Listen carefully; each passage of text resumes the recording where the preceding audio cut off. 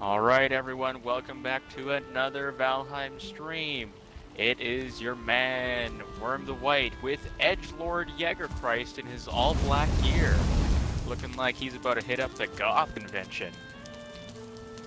Why are you so fucking weird with your intros? Hello Mr. Wolverine, can I help Hey. you today? You just little... Don't be You going to a funeral? Or don't be jealous because I'm drippy. I don't know, I thought the Dementor convention was the other day. Look good, play good, baby. I think you're in a wrong game, actually. I'm out here dripping all over, you know. What do you got? What are you wearing? Come over here. See your fucking style.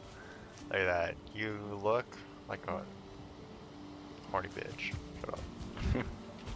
That would be correct. I do like the armor that you're wearing. I do like the the look. aesthetic. I It just was like the fun. black with the blue eyes down there. So last episode had some major changes to the smelting area for those that didn't tune in, but we've upgraded the blast furnaces, get black metal going, and I like the way it looks. What do you think? You can be honest. Me? Yeah. Oh, I like it. I like the kind of three-tiered semicircle thing. It matches the rest of the build, I think, well.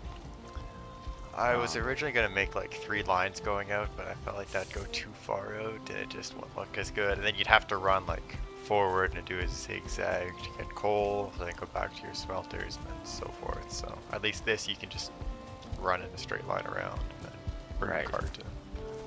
Yeah, no, I think it's good.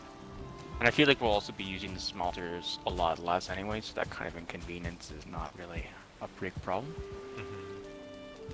Now, get your ass over here and use the cartography table. Yeah, I'm just emptying out my inventory. I got a bunch of just random crap from my adventures in the plains. Speaking of which, that will be continuing today. There'll be more plains venturing. Getting black metal, hopefully. My goal is just enough to make a black metal sword, I think, is really all I want, and then enough for the pots and pans. And otherwise, I don't think black metal is used for anything else, is there? Am I missing something? It's not really that useful, no. I don't really know what I'm going to craft. We're going to take a look at the crafting tables and figure out what I want to make, use. Before I go, though, I'm just going to do a bit of farming. Farm is almost at production capacity, which is nice. That's fantastic news.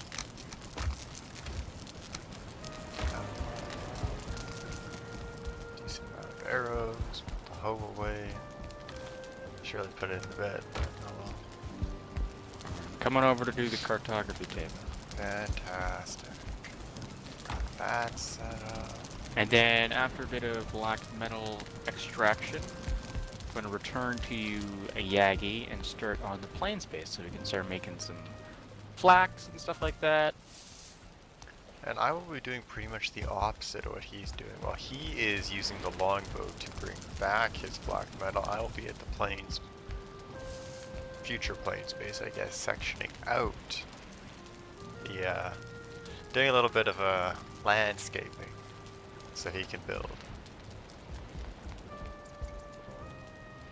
I'm just getting rid of the useless marks right now. Okay, say good lord, it's taking a long time.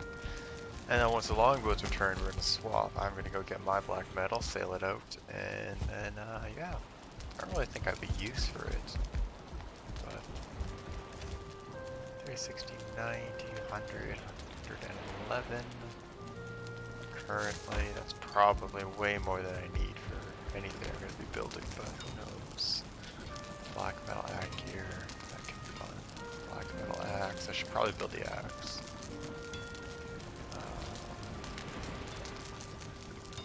Black metal knife. Maybe I'll make one of those if you ever go to Boar Farm.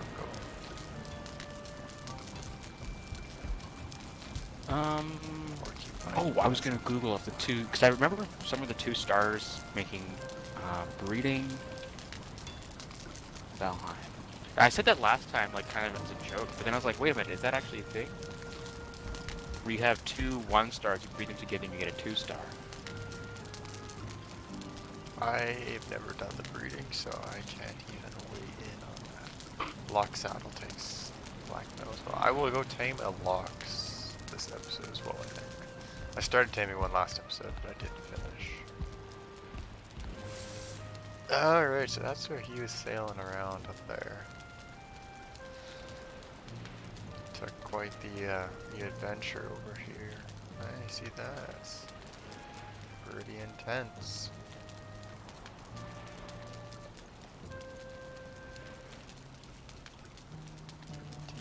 Intense indeed. Rage caps. I like the aura that comes out of them. I'll leave them off though. Gotta do the bridge here as well. We got a couple architectural projects that are gonna have to get done at some point. Maybe not for the star thing. I think they just inherit the stars from the parent. I mean, one star is better than no star anyway. Honestly, just a plain war farm would be good too. Okay, let's heal up first, just in case we have a surprise party waiting for us, and then we'll get off and going.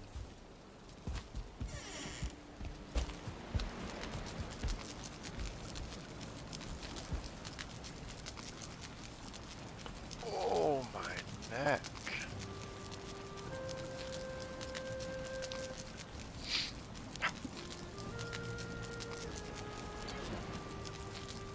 So I was Googling, you know, like, well, what to talk about during streams and all that. And, you know, the first thing was real life stories. The problem is nothing has really happened from yesterday to today that's worth sharing. I don't know about you, but I slept for probably about 18 hours. I don't think I slept for 18 hours, but I definitely slept for quite a while. Well, let's see, I went to bed about 6 in the morning. Past 6. Oh shit, no, definitely not 18, then 6, 12. I'd say about 9 hours. I'd say about 13 for me. Not fully sleeping, I was awake, but stayed in bed. I am on break right now. I got the weekend. Well, it's the weekend right now, but I'm also on break after for a week. Nothing to do. I have maybe 3 hours of work that I actually have to do for my job, but nothing I can get done yet until I get my rubric. And I'm very far ahead in everything else. Let's tussle, baby. Let's tussle.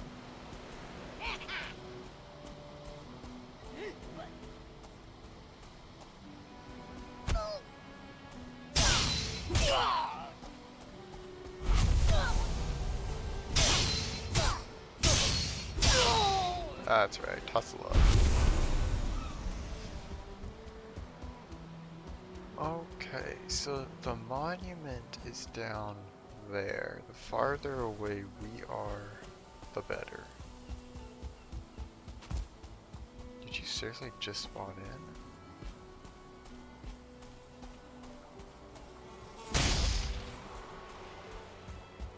Flatten this out, I forgot the hoe. Damn.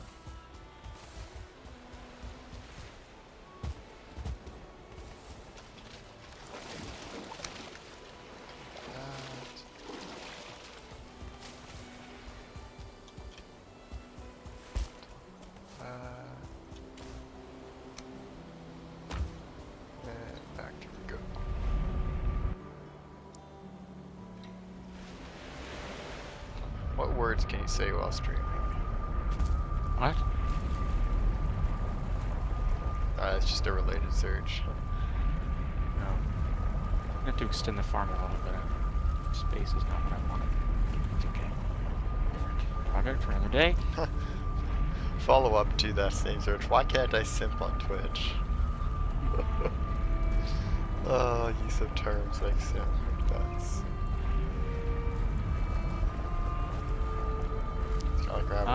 First do we want to sleep possibly? Yeah, we could sleep.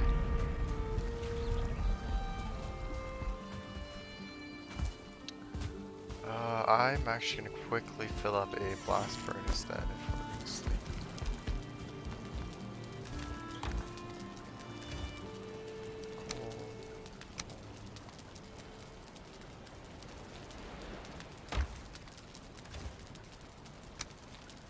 caring too much. Well, that sucks.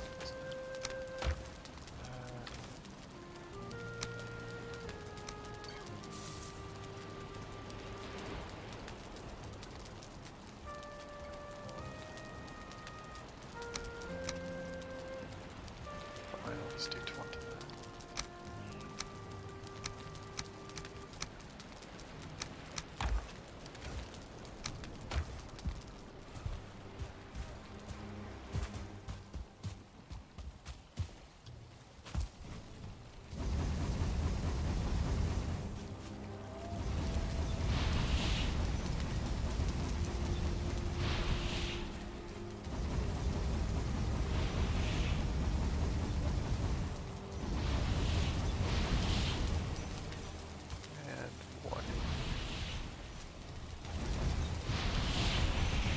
Alright.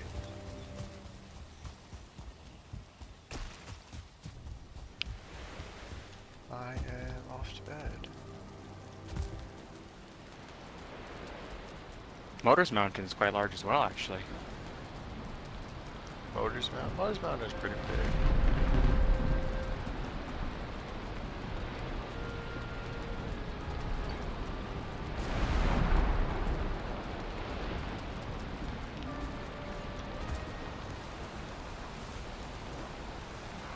Day 204. I'm gonna repair my gear first, I think. Best. Oh, I want to grab a hoe, that's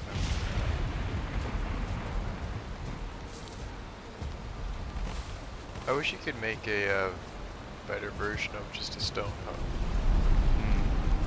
Yeah, mine's fully upgraded. Oh, you know what? I guess I could upgrade mine, yeah. That's I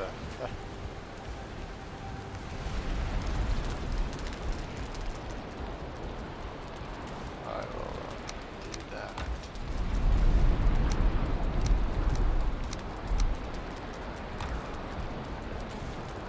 Close everything else down.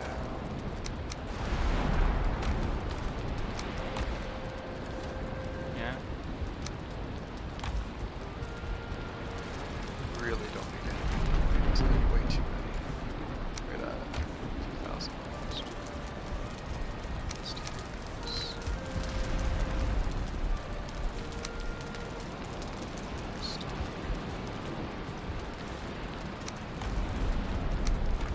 Alright.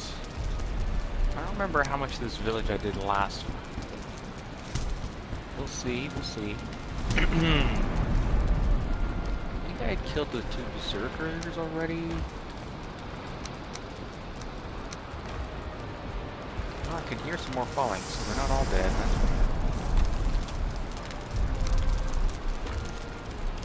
That's that guy's dead.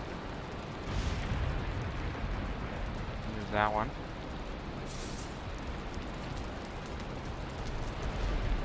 He will be. Will be.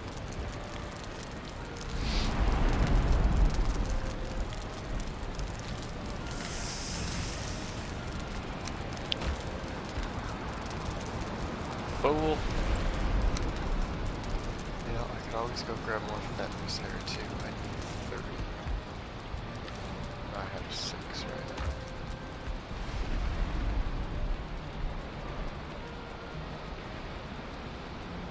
Just sniping him. Oh, this is magnificent. Alright, I'm gonna tidy up this place. Oh, there's still one here? Oh.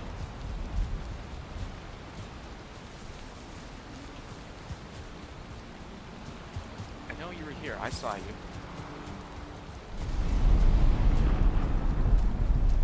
Man's running. What a nice day now. Lovely atmosphere game. So 4 days until Sons of the Forest is released. I'm getting pretty excited for that. I don't know about you. Yeah. I don't know if I'm gonna be playing it right away, but I'll definitely be purchasing right away. I mean, you're not gonna be playing right away. I mean, we got this to finish up. That's true. I mean, double stream. No. Oh yeah. No. I don't know about you, but I ain't got the time for that. We do 6-hour streams of this if we just cut down an hour and do an hour of Sons of the Forest. There's no way we'll just be doing an hour of Sons of the Forest. I mean, You're lying to yourself. We did discuss we're not going to be doing these long 4 to 6 hour streams of that. Yeah. So, and I plan to keep to the new So strategy. that proves there's a grinding wheel in this, a sharpening stone. That's weird. But that kind of proves my point, though, in that, you know, we do only like a 3-hour stream, and an hour and a half is going to be Valheim, and the other hour and a half is going to be Sons of the Forest. No. Are you dumb? Well, then explain what you're thinking. Okay, Sons of the Forest, we said we're only going to do about an hour to 2 hours. So we do 2 hours of that. That is strictly for Sons of the Forest. For Valheim, we'll finish out the series doing 4 to 6 hours. That's fine. Okay. On different platforms. So we'll still do a 6-hour stream. In total, 6 hours of streaming. But 2 hours for SOF and 4 hours for Valheim. I see your point. I feel like I still want to finish Valheim first, though. I don't enjoy doing 2 games at the same time. I guess. It depends how long this is going to take, though, because I think this is a good idea to... fresh game, pretty highly anticipated. It'll be a good way to kickstart and get some more viewers going. Or at least a better click-through. Maybe.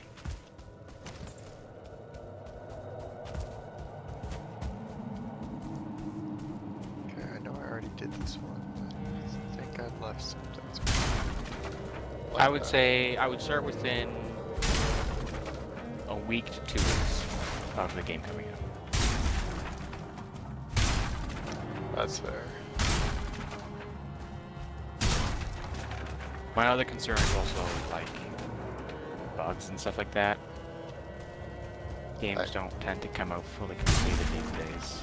No, but this company doesn't have a bad reputation, and there will be some bugs, I'm sure. But it's it's not even coming out as a full game right now. It's coming out as early access. Yeah. So that means they know there are bugs that have to get fixed. But I don't think they're going to be game-breaking bugs, because they would delay it if it was to the point where, okay, it's that bad. Is that they haven't found them yet.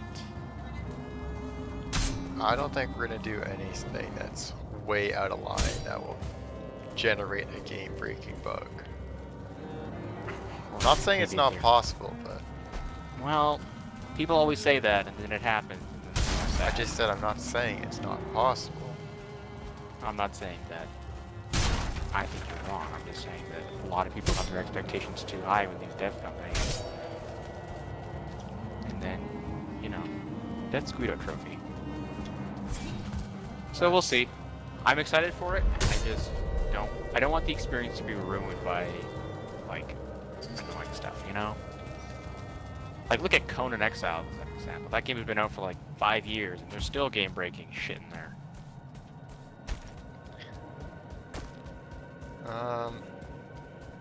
Yeah, but Conan Exiles isn't really the same type of game.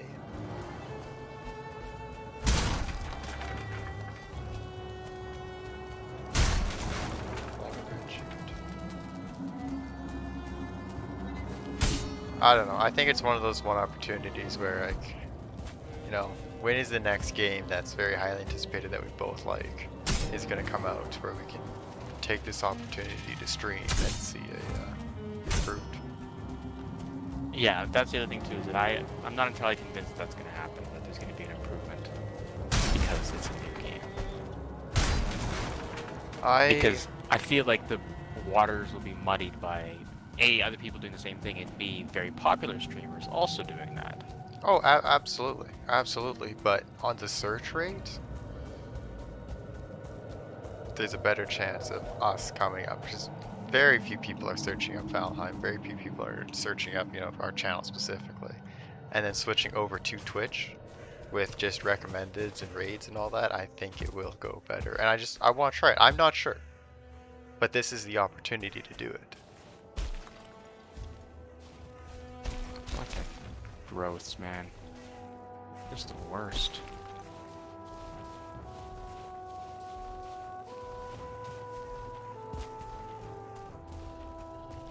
there are game-breaking bugs right off the bat, then well, okay, we'll do 1 or 2 episodes, and then if it just doesn't work out, it doesn't work out.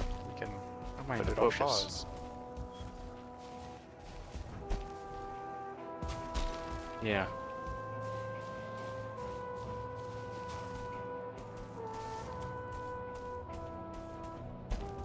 Okay. Oops. Caves around here.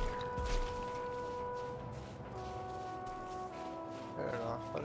Let me know your opinions, chat. I value Ow. your opinion quite highly. Thank you.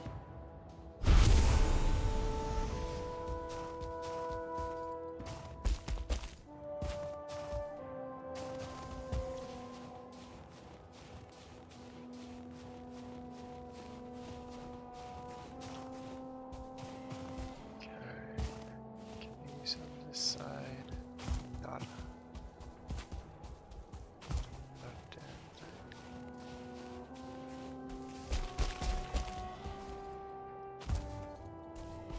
I doubt there's gonna be any more caves.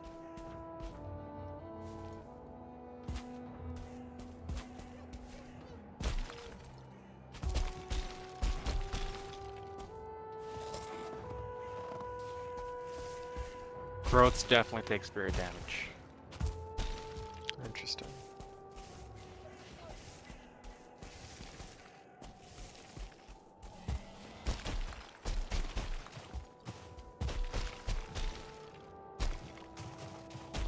Yeah, Zeno is right. No more caves, just the one. Still got 5 hair from it though. Not that bad.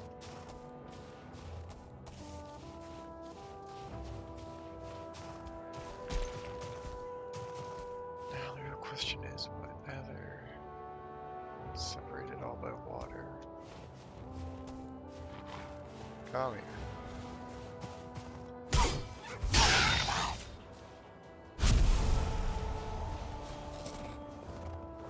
Just realized I ate the wrong food, motherfucker.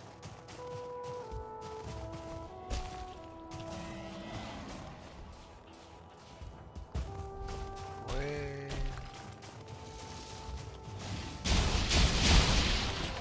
That.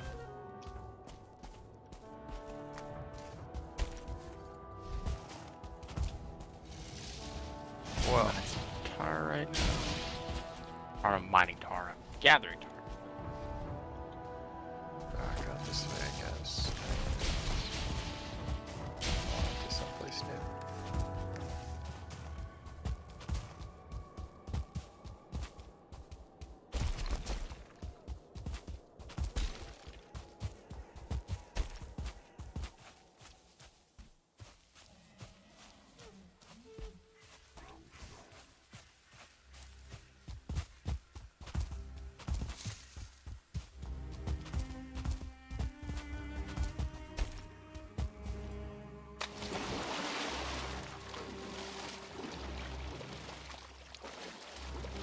What mountain will have a cave that hasn't been done?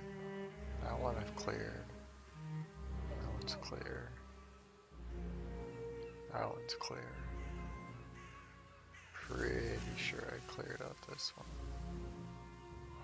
97% sure.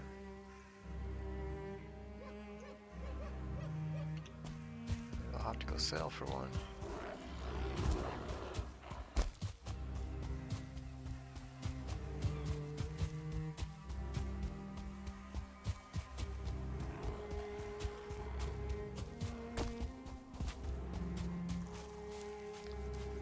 Are there any mountains up where you are?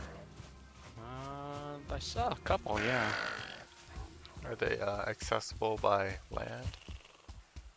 Give me a second. I'm sucking a tar. There was one, like here, kind of. That was quite large. Ah, but I mean like connected to your portal that I could run Oh, to. good question. I don't see any where I currently am.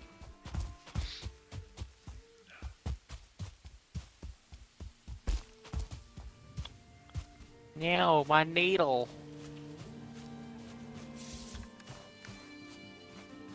It's my thing back up. Right, I collected some tar.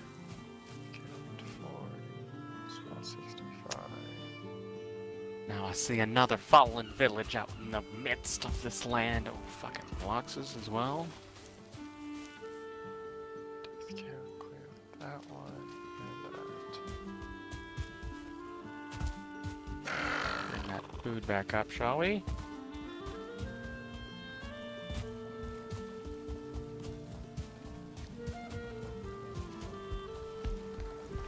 Elmer, no, trader. What's up by the trader? There's a mountain with the trader.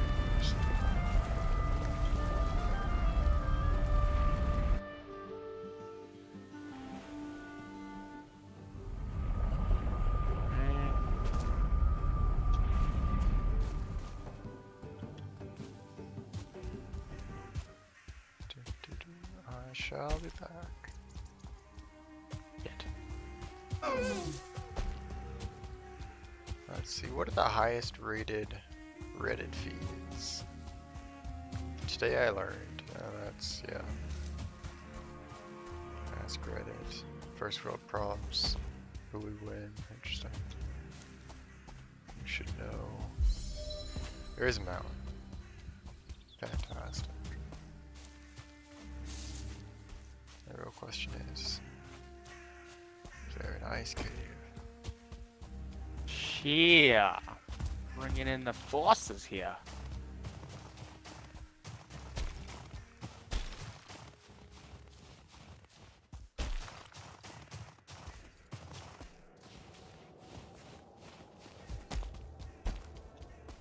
Oh, this is a shitty mountain by the looks of it.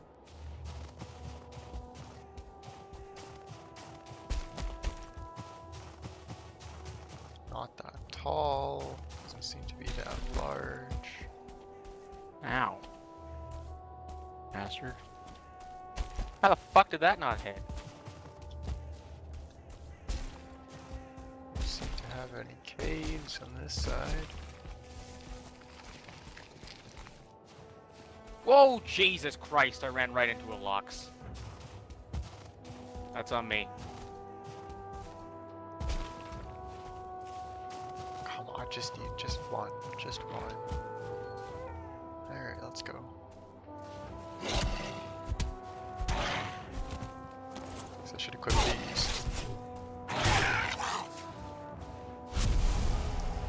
Thank you for your sacrifice. Yeah, there's no way there's enough oh, well, maybe. Thank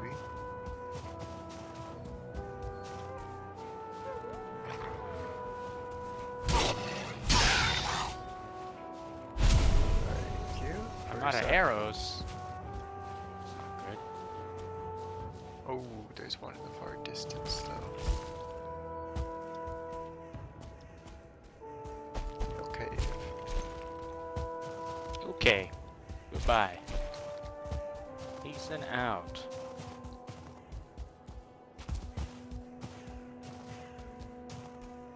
Don't make me some more arrows, apparently. Don't need. Really don't need. Don't need. A lot of garbage on me that I just don't need. Oh, there's a black forest crypt out here.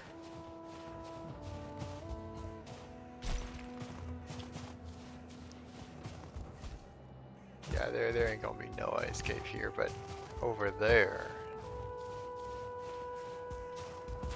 might be an ice cave.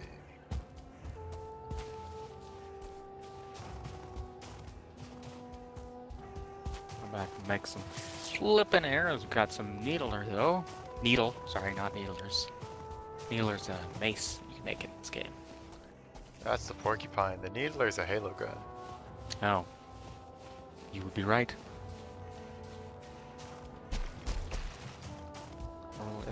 Never really played any of the Halos. That way.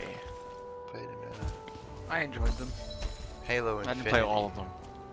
That was not a good one. Well, it was good. It's an okay one. Yes. Not compared to the others, I'm assuming. But I also feel like the other ones, like, compared to games now, they wouldn't be good, possibly. That's kind of a hot take, actually. Yeah. I Um, mean, actually, Halo Infinite was riddled with server problems. yeah. Trying to connect to a game, that was brutal. Well, that wasn't in the old Halos, but I don't know. I feel like the gameplay possibly with the old Halos might be a little janky for what's expected, but I don't know. You look at some of the old games that, you know, they're older now. That you still go back to them. I'm like, wow, that's amazing. One that I can think of is Crysis. I mean, Crysis's graphics for being an O2 game, I think, are fantastic. But that's over fuck 20 these Great years Wars, old. man. I'd still go back and play it. Still have it. Actually, I will go back and play it, you know, at some point. Exceptional game. Never actually played the entire series, but probably should at some point. Oh, Oh, I'm encumbered. That's why. I'm like, why am I not picking up anything? that's lovely. You can just stay up there and ignore me. No ice cave, really?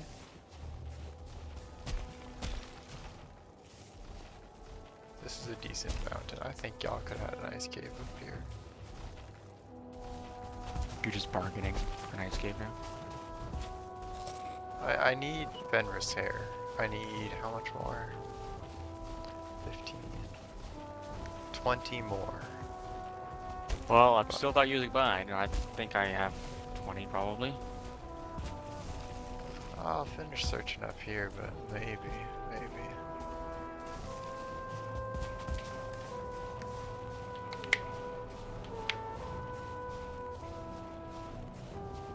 There might be a mountain up over there. Hello.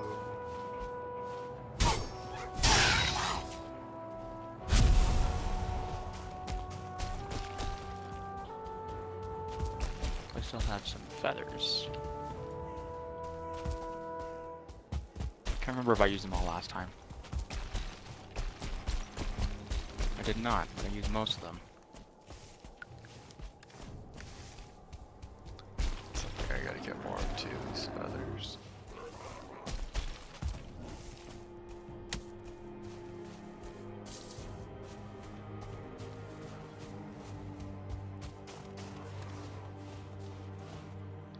Set my scenes up accurately here. Try not to, if I pause my stream today, I promise I will leave it paused for 40 minutes. Yeah. That was not good.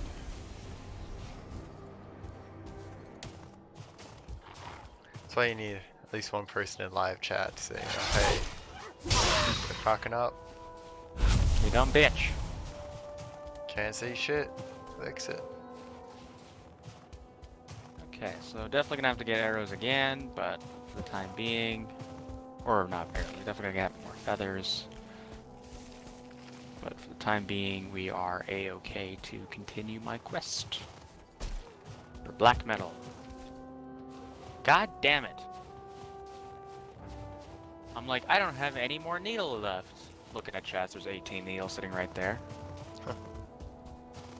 Shite. Ah, god damn it. Smell of sulfur in my bumhole. How about that? Sulfured your bumhole.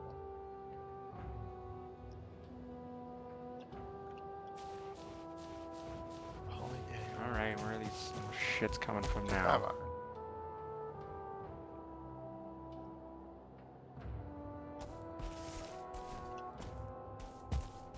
We're fighting the Grey Dwarfs.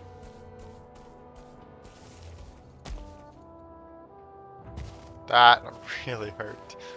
Scrolling through my phone at the moment, and all I can see out of my peripheral vision is me falling.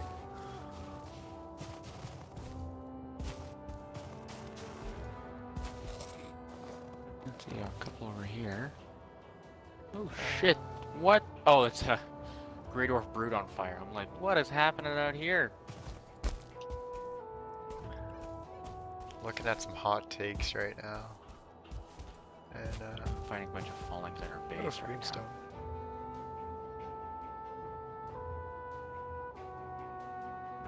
Frostward, the most ancient kins from Ymir's body. Drakes. So annoying. Should I actually go purchase some flesh? So I'm looking at hot takes right now, and you know, you got the usual one, you know, Samsung's better than Apple, Nike is the best sports brand. There's one down here, Apple Music is better than Spotify. No. On what earth is Apple Music better than Spotify? I don't even know how you can debate that. The fact you have to buy music on Apple Music makes it automatically worse. I don't care what you say. There's no realm in which it is better. Apple Music is absolutely useless. Actually, a lot of the Apple stores, like there's, you know, Apple Arcade and all that, it's just a money grab. I hate it. I hate those premium subscription things. I still like the Apple UI, but I don't like their marketing schemes anymore. Smell is fading. Burial here. Oh, I got some Certling cores. Cores. I didn't like that. We're both thinking of Certling cores. Hey, Gas Brother. It's been a while. I didn't, these Certling cores weren't by choice, though. Yeah, I heard, smells fading. A little sulfur over there. Yeah, maybe we'll see a ghost. I don't know if my stream has seen a ghost. I've only gone into one of these. Ghost. And I think you had already done it.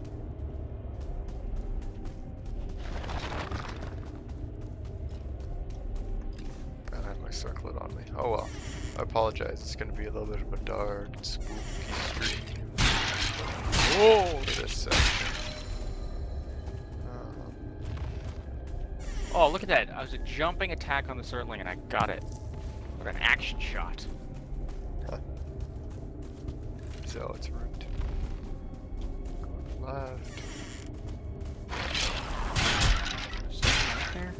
Ah, that's fine. No It'll stay over spawners, there. really? That's surprising. Wow. One Certling core. That's useless. Alright. Okay, where am I going? Back towards the trader. I was gonna go kill birds.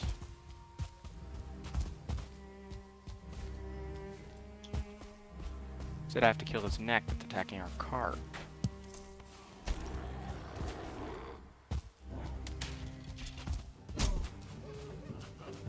Hello there. I will be back. Watch me not hit this. Wendy's we is go. the best social media presence. You know, Wendy's social media is king. I can agree with that. They definitely have quite the presence.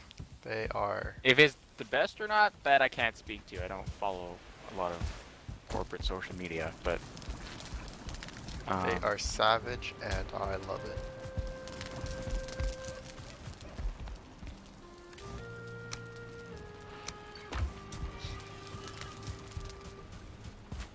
Okay, let's go buy some of that. Taco Bell is the best fast food outlet out there. Y'all, that's a fucking lie. We all know where we stand on that. Taco Bell is overrated. It is not that good. Their meat is disgusting. And that's that. Wendy's is the best. Wendy's is king. Not just in social media. How much do I need to Can I hunt at night for entertainment hot birds? takes. Don't give a shit about any of those. Fashion hot takes. Don't give a shit about any of those. Food hot takes. I don't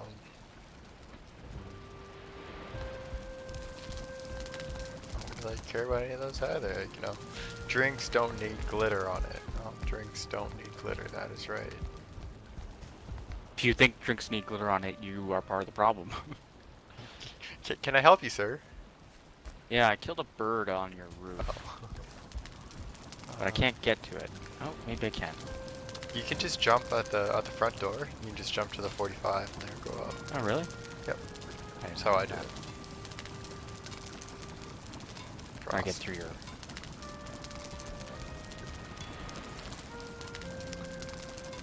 Oh, do I want to build Frostner? You know, I have a bunch of extra silver. Actually, this would be a really good idea. I'm gonna build it. It's a fun one to use, actually. I need one more Ymir flesh. I enjoyed using Frostner. Very effective. The frost damage is excellent. Just building a bunch of special weapons. Having a good time. I haven't really pursued an actual like sword or axe or anything. It's just been the special shit. Nobody truly likes avocados. See, that I have to disagree with. I do like avocados. I love guac. I love mixing stuff. Now, avocado on toast and all that. I don't Is really that know a what you bird call right it, there? millennial or weird shit. That's overrated. Plain avocado as is, it's not that good, but they are a very viable What a ingredient. shot! He's just not listening. He just doesn't give a shit. No, I'm not listening. I don't like avocados. Ow! Oh, my leg. What else do I need?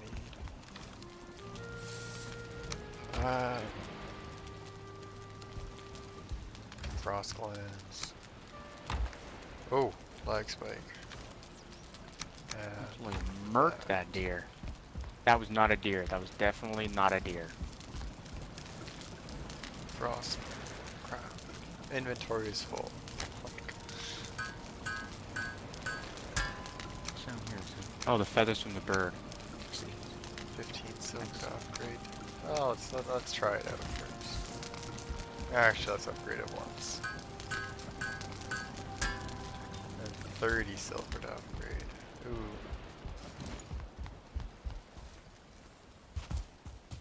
Not like you're using silver for anything else. That's true.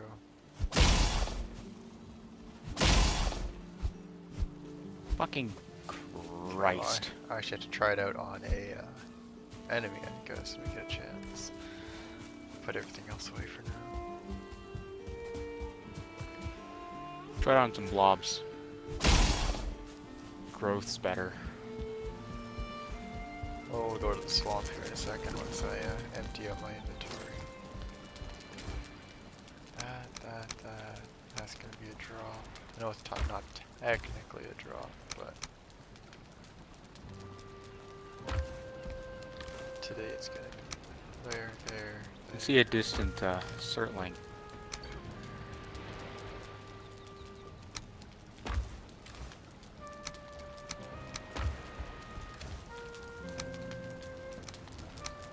Else is to go.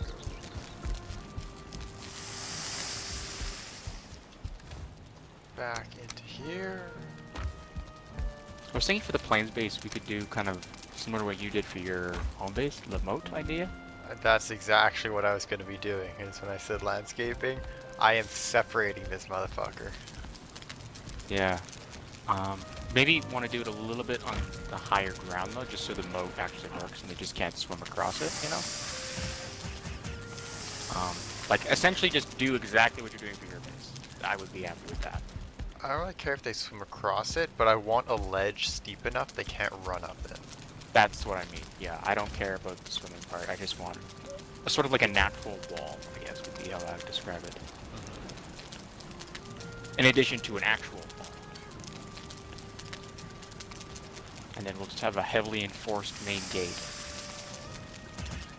Here's an interesting, or at least somewhat interesting to me, hot take. Or it's not really a hot take. What are your opinions on cruises? And we're gonna do specifically ocean cruises. I think they're dumb.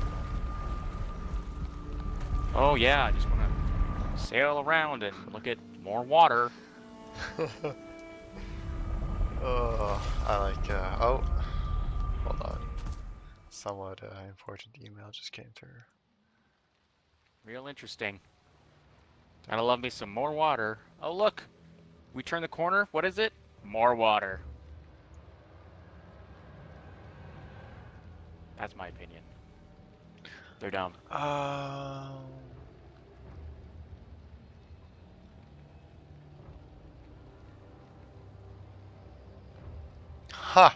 Wow, that is definitely definitely a spam email. That's not right. It's coming out of Guelph. That's not an email I Guelph? want. Yeah. For one of the professors at our institution, their Oh, email's coming out of Guelph. I just got the I see. notification it was blocked and restricted. Okay, come on, give me some enemies. Oh, an abomination. Effective against that, their resistance to blunt. Yeah. Okay, I got the arrows now, so I guess we're back out.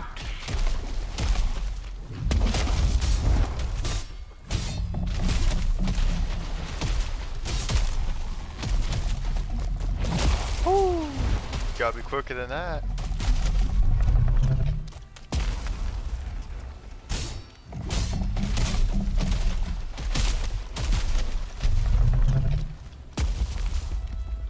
Gotta be quicker than that.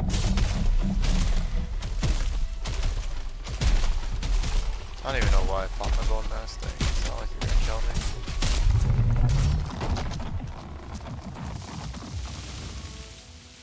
Are you dead? Oh.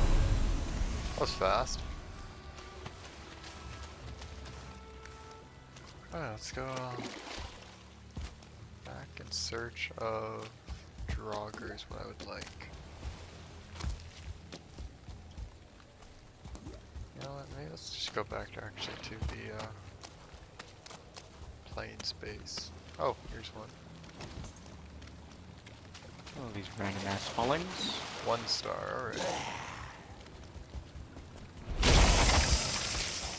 And that is with a level 2 with clubs level 1.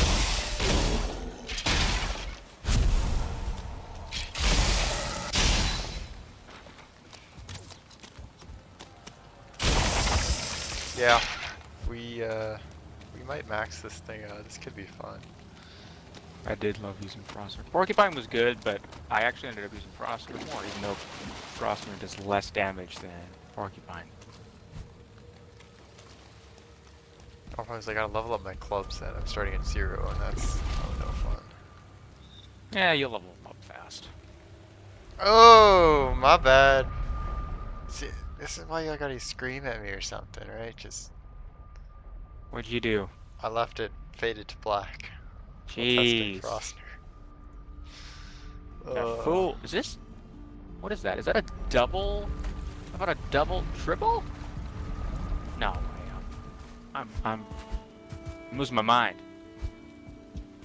This may be a triple tar pit. A triple tar pit, he says. Yeah, definitely double. Triple maybe is kind of too close to me. I'm gonna come back to that. I'm doing a village over here, so. So that was the end of the hot takes. That sucked. That's a shitty site. You should have better hot takes than that. Alright, 31 hot takes that'll personally offend you. Love getting offended. Alright. These all suck.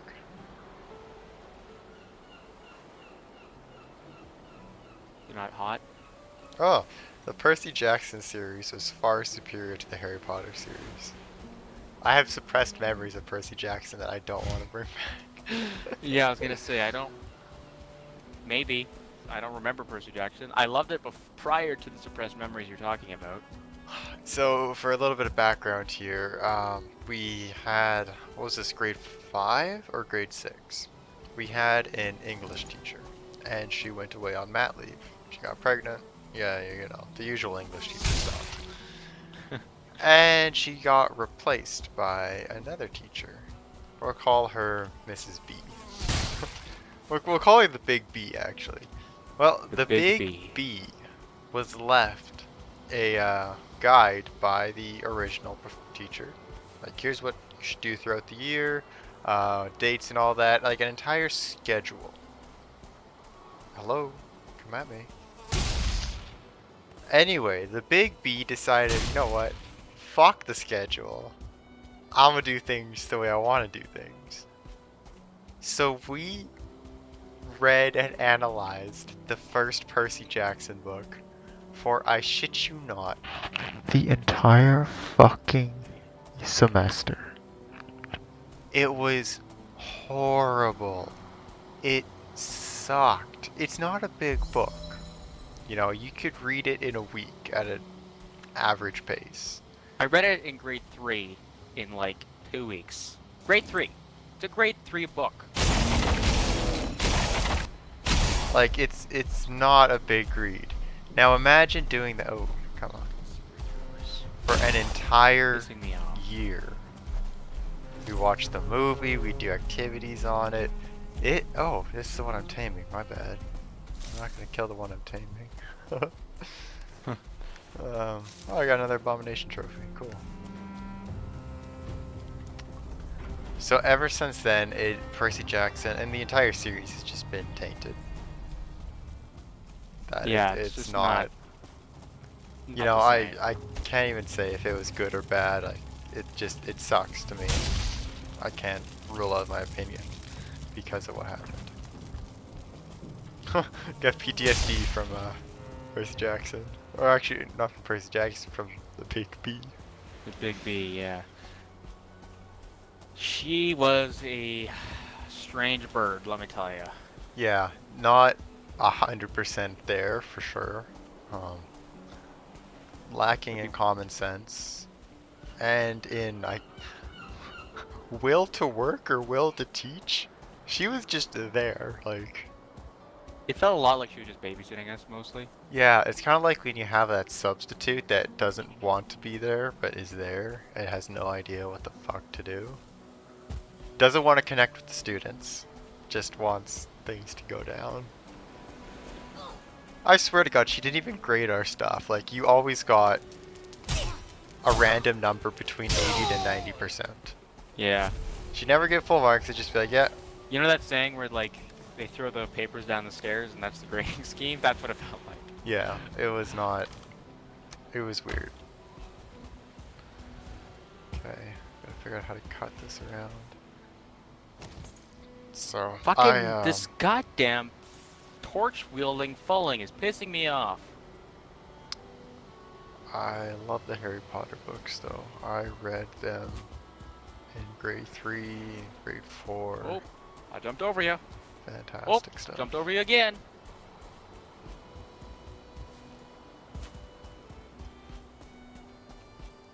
I'm gonna start cutting out a line here, I think. Yeah, I definitely think Harry Potter better than Percy Jackson.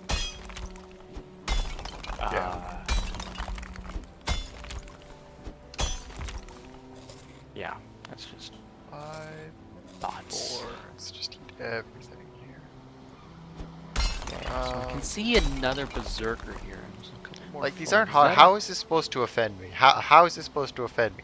Double texting is not as bad as it seems. I double text all the time. What are you talking about? Yeah. Answer me, or I'll forget something. Or it's yeah. Oh great, I'm stuck in water. There ain't nothing wrong with double texting. Oh, Friends was not a good show. Speak facts, lady. Speak facts. That's one that's gonna offend a lot of people. Friends is overrated. It's not the greatest. Not as good as people make it sound anyway. No, it's meant to be some sort of holy grail of sitcoms and all that. Definitely not that. No. Mediocre at best. I'm gonna offend even more people with this. Big Bang Theory is better. Oh yeah, I completely agree with that. Some people are gonna lose their shit at that. I think Big Bang Theory is better. Another popular one is The Office. Now, The Office is better than Friends, but I still think it's placed on this pedestal that I don't think it should be on. Not saying the individual acting isn't fantastic. You know, I like Steve Carell, John Krasinski. Oh, fuck me. That all just that is good, absolutely ate my cheeks. You ever watch Parks and Rec? A couple episodes here and there, yeah. That's Not consistently. one that I think is a bit more underrated. It's not, you know, perfect, but it's decent. He's carving a straight, big fucking line through everything. Oh, I didn't mean to do that. No shot, they can run out that still. That's fine. Oh, I'm encumbered again.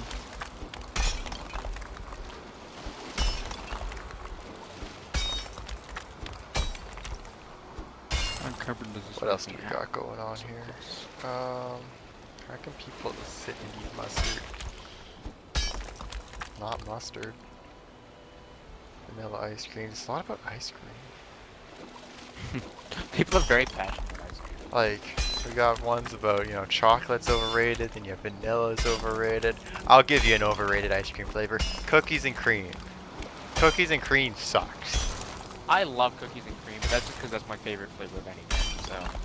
I don't like cookies and cream. I think it's overrated. Too many people like it. It's not that good. Yeah, I get everything cookies and cream. Yeah.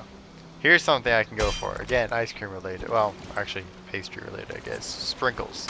Sprinkles are pointless. They add value to nothing.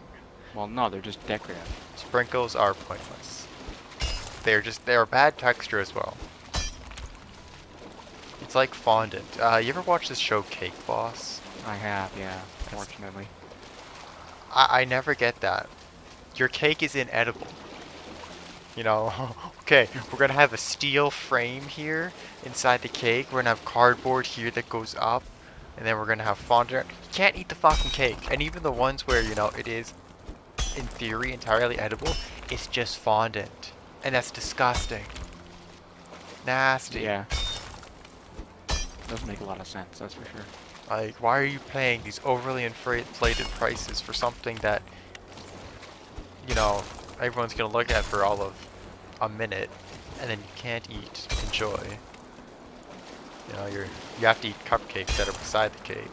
Another thing, wedding cake. So I used to bartend, and I did weddings. The amount of time a wedding cake would not get eaten because they just bring other stuff in, or there's so much pastries, they forget to cut it, etc. Why are you paying these exorbitant prices for something that's just for show that nobody even really looks at? Yeah, I mean, I would argue most of a wedding is just A bit like, more for show, but at least you get the social aspect. As the cake sits in a corner most of the time. really, yeah. That why are you, like, you'll pay $2,000 for this thing that's not there. But it doesn't matter. You know, a great idea that I've seen a lot is they bring in pastries or cupcakes and all that, and those actually get eaten. Especially when they're homemade ones. Mm. People like that. Yeah, I don't know. It's just stupid some of the other people do for weddings. And I always love doing the, like, tallying up the bar total at the end of the night. You'd have some weddings. There's 3 types of weddings: open bar, ticket system, and pure cash bar. Open bar is open bar. The bride and groom, or whoever's paying the tab, pay for everything, and you just tally up the amount of drinks and liquor sold, and it's one bill. Ticket system is you get tickets. Generally, the bride and groom will pay for 1 or 2 tickets per person. You know, you can trade and swap them around because some people don't drink, and they get 2 free, and then they got to pay for their own, which is better because it's a bit more moderate. You still get a couple drunkards, but that's inevitable. And then cash bar. Oh, cash bar is always something. Some people don't realize it's cash bar. Come up and you make the drinks. They're like, wait, I gotta pay for this? Yeah, you do. I'm sorry. That's how this works. But, you know, you're the extended cousin of the bride's sister's best friend. I don't know why you're here, for one. And they're not paying for your drinks the entire night. Or, you know, this random boyfriend will be there that just wants to get drunk. Doesn't even know Why the else bride do you and go to groom. weddings? Absolutely, wasted. but you know, you gotta have some respect if you're. You gotta have a little bit of respect. If they're paying for your drinks and you're just No. going to get drunk, you gotta have some respect. Just for them. respect no one. That's the general rule in life, I think. No, I've had. I don't know what episode it was, but we went over the incident with the boyfriend and all that. I told that story once. No respect there. No respect. I don't even remember what hot take started all this. Sprinkles. We went somehow got the sprinkles to this Yeah, wedding cakes. sprinkles. Sprinkles to wedding cakes. Very relatable. Cheesecake, carrot. Yes, okay. Cheesecake, carrot cake, and sweet potato cake. Sweet potato cake? That's a thing? What? It's disgusting. Well, anyway, the hot take is all that is trash, and that's facts. Carrot cake is gross. I don't know why people like it that much. Cheesecake, the texture is weird. Like, do you want to eat I like cheesecake. sponges? Sponge cake, another thing that's nasty. I'm not the biggest fan. Now there are some I'll tolerate. I'm not gonna say they're all. You're gonna hate me. You wanna know absolute what cheesecake trash. I like? What? Cookies and cream. That's fucking disgusting. You're nasty. Absolutely nasty. I don't even need it. Ah, fuck it. Yeah, cookies and cream is my favorite kind of cheesecake. Yeah. There's this place where we live that makes cakes. You know which one I'm talking about, right? Nope. Okay. Well, there's a place where we live that makes cakes, and they make the best cookies and cream cheesecake. Is it a pastry place down by something similar to Ozzy Osbourne? Yes. Okay, I know what you're talking about now. That was What? that was the shittiest. Never mind. Never mind. I'll tell I- you off it straight. was- You understand no, what it I was shitty. I know what you were going for now, and you're right. That was. how I fucked up. Yeah, like I'll make it similar and then just yeah, that was. Oh, I didn't think that one through. Oh well. No, you did not. Oh well. Anyone that lives in the city will definitely see right through that, but anyone outside that actually won't probably put that The local thing. association together. That back up. Yeah, I already have one. No.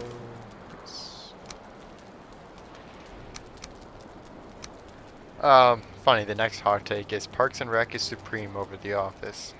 I just was talking about that. I don't know. And yeah, the sitcom scene. I'm not sure who quote unquote reigns supreme.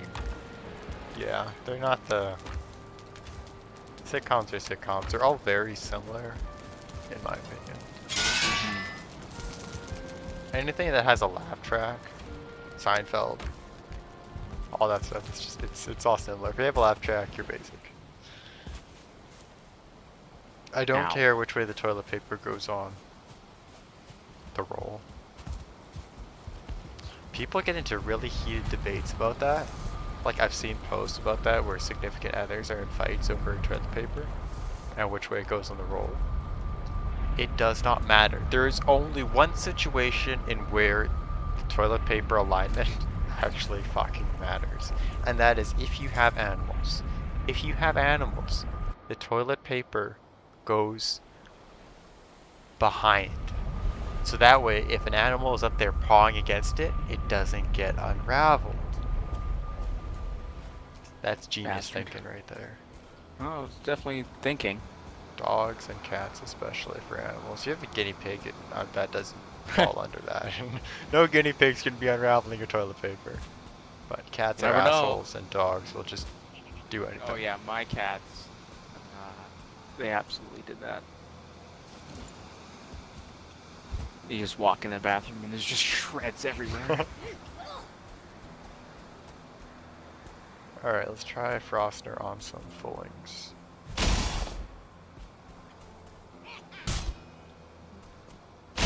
They look at how much black metal I need. to like get a black metal sword. That uppercut's pretty nasty.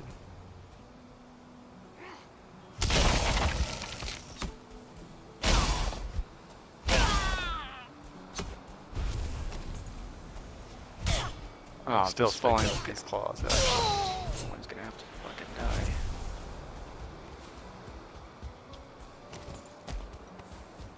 I'll keep Froster around, but I don't think I'm going to be using it for now. I'll hang it up on my wall or something.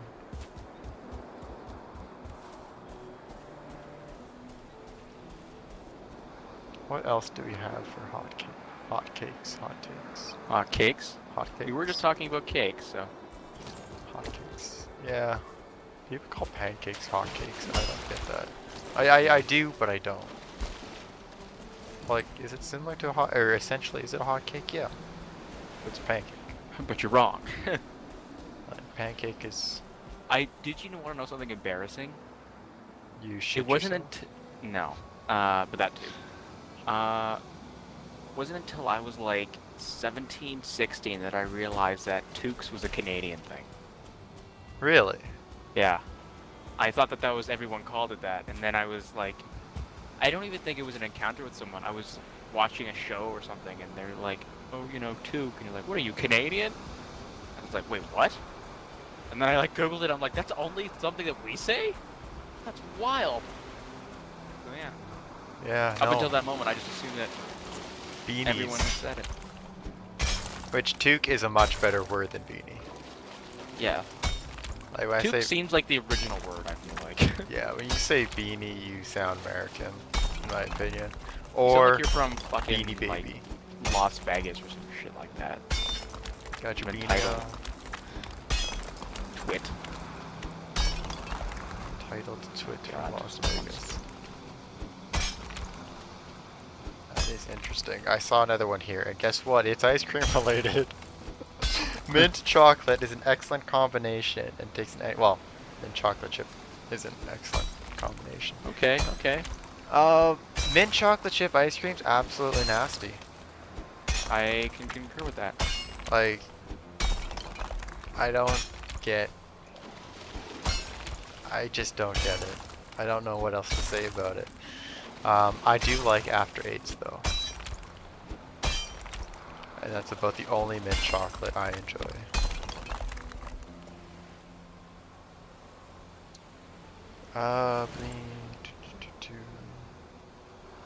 Being a vegan is hard. We're not going to get started on vegans.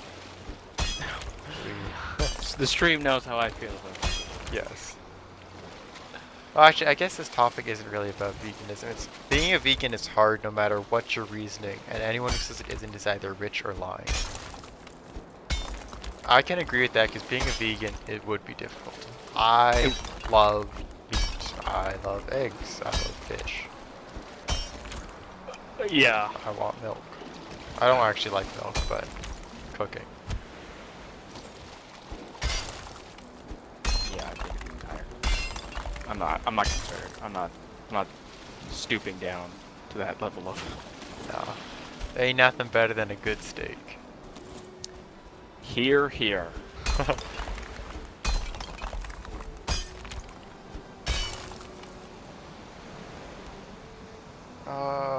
Really don't care. Whoa! Whoa! Okay, hold on. Here we go. I looked at this and I saw the first words and I don't really care too much. Ariana Grande. Ariana Grande is a better vocalist than Adele.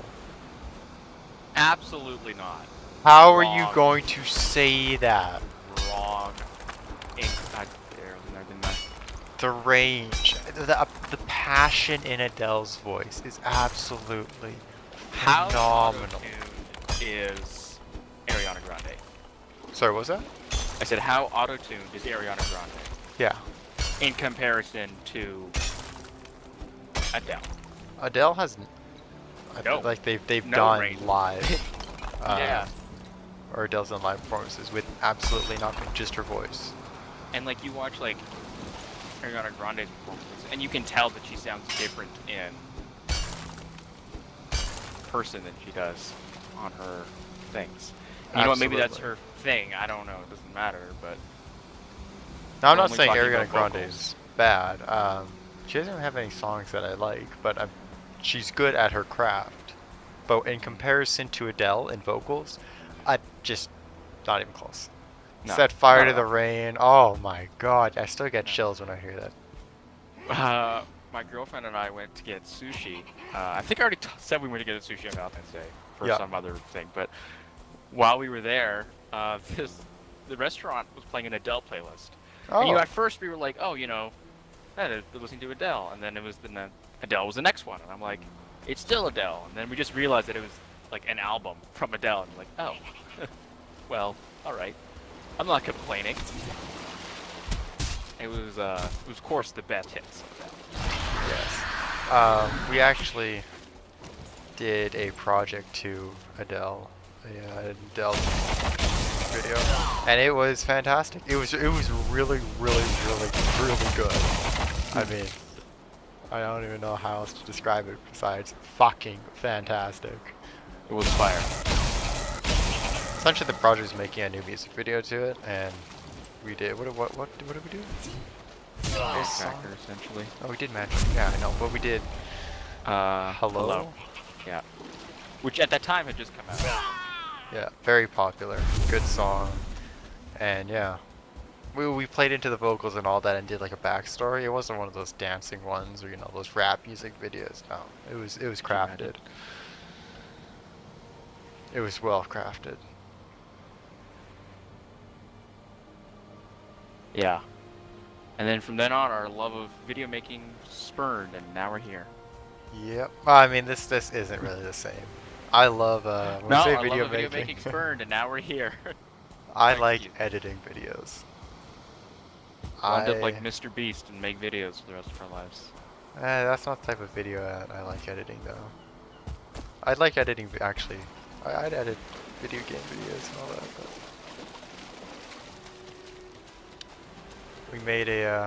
we had to make a movie for an English project as well back in grade 9, and we had filmed it all and the editing was left to me. And I don't know about you, but I know some other people that done that weren't expecting much for editing. I spent probably 100 hours over on that thing, just combing over scenes and making edits and cuts, and I'm proud. I'm very proud of that work. It was definitely. Wait, which one are you talking about? The zombie one. Yes. Yeah, I remember that. And I admit that I was not expecting much either. Not that I was like, I didn't think you could do it, I just didn't think that. You would do You'd it? spend It's a your school time. project, yeah. Which is fair. But after that, from that point on, every time we were in a group together, I'm like, Carter's doing the editing. Jäger Christ is doing the editing. That's just a fact. I don't care what anyone else says. We made another movie. Simon was mostly, I don't want to say script writer, but you planned a lot of the scenes for us, which was good because. I also ended up We doing needed a lot of that. like the logistics as well, most of the time. And lending us his house for Yeah. covering the movie set for half of it. Yeah.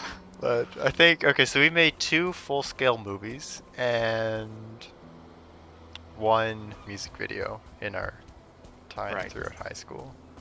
And all of them were massive hits. We got fantastic marks, if not the highest mark. Yeah, I think so. I know we got the best mark for the zombie one out of the class. Yes, that one for sure. Cause I remember that one was absolutely a hit. Well, how long was that? It was like, what, 45 minutes or 48 minutes? It wasn't that long. It was about 30, I think, 35 minutes. No, it was over Longer than 40, I needed know to that. be. Was it over 40? It was over I might be 40, yeah. confusing with the other one. The other one was a hefty one too. Between Yeah. 20 and 30, so yeah. Both of them were over the limit of what they were supposed to be. Yeah. I'll tell you that. It took the entire class to watch ours at one point. Yeah.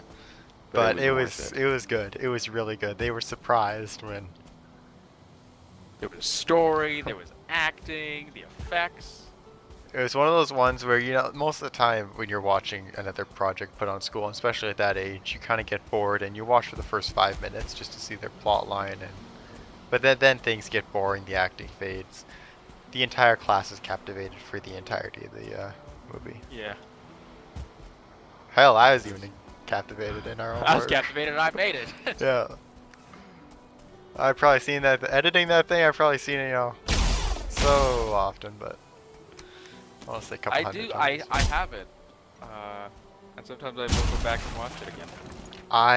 They actually cleared out my email and like they did a reset, and I had everything on the drive, so I don't have it anymore. I think I do have it somewhere. I just don't know You where. do on a separate SSD, I think, or external hard drive rather. So I'm pretty sure you gave me that hard drive 1.2 for some other reason. I think it was the other movie. That's when I gave it to you. I think that makes sense, yeah. Or it was the podcast. With Right, the podcast. I hate that podcast is now like a thing at our old school. So I guess actually Did you know this? It's now a thing. I did. It's ridiculous. Well, yeah.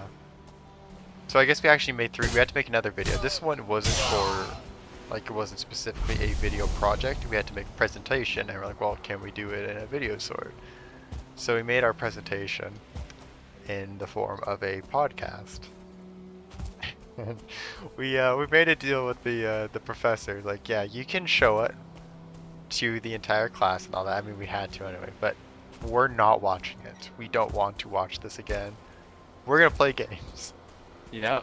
And that's the deal. We forced him to take it, but he liked it so much, he asked to keep a copy of it as the formal, I guess, example of what to do, would you say? Yeah. Well, it's the example of what he uses when he shows off that project. Additionally, I think he said that now he recommends they do like a podcast or video format. Because, and this is a problem just fuck that right now, dick. And this is a problem that's very relevant, especially for computer scientists, is that they're very bad at presenting really anything. Mm-hmm. So, yeah. But, and then other teachers got in on this, and now it's in other classes where they do presentations and stuff like that. I know of at least 2 that have it. Not including my own father, who got it without knowing that it existed, and found out about it from another source. So like half the school has this video of us and uses it as their examples for things, and it's like, it was good, but it wasn't that good. At least I didn't think so. No, I don't know. That was one that was interesting, to say the very least. I just remember our third group member. What an absolute ass. Yeah. He's one of our friends. Love him to death. But we let him go first, like, to talk about his subject, and that was a mistake because he got so distracted and kept trying to fuck with our part of the presentation. Yeah. That we were getting annoyed. He wouldn't sit still. He's throwing shit at the camera. And all this is, at the time, hilarious to him, but, you know, we have to get the information across, because it doesn't matter how good of a presentation you do. If you don't have the information, you're not going to get the full mark. No. No, not at all. You know, so... Swearing during shit, and... Oh, wait, no. We also made a commercial, that's right! Right? We made an infomercial. Me and Worm here, and we crushed it. I cannot explain how good it was. Not only the acting, the ideas, but we made it like an infomercial. We put the dialogue in the form of an infomercial. You ever seen Flexi and all stuff like that, where the guy's talking fast? Slap Chop, that was another one. Talk fast, get products across, different examples, even the fine print at the end. I made an entire list of fine print and, you know, what you call it, side effects and all that to go in with it. I remember. It was good. It was really good. Aww, why? You know, this is gonna be a really good time to test out my defenses. What do you got? I've got intricate. I got wolves. That's what you're asking, but I Being have hunted. yeah. I have a Currently system I'm of extending the moats. farm a little bit just because it was a little too short for what I want. Actually, it was fine. It's just I forgot how much room you need to give things to grow. I also feel like they changed it Wait, from how'd you last get over time. here?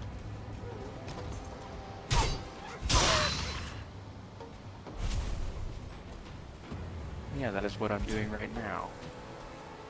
Oh wait, are you back from your black metal? Like, can I use the I'm longbow? not back. I'm just Oh. taking a break because I needed. Well, it was nighttime. And I also needed to make more arrows.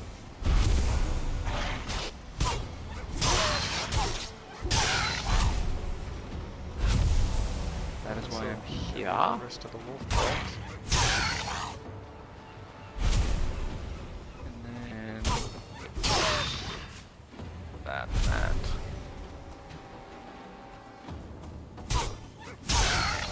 I'm trying to think if there's any other video presentations yet to make. We had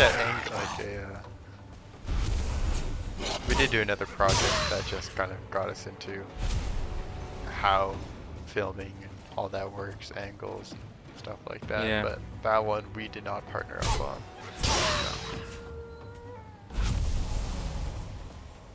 It's still an exceptional video. If you have the music video, if you could send that to me again, actually. Actually, if you could send all of them to me. I don't know if I have the music for now. I'd have to look through. My files are. Someone who cares so much about organization, my files are far from organized. I tend not to.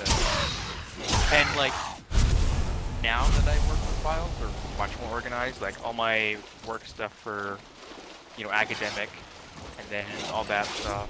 That's all very organized. Even like when I'm working, my files are very, very organized.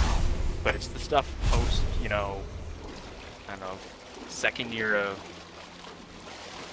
university. That stuff is all free range. Ah, yes, I get that. A lot of my, actually all my stuff is pretty disorganized. Through files, like,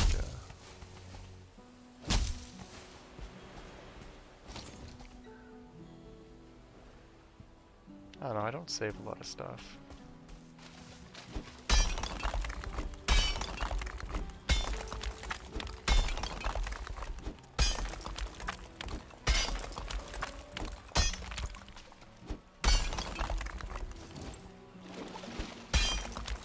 Yeah. That looks good.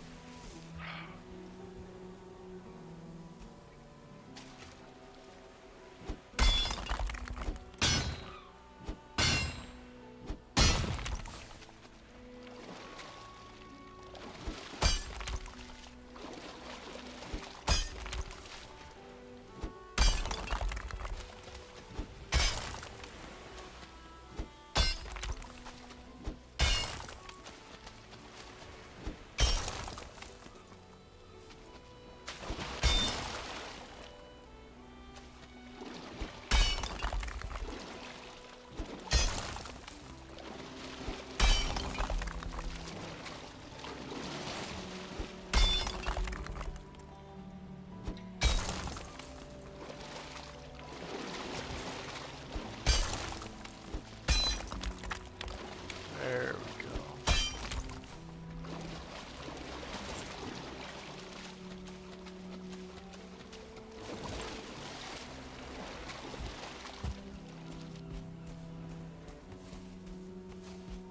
So that's one safe section.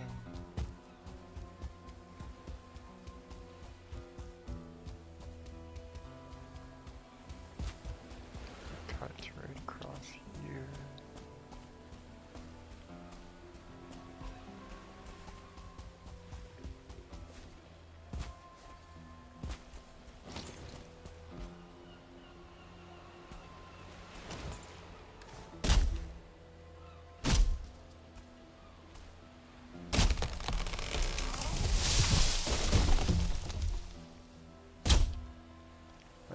be my bridge.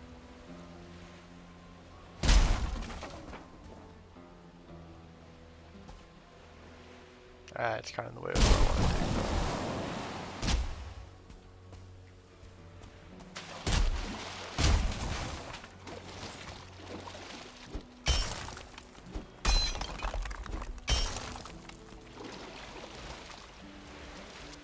Alright, back to more hot takes. Oh, that's the wrong thing. That's the highest hot take. That sucks. Huh.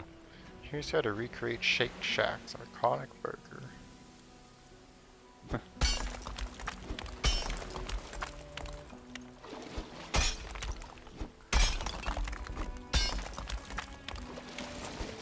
Ah.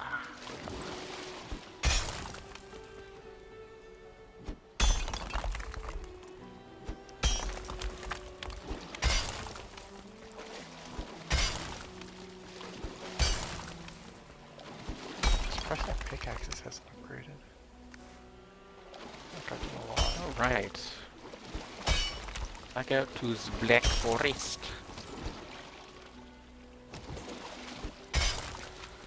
Or not Black Forest. What the fuck am I saying? Back out to the plains, sorry. I was gonna say, go get your goddamn black metal.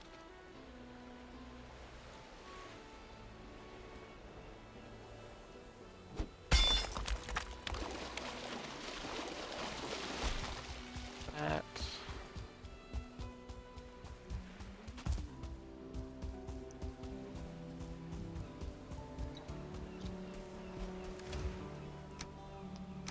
There. There. Bring all the stone with me. Okay, so do a quick Google here.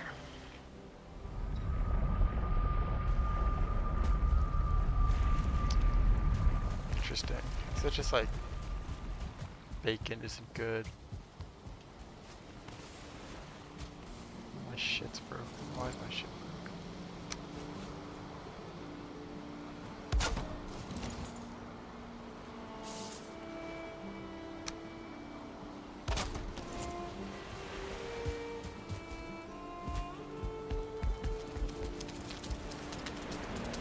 Hide black metal from the A bottom. lot of wolves out of that. Nice.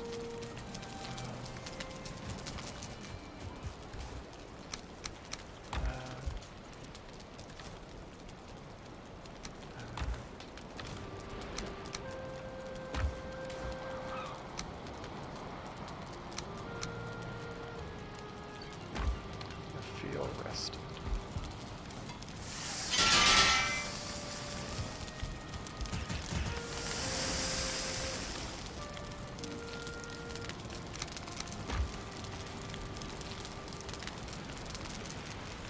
Emotional support animals shouldn't be considered service animals. Oh man, have you seen those stories where, you know, it's my emotional support porcupine or whatever, people try to get into places with animals just by saying it's emotional support? No, I've seen this shit. It's ridiculous most of the time. Good God. The shit some people try to pull. It's just amazing. It's amazing that the game get away with it too. That's the worst part, I think. Here's a good one actually. Small children should cost more to travel. Yeah. I'm gonna read this one out here actually.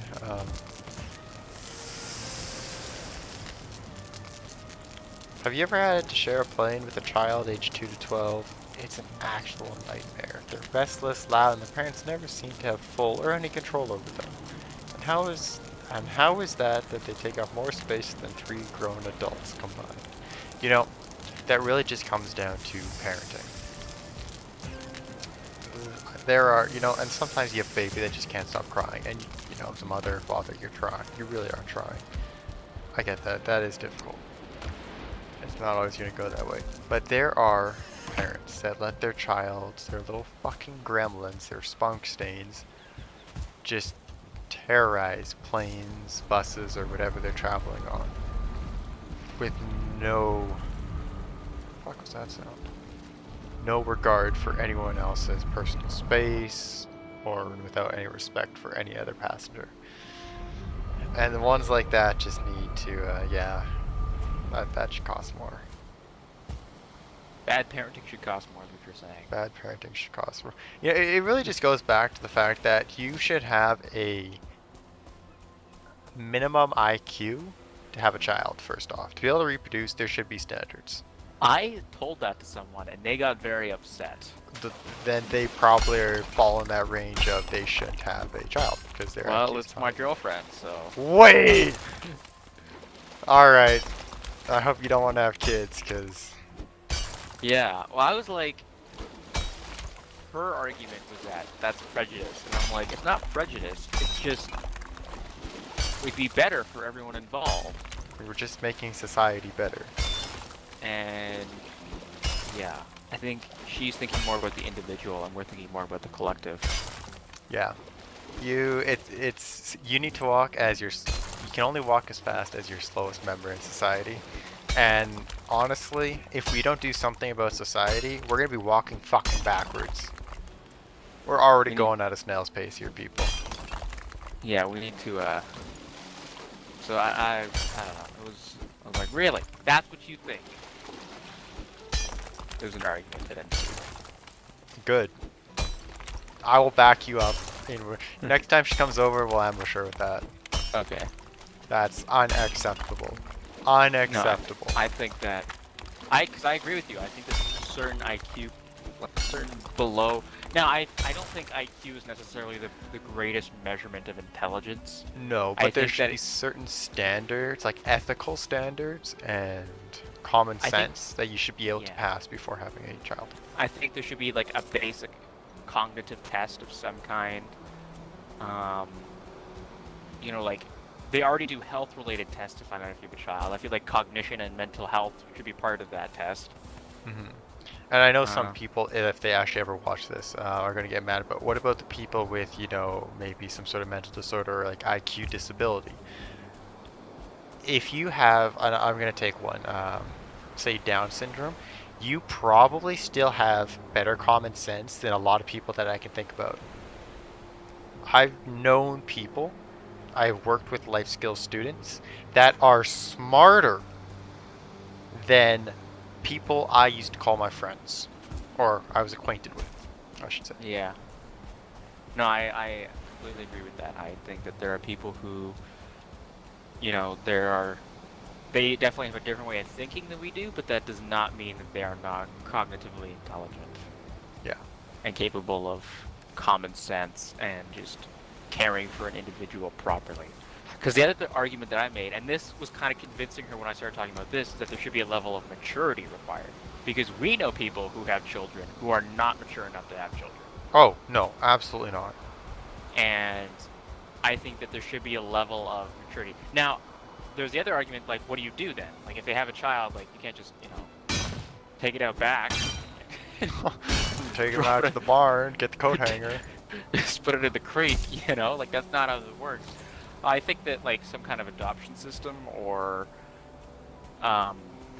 you know, maybe it falls onto the parents or... I don't want it to fall on the parents because I don't think that's fair to the parent. Especially if, you know, say they're not... Their child isn't one that they're really connected with, or it's one that the child has gone off and done something... parent, but I meant, like, guardian. Like, yeah, but same thing with guardian. It could... That's a big financial responsibility for someone that might not be expecting it or want it, especially if you're someone that doesn't want to be responsible for a baby. Yeah, but then, like, does it become a ward of the state? Because it's not like the state can afford that right now. I like the adoption, because the classic argument is, oh, well, adoption's already so full, but the amount of children produced is about to drop significantly because of the standards that are going in place. So adoption will be, there's going to be less kids in adoption facilities. I don't know if I like the idea of forced abortion. I can see pros and cons to it. Yeah, that one that is a slippery slope. It's a hard topic there. Like forced abortion, that is difficult, and especially right now, everyone's trying to get rid of abortion in general, which that's going in the wrong direction. That's walking backwards at this point. Um, I don't. There's problems. There's pros and cons to the adoption. There's pros and cons to forced abortion. There's pros and cons to any suggestion that anyone will come up with. And it's just what is the best for society and what is ethically the best. My food chest is full for the first time forever. And the other thing I saw, speaking of, you were saying like the birth rate's about to go down, and I saw somewhere that there was this argument that people are making the argument that, you know, like, oh, we're suffering from overpopulation and everything like that. But I believe the birth rate, at least in North America, and, you know, most Western developed nations, has been dropping significantly. Oh, it has. It has absolutely been dropping. A while now. And, you know, we just reached 8 billion people, but I don't know if that level is going to stay the same. Recently, China just got rid of their one-child policy thing. Now, I think we are suffering from overpopulation, but it's not at the global scale. It's in certain regions that we have overpopulation, and that's what people are focusing on. Like, if you look at a large city, China and India are the two greatest examples for this because they have the densest and largest population. Yeah, there's overpopulation. Ow, that hurt. There's overpopulation there, but if you go look at just the entire Earth, I guess. Sorry, I'm getting chased by flames right now through the portal. Let's go get my health back. If you look at every single continent put together, I don't think we are suffering from overpopulation. God damn it! I fucking died. They're going for the portal. Which portal? Far Plains. Mountain 2. It's this one. I'm running through, baby. I got you. I don't even know where we're gonna spawn. This is an adventure stream. I don't know where this portal's placed. I can hear a lot of people though. Oh. Well, that's anticlimactic. What? I was like expecting a all-out brawl, you know, fullings. No, There's one-star fulling. Really? I must have killed the other one on my back. The 1-star killed me. They ganged up on me while I wasn't paying attention. I should steal a longbow right now. Wouldn't that be funny? Like a pirate. Thank you for your ship.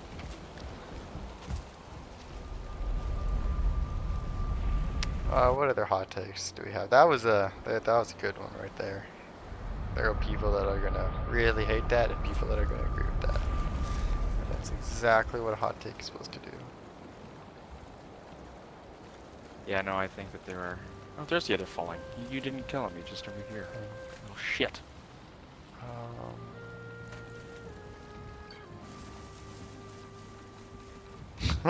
Spirit is such a terrible airline. I can't say anything about that, but the PR that I have seen hasn't been good. But I've never flown Spirit. Yeah, the PR is. They have a PR problem, that's for sure. Dietary restrictions are not personality traits. Preach it loud and clear, baby. Loud and clear. Dietary restrictions are not personality traits. You can't make your entire life surrounding the fact that you're vegan. Oh my god, the people who do that. Jump out of a moving train. One of the I love there's a post I saw. It was a text chain and the guy was having a barbecue and he had all his neighbors in there, you know, the usual not HOA, but you know, the neighborhood's in this text chain, and he's like, okay, having the barbecue, are there any vegans in this chat? And then one person pipes up, me, thank you so much for asking. The next line is, blank has been removed from the group chat. Yeah, I mean, I don't know about that. I think that's hilarious. I found it funny. I think it's hilarious. I think as a host, you want to accommodate your guests. but it's still funny that you know. Yeah. Though granted, I was in a family where, kind of, you get what you're given. You don't get upset. Same. So, Oh, hello. Yeah. The big thing is, again, when I used to work as a bartender and all that, there was, you know, at a wedding and all that, dinner was served at events and all that. And it's set meals chosen by the bride and groom or beforehand, and they'd ask, what would you like? You know, the bride and groom would choose the meal, and they'd be a couple options, you know, like chicken, steak, pork, vegetarian, and if you have allergies or if you are vegan or all that, whatever it is, we'll accommodate that. Jesus However, Christ. you had to set that in advance with the bride or the groom. If you're a vegan, then they'd have to mark down, okay, this person's a vegan. Oh, fuck. Fuck off. Fuck off. This person's this allergy, this person's a vegan, yada yada yada, and we'd make special meals for them. But special meals take time. And then money. people, and extra money, because we don't always have that stuff on hand, so we have to go out and get it. And it's no problem, because this is set, you know, a week or 2 weeks before the wedding. And then you get to actually serving the dinner. And people see these vegan options like, oh man, stuffed portobello mushrooms, that looks way better than what I'm having. Or dessert was the bad one. They'd be serving some sort of ice cream with a little bit of fondue on top, maybe just whatever, or you know, fruitcake and all that. And then we bring out a vegan option, which was this kind of chocolate rock cake, which looked really, really good. People would see that and be like, oh, can I have that? Can I have that? And then even lie and say, oh, I'm vegan or all that, even though they hadn't marked it down. And it's like, well, now you're taking away a dessert from someone who is vegan and needs that, or doesn't need that, but can only eat that. They don't get the other option. It's, yeah. I don't like that. These topics. I'm very strong-willed against vegans, or not against vegans, but just, yeah. Yeah, I feel like there are a lot of people who, you can't be a selective fucking vegan. Either you are or you aren't, or a vegetarian. yeah. There are a lot of pick-me people, you know? Yes, that's a really good way of describing it. And, like, I know people who have actual dietary restrictions in that, you know, if they consume this, they will die. It's not like, oh, you know, it makes my tummy uncomfortable. They will die. They've got about, like, 3 minutes to get an EpiPen. Otherwise, they will blow up like a balloon and their lungs will close. And I feel like it kind of invalidates those people. Yeah. Because, you know, I mean, I'm talking about an allergy, obviously. I don't know why I'm being so secretive about it. But there are other dietary restrictions that aren't just allergies that people don't take as seriously because of vegans and people who do make it. I used to know a guy about. who was gluten-free. That's a big fad, or was a big fad in dietary restrictions of, oh, I'm gluten-free, I'm gluten-free. This guy had, oh, what was, it's not psoriasis, it's...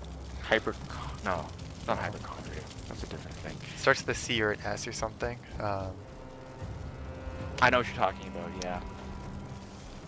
I gotta search it up. It's gonna bug me. Just give me a second. Psoriasis? See, that's what I was thinking. Oh, no! Shit!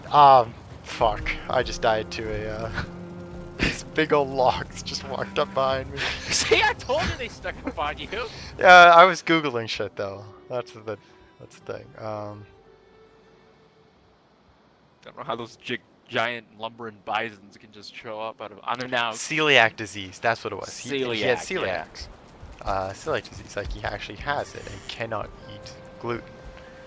So it's difficult because so many places like, oh, you know, can I get this gluten-free? And then the server, and it's not okay, but to say, oh, you know, this person doesn't actually need it or all that, or faking it, we're gonna give them the gluten option. And then, well, they're either on the toilet or dying for the next 24 hours. Yeah. I laugh, but it's not funny. No, I mean, the image of just being on the toilet and being uncomfortable is funny, but it's diarrhea sucks. Stomach cramps at that level suck, Yeah. and for that for 24 hours straight, fucking sucks. But that's the thing is, like you said, they're invalidated because of everyone thinks it's a fad, or they're making it their personality, or it's cool. It's not. It's not cool. You're Um, weird. yeah, it goes along the line of, and this is a bit more extreme, but there was a lady specifically I'm thinking of. Fuck off, you lumbering fat hairy carpet. There's a lady I'm thinking of specifically, and she was trans-abled, I want to say. I'm not talking transsexual, I'm talking trans-abled. She willingly blinded herself because she felt that she connected more with the blind, and that was her, who she was meant to be. So she blinded herself to be a disabled person and be legally blind. You're an absolute hairy wet carpet. Fucking logs. You're frightened, but you're attacking me. I'm not even touching you. And that's something that I just don't get. It blows my mind. Like, I think that's a form of psychosis, honestly, at that point. Like, that self-harm level of... Yeah, there's something wrong. Because, like, we know people that actually are disabled and have problems like that. And from what I know of them, none of them would have chosen that willingly. They make the No, best I of don't what they think- can, and they're happy, but... I don't think anyone chooses to be disabled. No one wakes up and like, you know what I don't like? Legs. Yeah, I mean, well, except for this person, and like these people. But no one who actually was born with a disability has decided that I would have chosen this life over No, the other.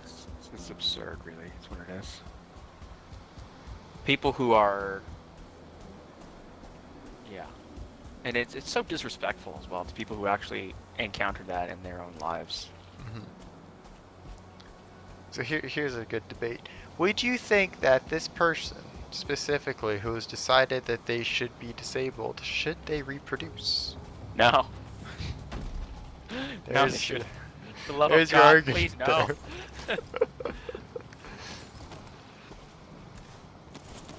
Yeah, it's like those kinds of people, like, raising a child, and I mean, I'm like, people are like, oh, but you should have different perspectives. Yeah, but not that one. Fucking God, no, oh my God. Get the fuck away from me, you fat hairy bitch. Fuck off. There's a difference between different perspectives and just being stupid. Ain't that the truth?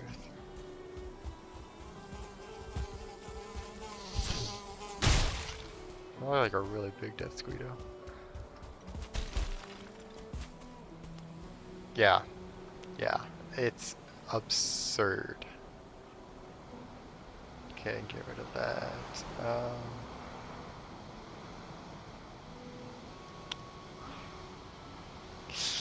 Oh, I'm not a fan of that one. That's... no. I don't like the way it looks. Looks like it's not fully cooked.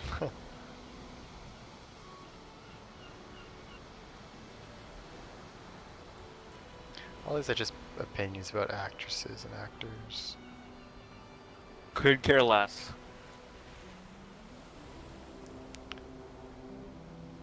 The biggest one I've seen is, and this is a classic debate that has survived the decades, pineapple on pizza.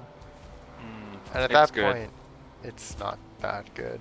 It's not. No, I don't think it's amazing, but I do think that it's people. A lot of people say it's bad because everyone else says it's bad, and that was the fad. It was, I but- just pick it off.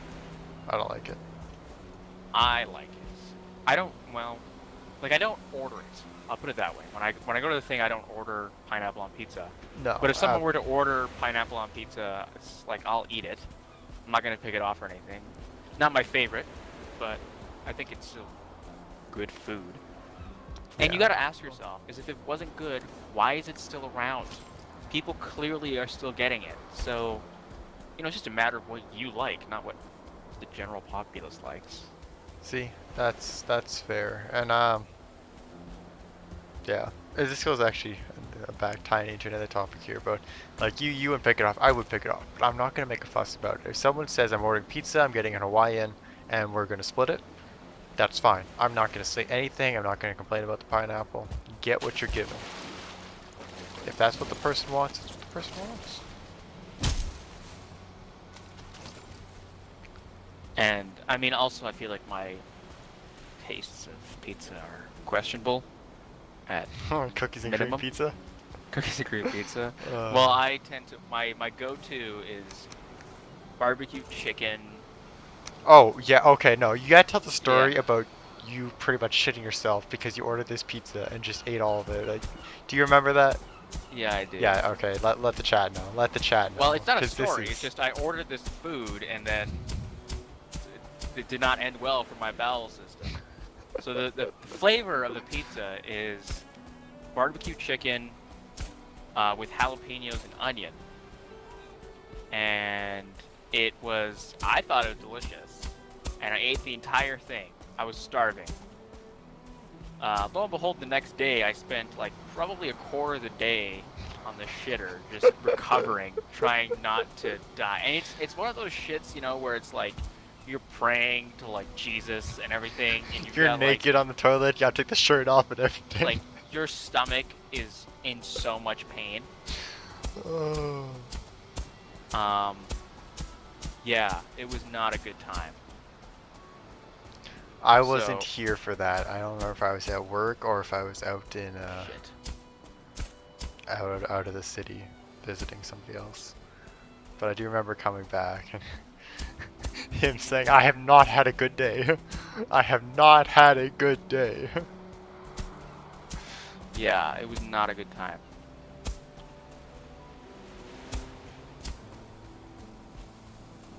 Oh, that's funny. I mean, okay, the barbecue chicken pizza is really good with the jalapenos and all Growth that. trophy. I love spicy stuff. Yeah, Or- but I feel like I went a little too far this time. That's the difference. This is in fact a triple carpet. I think possibly quadruple. Ah, interesting. Ow, ow. I have a great story about spicy stuff actually. Chat, you will like this. I love spicy shit. Absolutely love it. So much so that I used to have family friends and I would make a hot sauce every time they came over. This hot sauce was specifically for my best friend's father. The first few times, you know, it was about flavor and all that. I wanted to make it really hot, but also with good flavor. By the end of it, my sole goal was to fucking kill this man. What the hell was that? And I'm not shitting y'all. I literally made this as spicy as possible from pan frying habanero peppers. I created a haze throughout my entire house, and it's my old house, that it was so bad everybody had to evacuate. I was pan frying habanero peppers on the stove, dry, and it filled the air with, well, pepper. That was so bad that nobody could stay in the house. Anyway, moral of the story is there, I like really spicy shit. So my parents got me a gift. They got me Carolina Reaper beef jerky. Carolina Reaper, that is the hottest pepper in the world. And massive bag of it. Oh, so happy, so good. And they got to me as jokes. They didn't think I could handle it. Oh, I could. I ate almost the entire bag in one sitting. And then, you know, my stomach started to hurt. And I had a friend over, and then at the time, my girlfriend, who's me and them, my stomach started to hurt, and she's like, "Are you okay?" You know, I'm fine. And it persisted, and it just started getting worse and worse. And eventually I went to the bathroom, and I almost passed out from the pain. At that point, you know, I was like, all right, this isn't okay. I told my girlfriend that. I guess I should probably call my ex-girlfriend, actually. Told her that, and she's like, okay, I'm taking you to the hospital. So we get to the hospital. I tell the admissions clerk what happened, and, you know, she's probably a girl about 24, 25, and she's pissing herself laughing. She finds it hilarious. And I do see the comedy in it. It was funny. It was stupid. Really, really stupid. So she gives me this mixture of substance, and I'm waiting in the ER now to be seen. Finally get in, and I'm there with the doctor. They're running tests, and then they go in and say, okay, your test came back. We figured out what's wrong. You currently have a hole being burnt through your stomach. I'm like, okay, so what does that mean? I mean, it means exactly what I told you. It means there is a hole being burnt. So now we need to, you're going to take this. Here's some antibiotics and some sort of serum for the next 2 or 3 days. And this is going to reinforce your stomach lining and prevent that hole from going any further and causing any more damage. So I get out there, and ever since that time, I moderate my spicy food intake and I don't eat as much, because the last thing I want is a literal hole being burnt through myself because I'm absolutely fucking stupid. Generally not a great thing to have a hole being burned through your stomach lining. I'm not a doctor, but burning hole, really with any part of your body being associated with that phrase, is not a good phrase. Yeah. Yeah. So, get back in at about like 4 in the morning. My friend's sleeping on the sofa, doesn't even wake up. Get up the next day, he's like, he's gone. He was staying over for, he's going to school at the time in the city here. Comes back, he's like, so are you good? You guys kind of just left. I'm like, oh yeah, well we had to go to the hospital. He was dying. I got some great hospital stories. This is the first time I went to the hospital in the new city to where I moved out here. The other time was... No, I went twice with my ex and once with you. Yeah, I went once with you. Yeah. That's right. Get yourself a roommate that'll drive you to the hospital at like 2 in the morning. Yeah.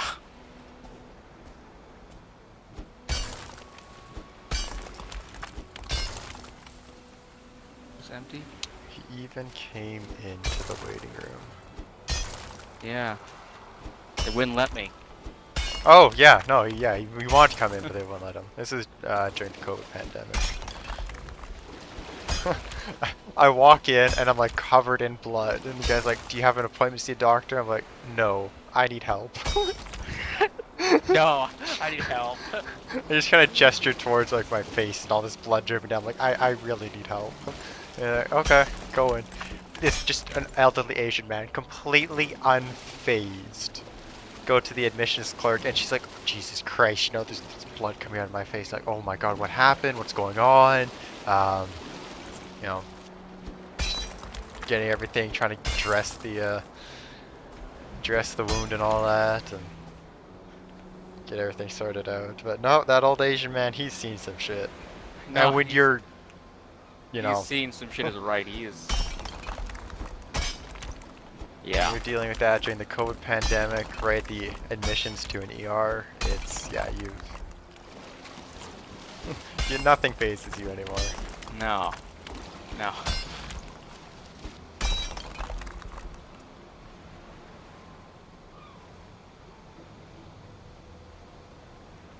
So this was in fact a quadruple tar pit. Oh. Well, you shouldn't need a... tar for a while. Yeah. I'm looking at high school debate topics.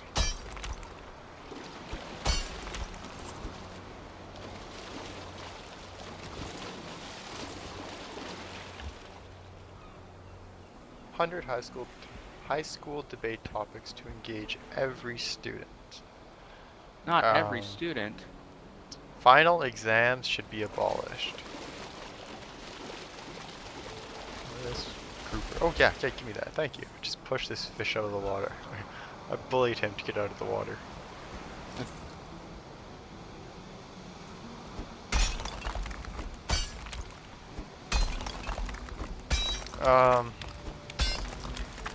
I don't know. There's a big debate, and this is more around like SATs and the ACTs in America than around actual final exams, but on whether they're actually doing what they should be, and whether Yeah. the grades matter as much as they used to. Yada yada yada. It's better to be good at academics than to be good at sports. Now that is an interesting one. Yeah, I don't know about that one. Because on the one hand, scholarships, like if you play sports and you're good at sports, you'll make it into a university and all that, but you're not gonna, most likely won't make a living off of it once you actually get out of university. But to be book smart, you'll probably have a better chance of making a living. Now Oh yeah. I kind That's of not- cut around there. I don't know. That's one that it's a topic. It's there. It's either way. There's not much to debate about, in my opinion.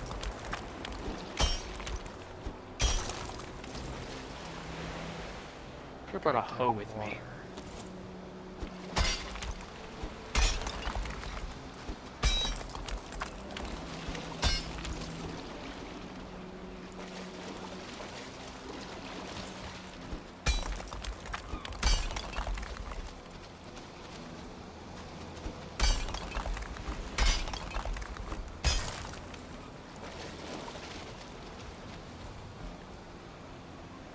What else do we have around here? School uniforms. Never really understood school uniforms. No, I mean I understand that like North America, at least Canada and the U.S. were some of the only places that school uniforms are actually used. What? Or sorry, the only places that school uniforms aren't used. I was gonna say, are you serious? South America and Central America, they have school uniforms. Especially out in Asia, they have school uniforms. What are you talking about that it's only North America? No, because like Australia, New Zealand, England, they all use them. Now, one of the big debates was, oh, well, it gets people that might not be able to afford good clothes a uniform. Okay, but how are they going to keep it clean? Yeah. You get one uniform, and you have to wear that to school. Now you got to wash that. At least I know, I especially with the Z and all that, I sweat. And in high school, I'd sweat a lot. I shower every day, but if I had to wear the same clothes every day, I'm washing that probably every other day. At least. Yeah.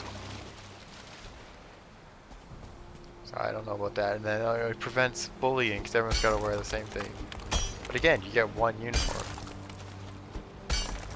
I don't know. I don't understand them. No, I don't follow the logic there.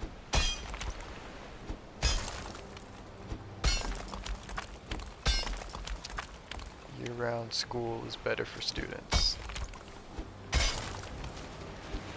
Thoughts? What'd you say? Thoughts and prayers. Year-round school is better for students. No. I don't Wrong. know what they've been smoking there, but if you don't get a break, you're gonna burn out. Yeah. When I started From university, personal experience, you can burn out, let me tell you. yeah. When I started university, I went 3 years of year-round school. I did summer courses and all that. The first time I actually got a break, oh my god, it's the best feeling in my life. I took a This summer is to work. actually currently the first time. Well, I guess I'm technically working, but I'm not in school. This is the first time since I started university, actually. Really? You've been taking summer courses the entire time? Yep. In varying degrees. Like sometimes it'll be 1 or 2. But recently, like the first summer was 1 or 2, I think, and then post that it was like a full semester. But that's just because of the program I'm in. That's not, you know.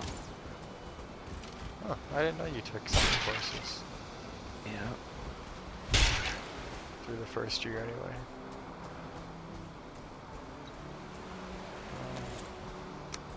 But yeah, no, it is a wonderful feeling. Something about just not having to. These falling right there? Yeah.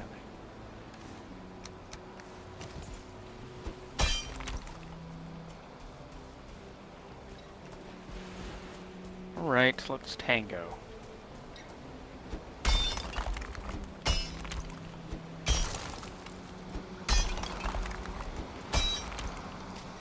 Get mining through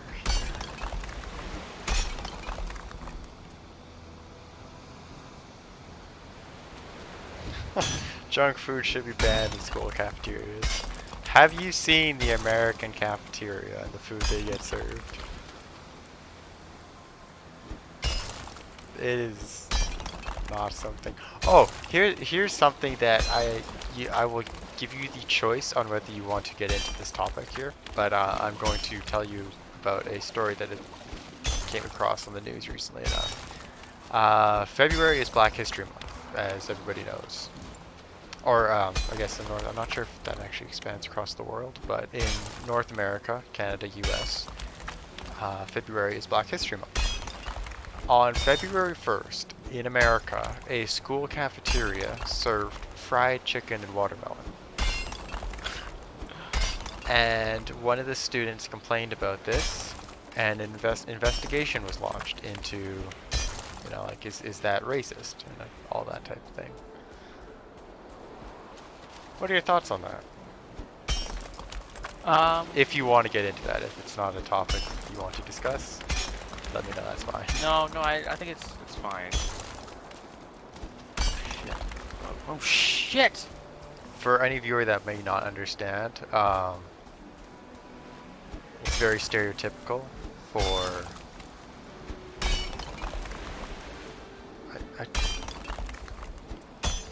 black people, I guess. African Americans, black people. It's very stereotypical that they love fried chicken and watermelon. So that's why there's the uproar of that being served, whether it's coincidence or intentional. Yeah, so it's, but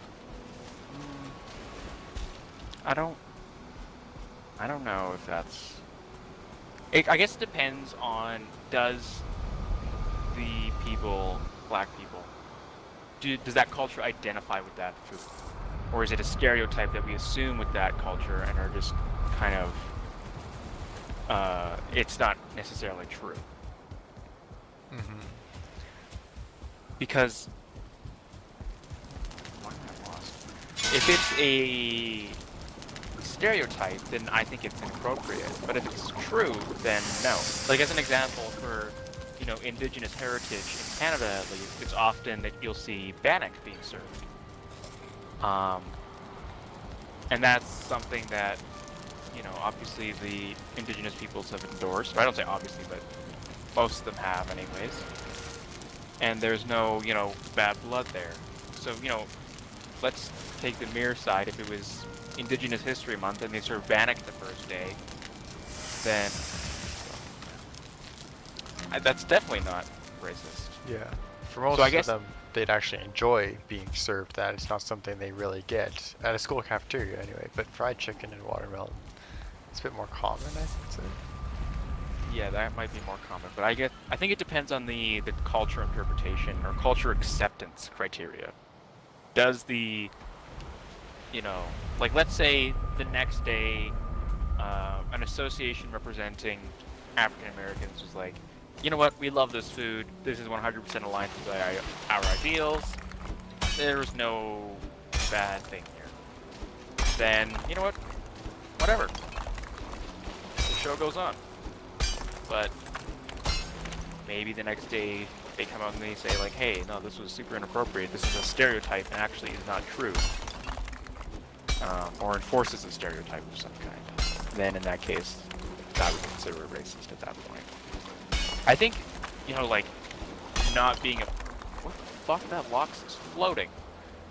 I think that the people who get to decide if it's racist or not are the ones who are actually going to be offended by it, and not an individual. It needs to be a collective decision. I think that was a really good approach for it.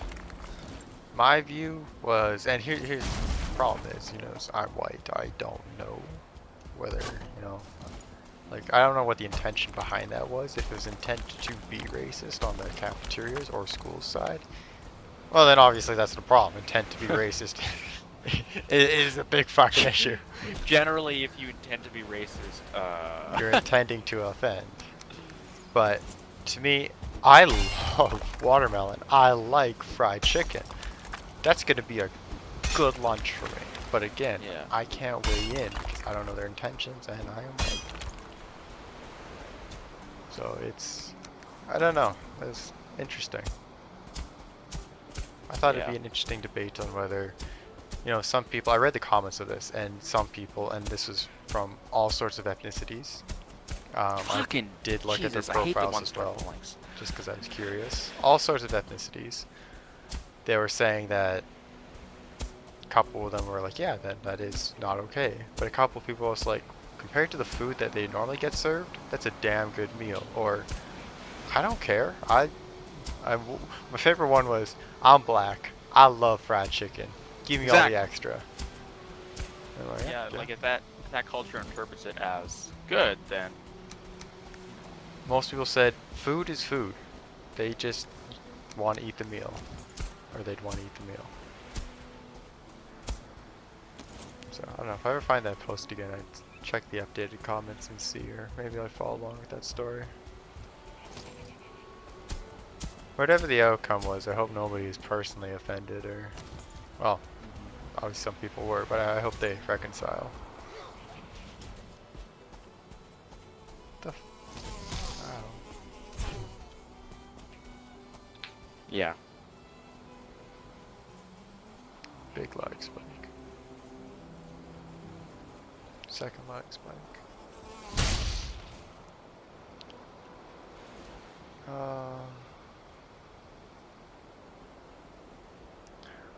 All students should be required to volunteer in their community. I think that is a really good program that should be installed in many elementary and middle schools.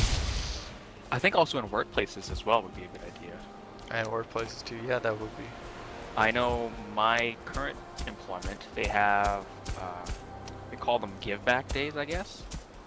And essentially the idea is that you have 5 paid days of work, but those days of work you're supposed to be out volunteering in the community. So you're still paid for your wage, because you still need to be paid, but you are not going to work. You are going to, you know, a food bank or something like that. Now, does that technically count as volunteering? I don't know. Probably not. You're getting paid, so it's still technically work. Still giving back to the community, though. Yeah. You're following me right now. Which I think is a great thing. To get in, like, you actually have to get involved and give back to your community if you want to see it grow and develop and become a better, more advanced, safer place. Like the city we originally come from. My parents are big believers in giving back into the community because otherwise that city is just going to keep deteriorating through time if nobody's ever going to give back. And like I did volunteer work with my parents when I was young. They brought me on to food drives and even actually while on vacation we would do stuff sometimes. Wanker. Remember one time I was handing out food in a place in Mexico. I'm gonna die, aren't I? I'm dead.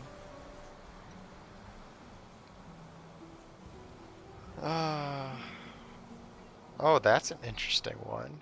Single gender schools are better for students. I don't think that's true. Aren't all girls schools. Maybe at an earlier age, possibly. At an earlier age, you shouldn't have any conflict between boys and girls. There shouldn't be any of this cover your shoulders or, you know, guys versus girls, problems between them. You're young, you're innocent, a person is a person. Yeah. Oh fuck, and this Death Suite is still here. I also think it's important to develop, like, your social. I feel like it would socially impede your ability to connect with people of the opposing gender later in life. Absolutely.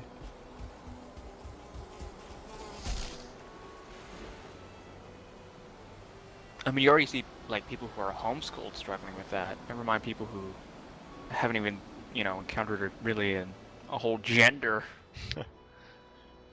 Yeah, you need to be able to have social interaction between all types of people to really That develop. being said, it's not a, you know, gendered schools aren't like preventing you to talking to women. Like there's not the headmaster isn't hiding under the floorboards when you're calling a girl and coming out with a belt and slapping you. That's not what's happening. Although if that would be what's happening, that'd be very funny. Um, uh, but yeah, I think that it's. I don't necessarily think it's a good idea.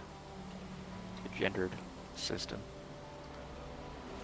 are you near a portal? No. Fuck. Why? I can't get my shit because there's a death squeedo right by this portal and over my tomb.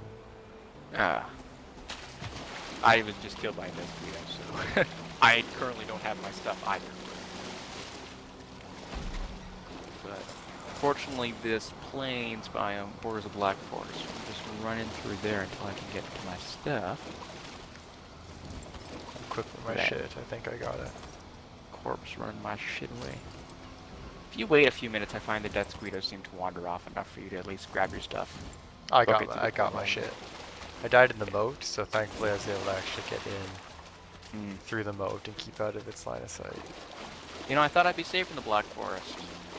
Until a fucking log flies into my head.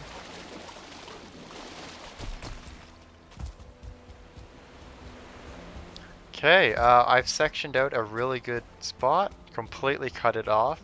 There's no way anybody can get onto this terrain. It's ready for you to start base building. Okay, I'm just finishing exploring this plains biome, and then I will be returning with the longbow and black metal. Fantastic. I'm going to go grab a drink actually.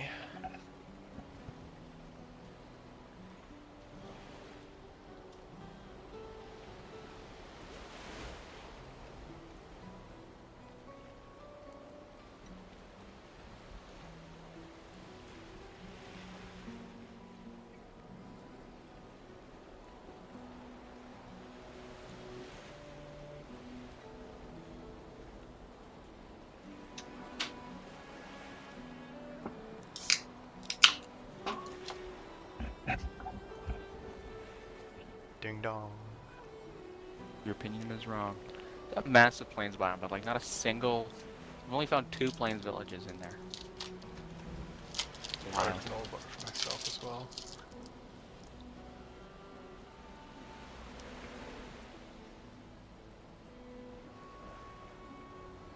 I've got about 120 plus 30, 150 black metal currently sitting.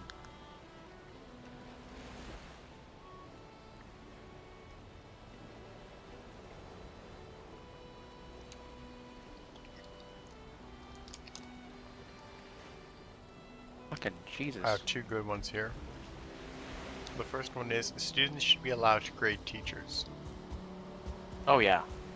I think that'd be a great idea, especially for elementary and middle school and high school. University, they kind of do it already, but they don't really do anything with the feedback as far as I'm aware. Or at Ha! least most. Fuck no, People they do. don't. Half the professors at our institution won't be teaching there. Yeah. There are some good ones that will actually, like, do something with the feedback that they're given, but it is rare and far between.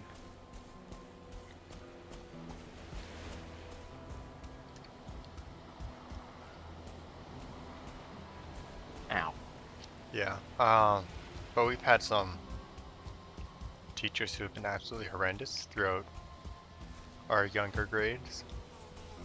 And if we can have got feedback. Actually, we finally did give feedback to our parents and said we've had enough.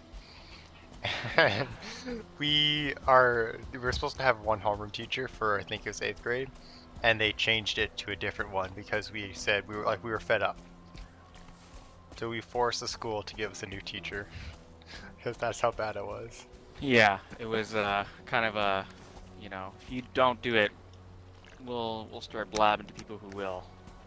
Yeah. We will we will revolt as an entire class. Yeah.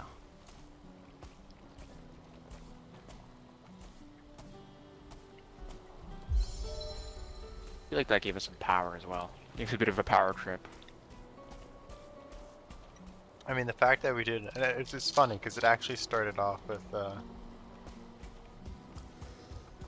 think it was pretty much like you, me, and my 2 other buddies. Yeah. I remember. You're carrying too much. Okay, the other one down here is. Excuse me. Jesus Christ Almighty! You could have put your mic farther away from that. I went to go talk and it just came out. Like I didn't have a choice. You absolute fucking pig. God damn. You know, like when you go to like inhale and then you don't. Sure. No. That's what happened.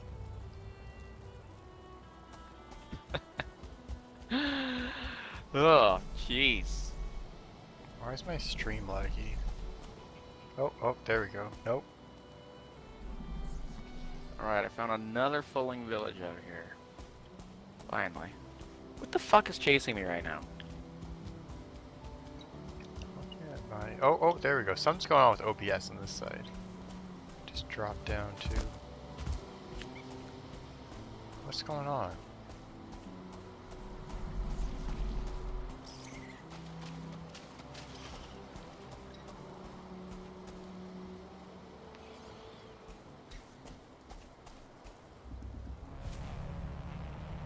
What is going on with this thing? 40 frames, 45. I don't see any fucking... Normally it should lock in at 48 and nothing else.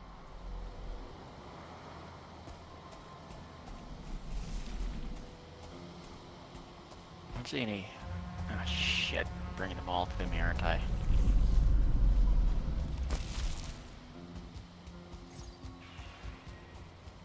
Fuck. Adios. 35. What's going on?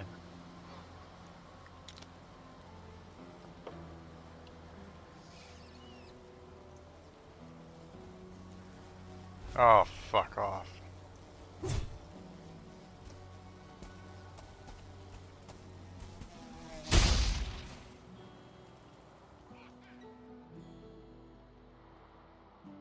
Service host. Service team.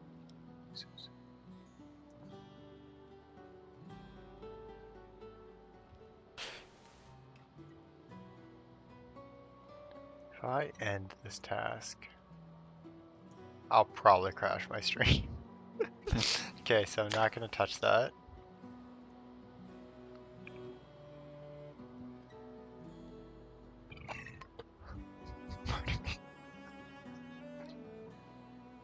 Let me tear up.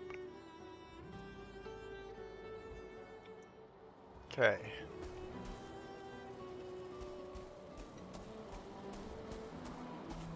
Oops. Where's it? Oh, 3 arrows there. See, this is how it should look like normally.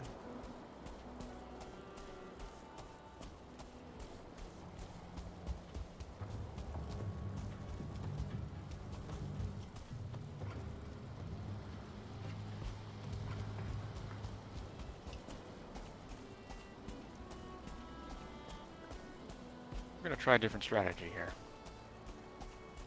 We'll walk right in. Hello, everyone. We'll go climb your tower and shoot from there. You guys climb up this? That's what I thought. Why?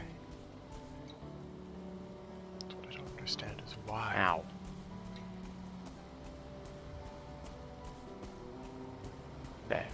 Who's the spear throwers here? Lock in 40 frames. There's one.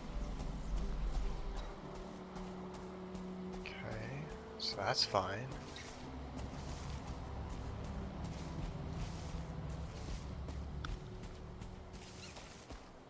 That's getting a massive dip down to 34, no reason.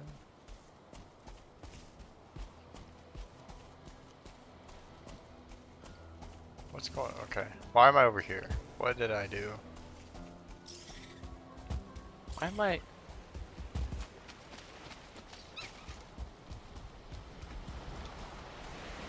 There we Come go. Got the spear throwers down.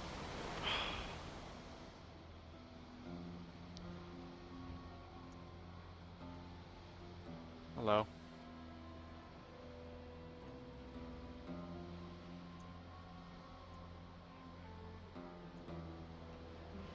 It's not like 48 frames is really Fucking hard. And you're death only using squeedos. 2% of this goddamn CPU. There's so much more available. Yeah, now Ah, you're the using bastard. 0.7%. You can use 15% of my CPU, honestly. There's so much left that's allocated for you. Fucking use it.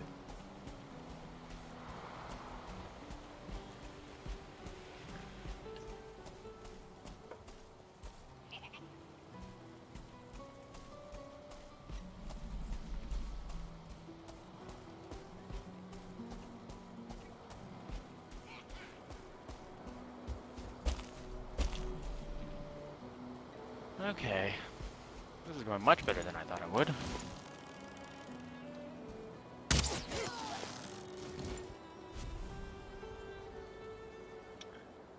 Ah.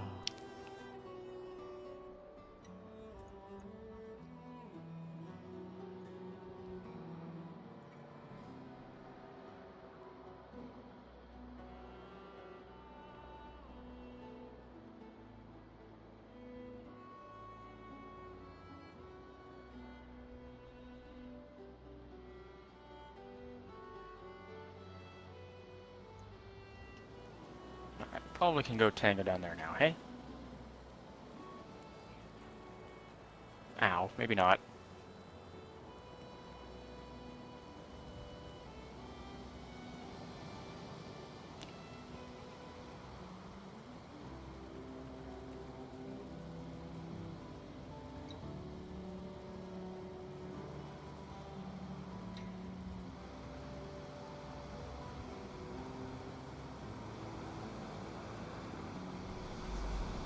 Alright.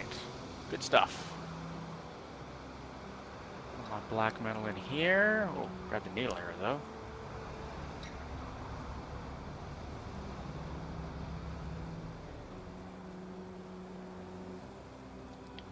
though. Okay. On to ethical debates here. Ooh. Time for when I get cancelled. Parents should be punished for their children's mistakes. What do they mean by that?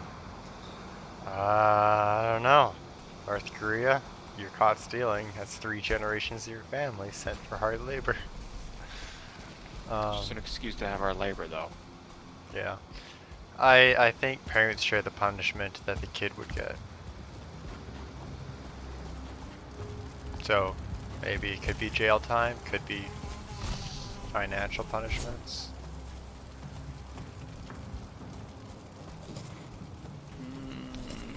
Yeah.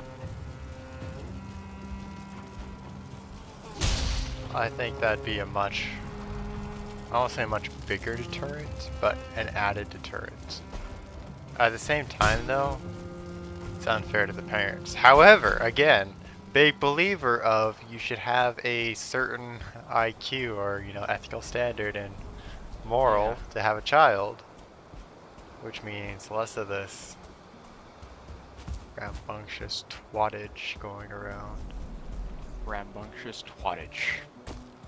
Here's something I'm never gonna hear again. Oh, what's that?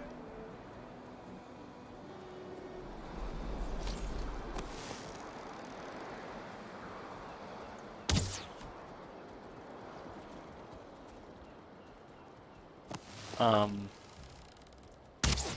sorry, I forget what the question was. Was there even a question?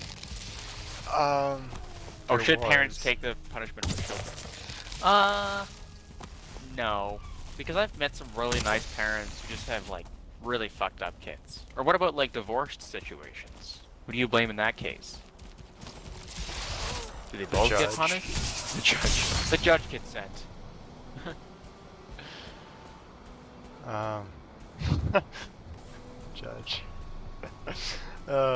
Yeah, hmm.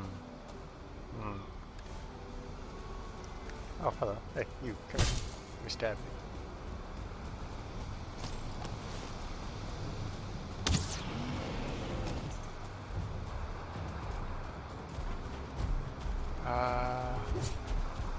Hold on.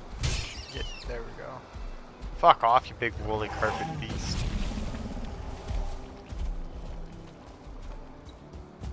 I don't know. That's a difficult one. I think maybe, like, some kind of checking up on the parents, maybe re-education system. And would be oh yeah, it'd only be go up good. to a certain age as well. You know, once they're legally an adult, whatever they do does not fall upon the parents. Yeah. Now. The fuck?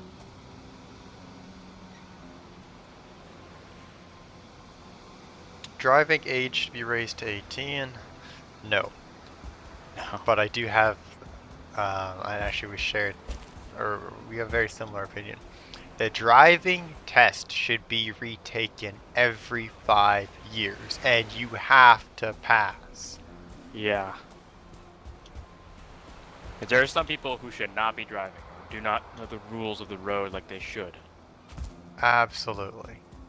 They are more of a danger to society being on the road. I wonder how many lives that would save. Oh, tons. There are old senile people that don't know how to drive. And I will use my grandmother had a license and she couldn't, like, there's like no way she could legally operate a vehicle. But she had a license and she was legally able to operate a vehicle. She could barely walk. Like, it was stupid. Now, thankfully, she didn't drive, but she just made the remark of, yeah, I still have the license. So I could if I wanted to, but I can't, and I'm not going to.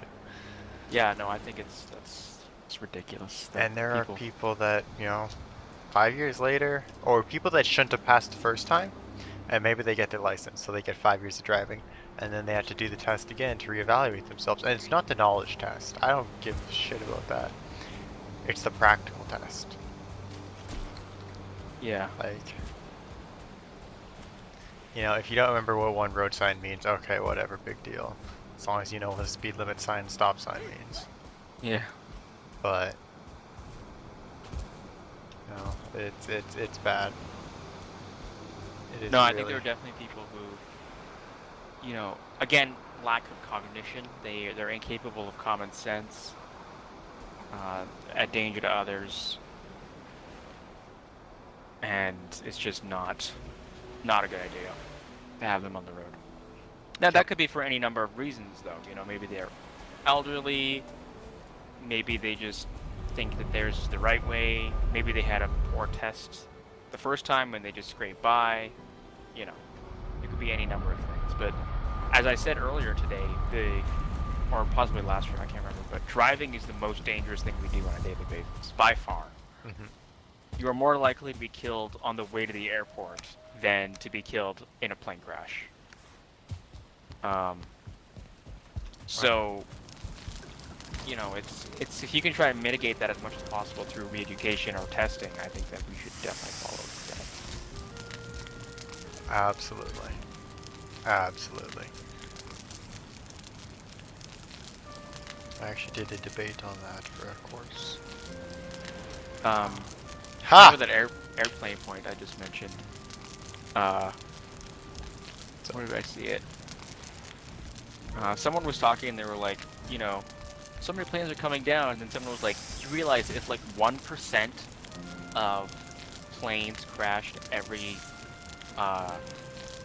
year, I think it was, there'd be like 740 plane crashes a day or something insane like that. And I was like, yeah, there are not that many plane crashes where you have to be worried about it. But I think you just had something, so what did you have? Oh, the next one down was people should have to take a parenting class before having a child. And that was one that, well, I mean, we already discussed that. 60 and 20 versus this 60 and 20, same thing. A true delicacy. Oh. Are you afraid? Afraid? Are you afraid Am I on the Bobby planes? Flay? Bobby Flay? No, are you afraid to fly on a plane? No. Fuck no. Dude, I travel so much. I should say so much. I go on a plane probably, what, 6 times a year? Which, you know, compared to some people, that's not a lot. And compared to other people, it's a fuck ton. I'm absolutely not afraid to fly on a plane. I trust pilots, and I haven't been in any close calls personally, but some of my immediate family have. Turbulence, but it's not, you know.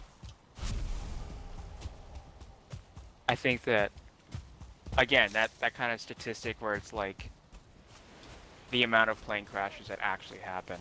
And, you know, they make massive news, and they should, because, you know, oh my god, did they all respawn? Or is this just a random, oh, this is just a random raiding party. That's good.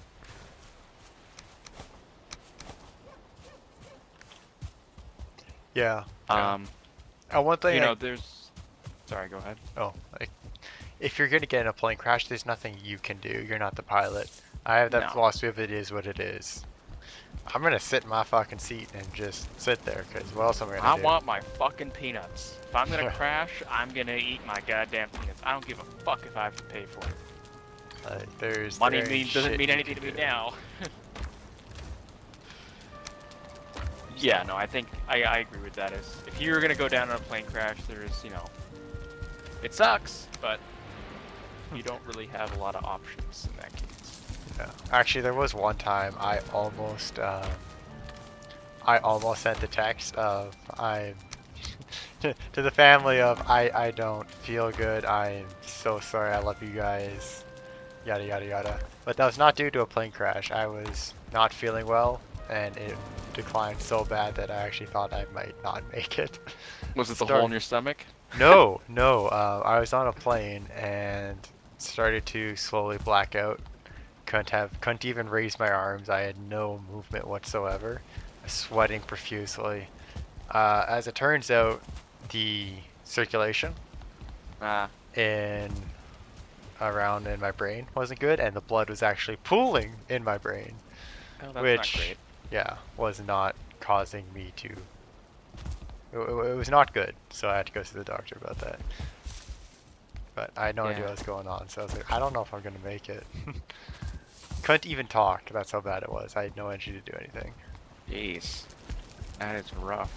So anyway, you were saying something, I think. I don't remember now, but I do know that, yeah, planes are not as deadly as, you know, people make them out to be. No, they're absolutely not. I used to love watching Mayday. You need to talk to my brother about that. Is he like Mayday as well? Oh my god, that was the only show he watched for like years. Years. That was just his go-to. And we'd be like getting on a plane or something like that, and he'd just start listing the things that could go wrong. I love that. I love that. You know, you don't, it's not scary, but it is scary when you start listing all these things. And like, he was smart enough to remember like specific parts of the plane, and like, you know, this thing could happen, and you know, this machine could turn off, or like this, like these random fucking what's it called, letters that mean something else. My brain's not working.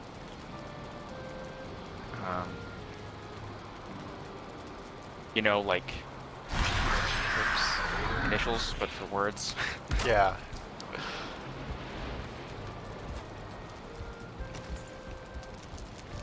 Like ASAP. I forget what I'm saying. I don't know what you're saying. Like ASAP. Yeah. Like what is that? As It soon means as as soon as possible? possible. Well, I know what it means. But like when you take a word and or take a group of words and you make it into a abbreviation. Yes. Is that it? Yeah. Like he knows all the abbreviations and all that shit, and I'm like, no, you don't have to tell us this. Just stop. It's funny. I was the same way. I didn't obviously recite that or screw with my family with it, but I'd be watching it, and either my sister or mother would be in the room like, yeah, I can't watch this. We're flying out in a week or something. It's like, okay, bye. I'm gonna watch my show. Yeah. And then you just turn the TV to something else. No, I watched it. I like Payday. That's a show that has a very limited span of episodes. Yeah. No, you can help by growing this list. It's like those Wikipedia articles on serial killers. You can help. Listing complete, you can help by expanding it. Yeah. The longboat is on its way home. Super. Fantastic. I'm gonna sail around this island, which is gonna take some time.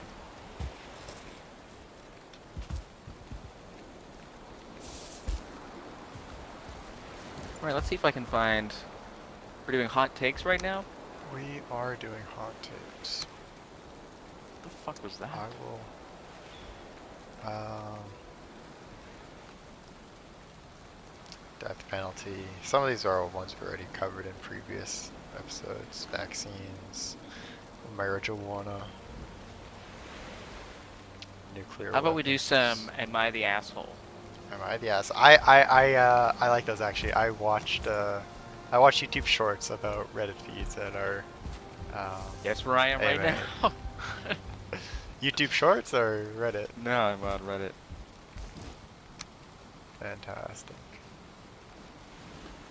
Just put that like right here.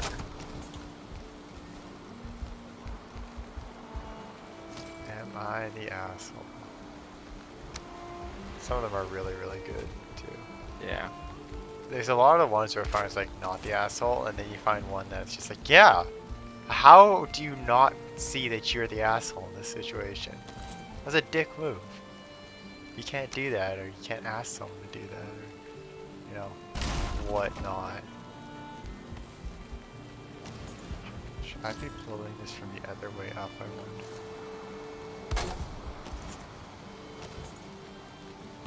Alright, let's see here.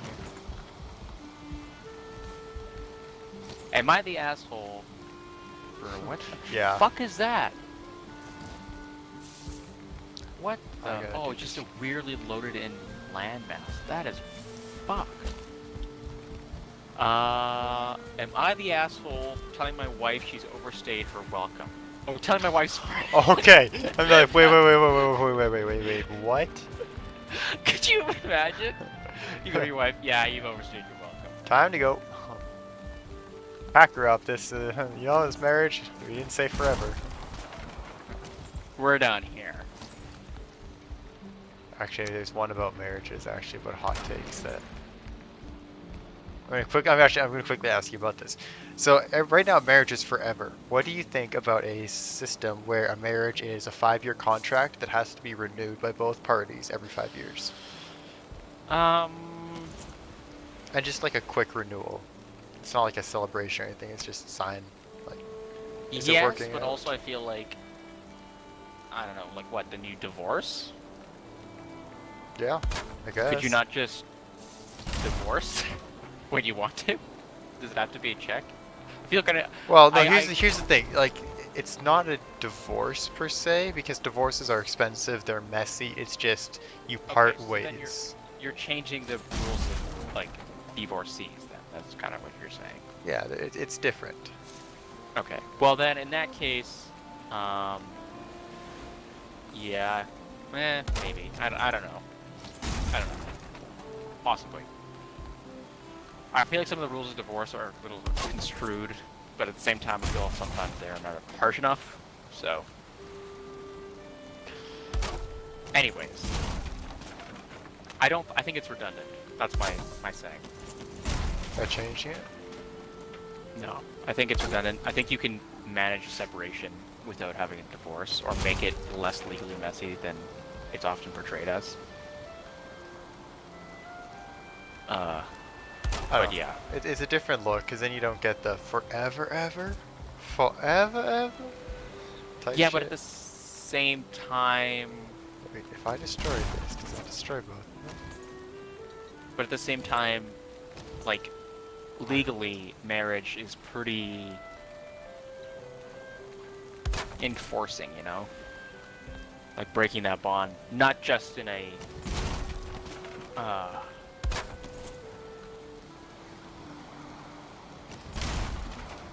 like, breaking that bond not just in a legal sense or emotional sense is not good.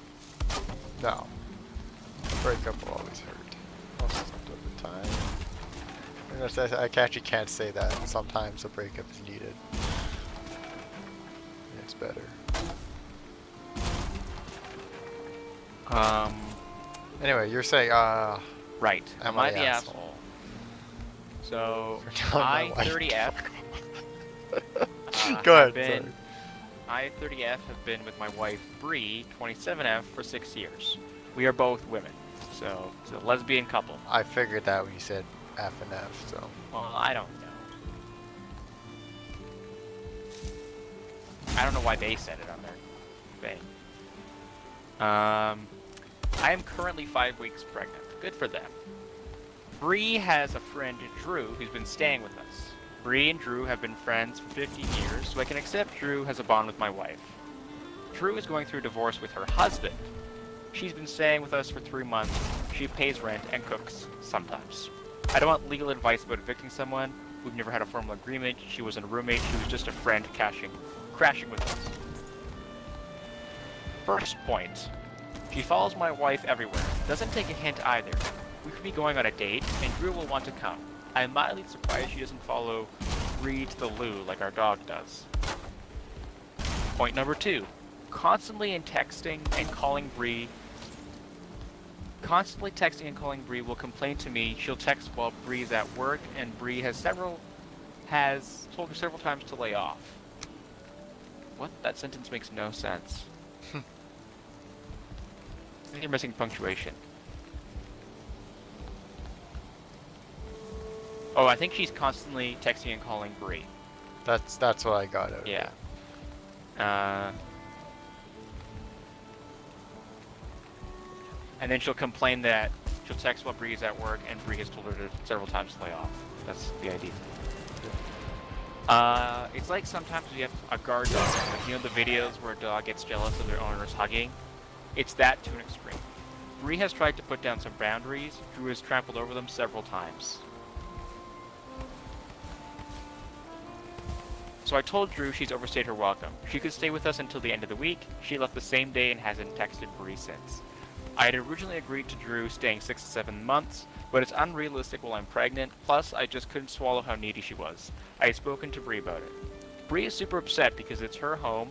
I had no right to kick Drew out because she's struggling. I told her I've spoken to her before about Drew, but either way she maintains that I'm an asshole. Am I the asshole? That's... I see arguments on both sides. Personally, I'm going to say not the asshole, because you're in a marriage, you're now committed to your other partner. Yes, bringing people in, you need to be tolerant of them because they're friends, but at the same time, you have to put yourself first at some point, and especially while pregnant, that's a big deal, and I think Bree needs to recognize that. Yeah. That you're in a relationship with this OP, not Drew. That it's great you're trying to help him out, but if that's causing a rift, or your significant other isn't happy, that should be your priority. And especially if like they said, Bree tried to put down ground rules, Drew blatantly ignored them. that's not okay. No, I think that kind of ground rules point is where I was like, like setting boundaries is important, especially when you've got people trying to depend on you. So Yeah. Yeah, not the asshole. no, I concur with that evaluation.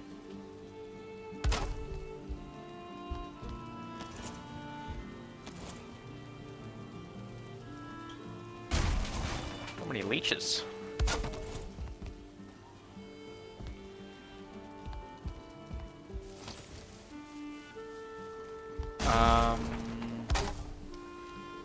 I gotta repair the boat here before I find another one. I was like, oh, I'm gonna just quickly run through the swamp to get the next little batch of black metal I forgot. Goes right through like 10 Draugr, 4 skeletons. The boat gets absolutely smashed. Whoops. My bad. It's all good. I'm doing some roof repairing.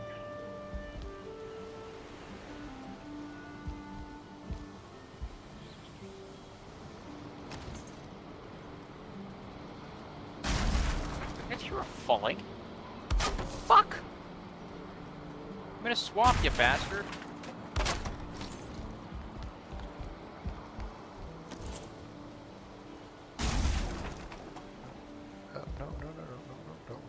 No. Stupid bitch.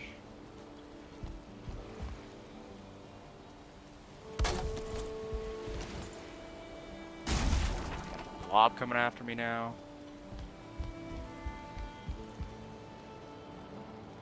There we go. I just saw a leech in here.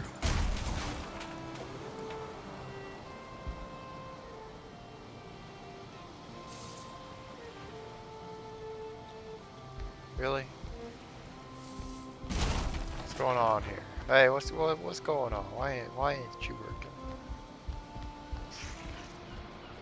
Fuck was that? Are you serious? You've got to be shitting me, right? You're taking a dump on my chest right now. Goddamn bats, man. This is the third time we've had this raid, and the second time I've had it. Huh. I'm ignoring them. As long as they don't get after the farm, I don't care. Or my stuff.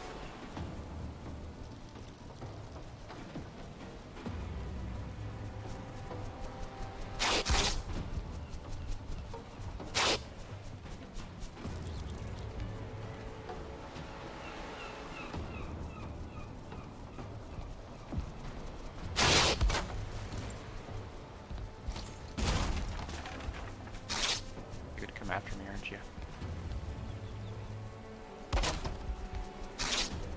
What the fuck? You guys were here before.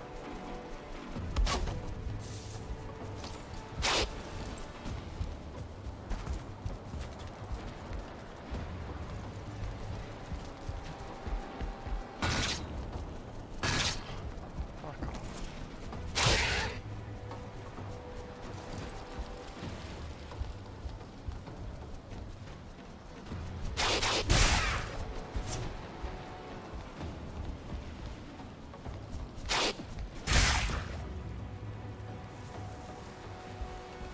Shit.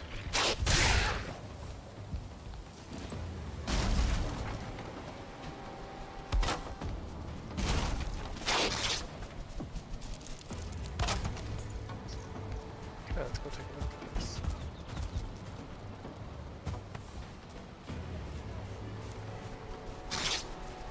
Definitely a bit more violent than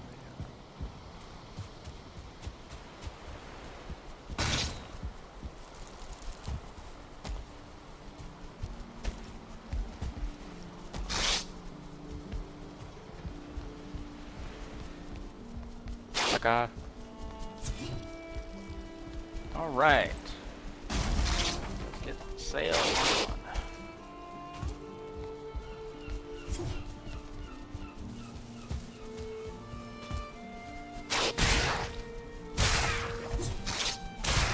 Stuck.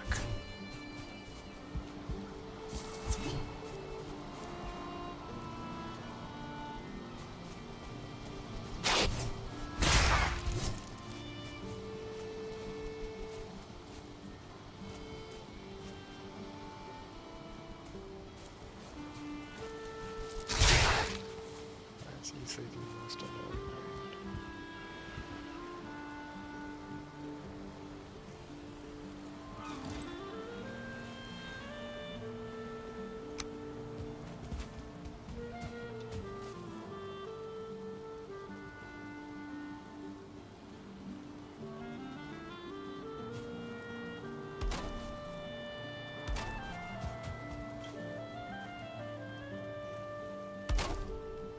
Alright. Let's find some more Am I the Asshole, shall we?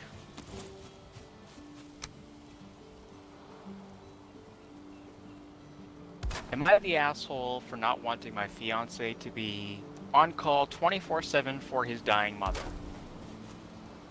Forewarning, this is a long one. Oh, Alright. Thankfully I got quite the trip to make, so. My F-34 fiance, M-36 mother, is... So shit's female, the fiance is the male.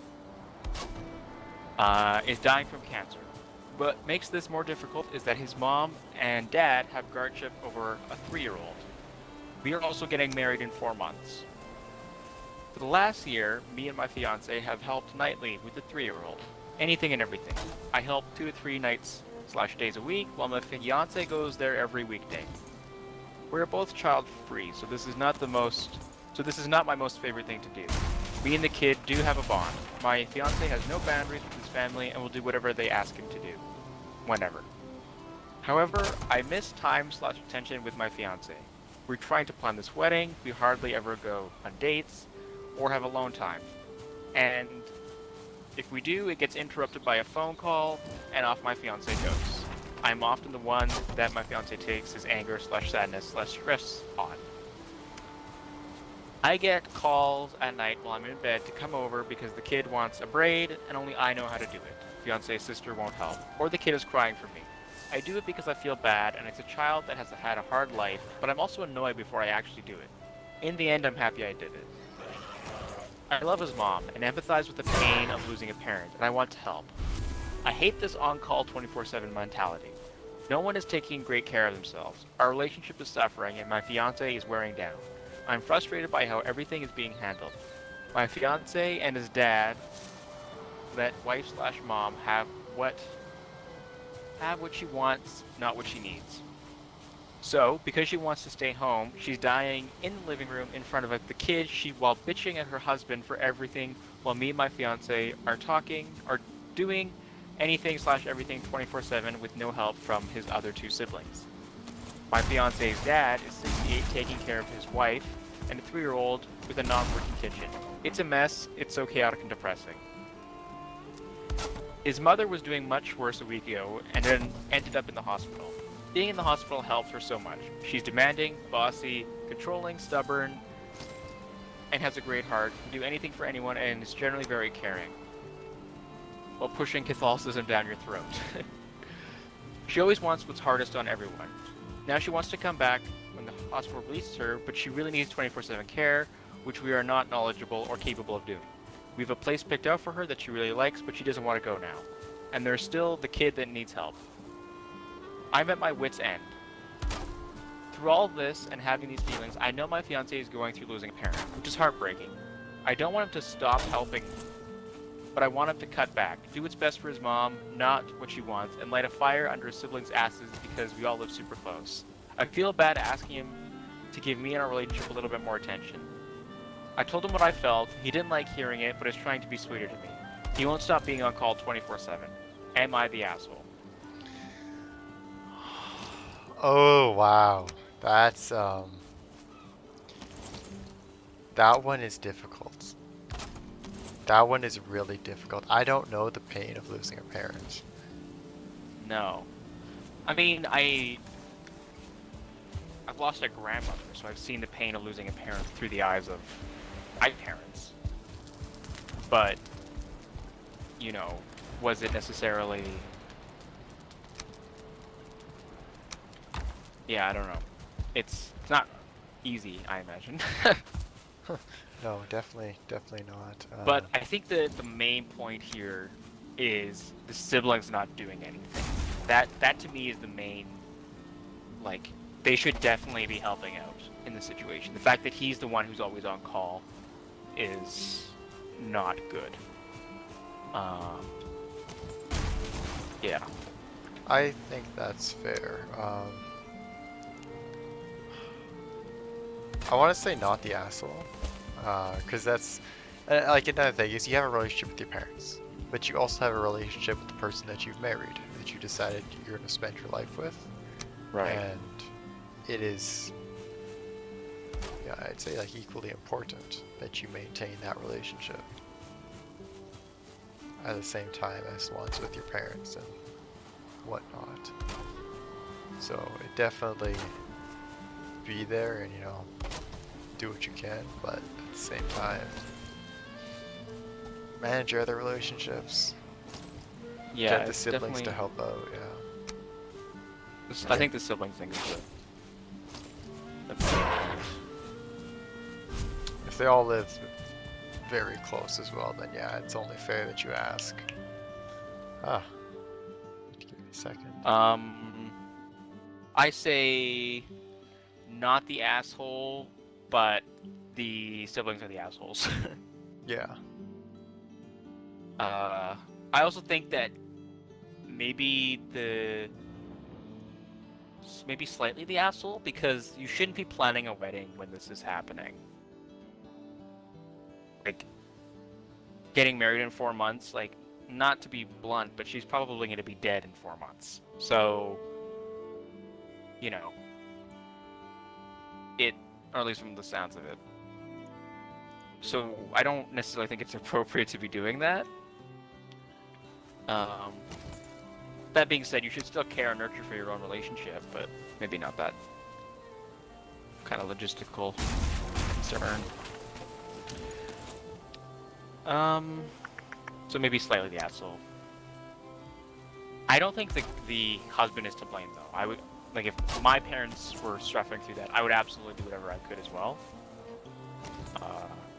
Especially if, you know, my siblings were not participating.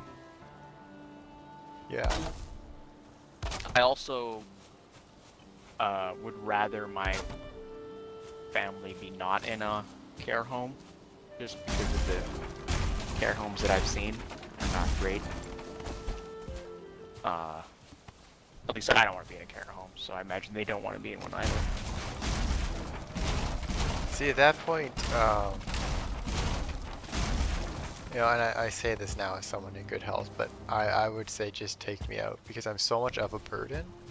I Yeah. would want to watch my family, like my kids or SO, have to deal with that. Now, again, I'd probably, you know, I might change my mind and say, you know, I want to spend as much time being alive as I can. I want to be with them, but what the fuck was that? What was that? I heard that too. Probably some sort of dump truck or something. Garbage truck. That was weird though. That was really weird.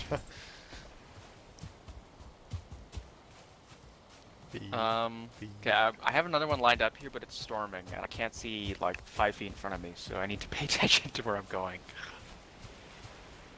The title is "Am I the asshole for telling my wife to stop talking about her mental health issues?" in quotations in public.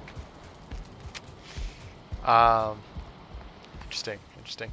Actually, it's funny about hot takes. You know how I said that your dietary restrictions are not a form of your personality, or are not your personality. Traumatic experiences and mental health was also another one on there that is not your personality. No. I completely agree with that.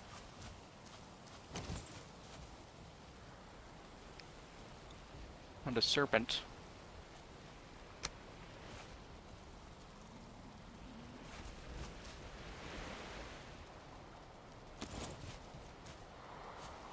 He's found a serpent.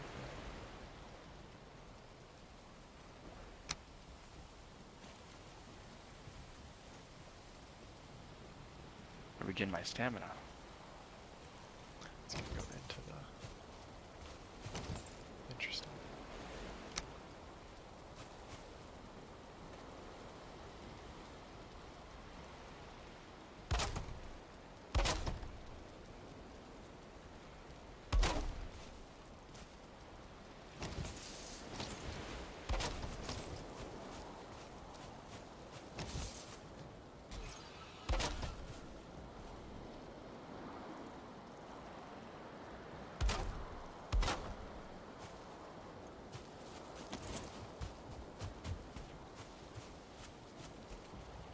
Going right through the dire streets right now.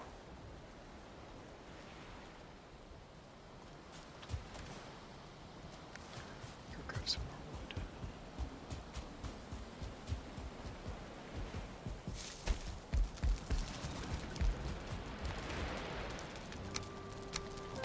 Running low. See, that still looks good.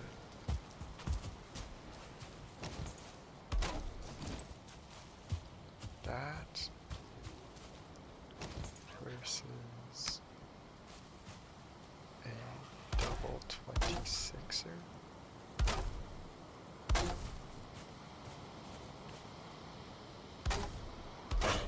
Alright, a new Am I the Asshole?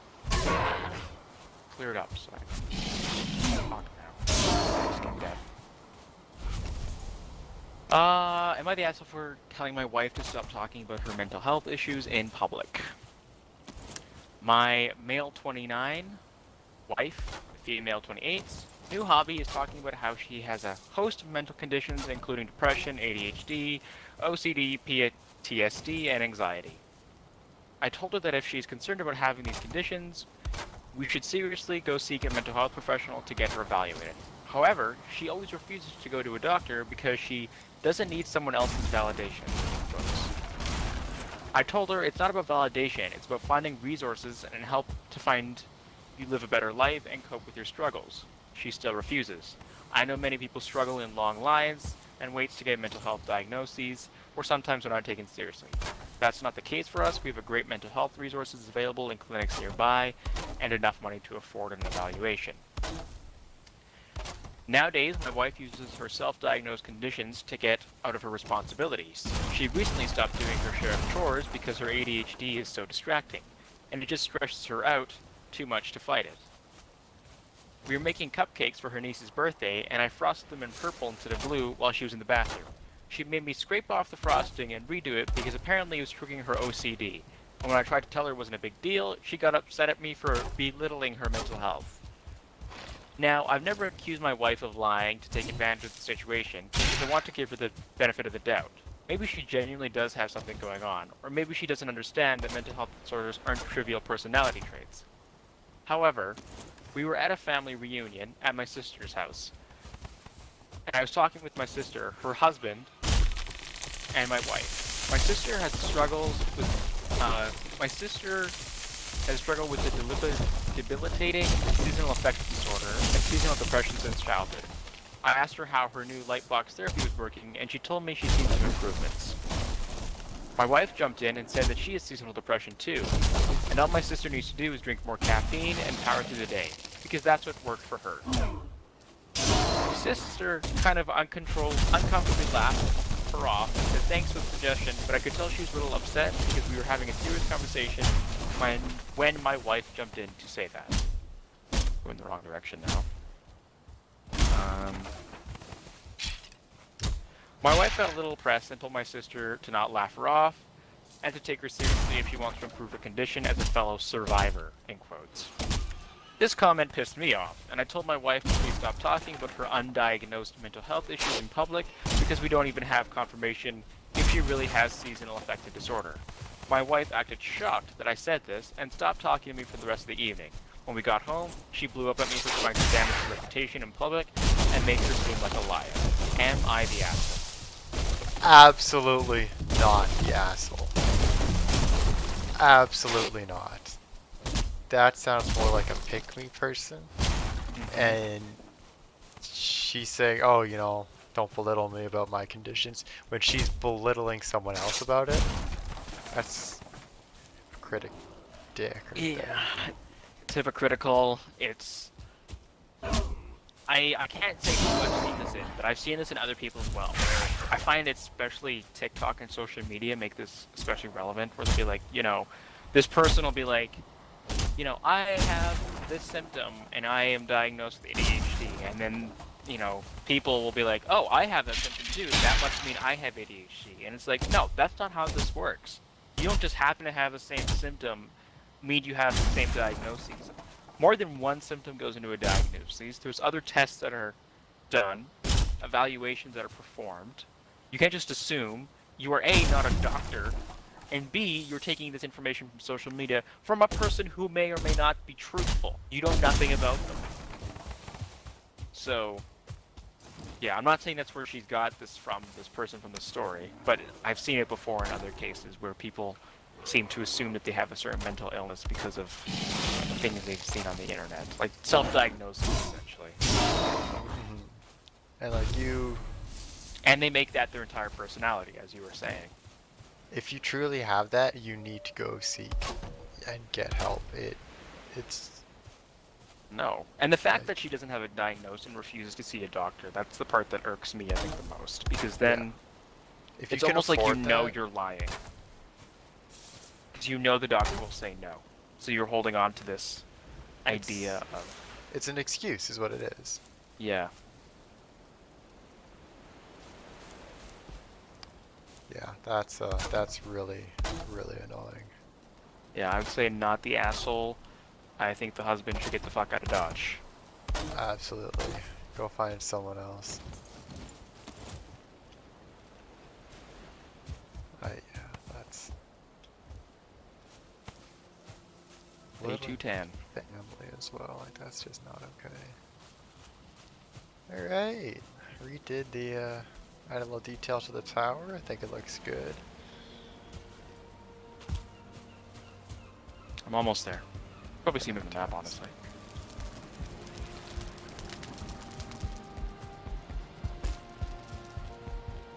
It's going against the wind right now, which is annoying. I already used motor.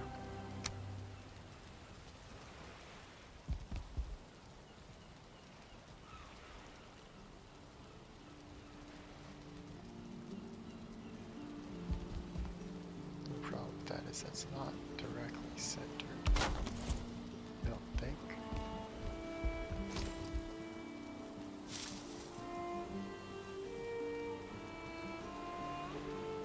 Alright, let's see if I can find another one. Oh no, because one's farther forward. That's why it won't work.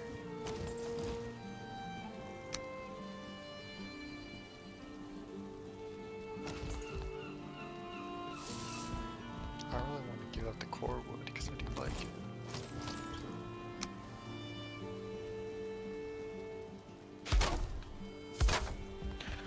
I like this one. I like the title. I go for the titles, they're catchy. Am I the asshole for taking candy from a diabetic? Right at the bat, I'm gonna say absolutely not the asshole. But we'll see, we'll see. My mom was a diabetic, but she only seems to care about her diabetes when it's convenient, and she doesn't seem to be well educated. Her neglecting to follow a diabetic diet has led her being on 2 different insulins, and her pharmacist saying that they're very high dose for a once-a-day shot, and she takes a short-acting one at mealtimes. There's a troll on that island now. She's a monitor on her arm because she claims she can't remember to check her blood sugar. We live together because of her disabilities, making it difficult for her to live alone. My friend got me chocolate for Valentine's Day, and I've been busy with work, so I haven't had a chance to sit and eat it. I wanted to enjoy it, not squeeze it in before I go to bed when I'm exhausted. I was in the kitchen the other day and noticed the bag is open.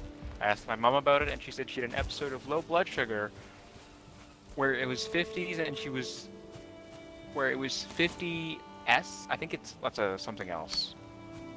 I guess 50s blood sugar, I'm not sure. And that was the only thing she could eat. We have orange juice in the fridge, cans of soda, Rice Krispie treats, fruit snacks, etc. I pointed this out when she said that, and she said it was too early in the morning for her to think clearly, and it was approximately 2 a.m. when she ate it. Today I packed up my chocolate into my lunchbox and took it to work with me so I could be sure I could get at least some of it. My mom texted me upset that she went to get the candy and it wasn't there. I told her it was my candy and she had plenty of options for blood sugar drops. She called me selfish. I don't think I'm being an ass because the candy was a gift and I wanted it. She thinks I'm being unfair by not sharing, especially knowing she has low blood sugar issues. Am I the asshole? Interesting, interesting. Big believer in sharing is caring. No, you don't. Yeah, yeah. But There's a difference between sharing and what just happened there. But yeah, no, I say that. To be able to share with someone else, you need to ask them first when it's their candy, their gift, their product. You can't open it first. And if you're living with them, like if I'm living with my parents, I'm gonna ask them if I can have, like, you know, if I go over like, hey, can I have some of your chips or whatever?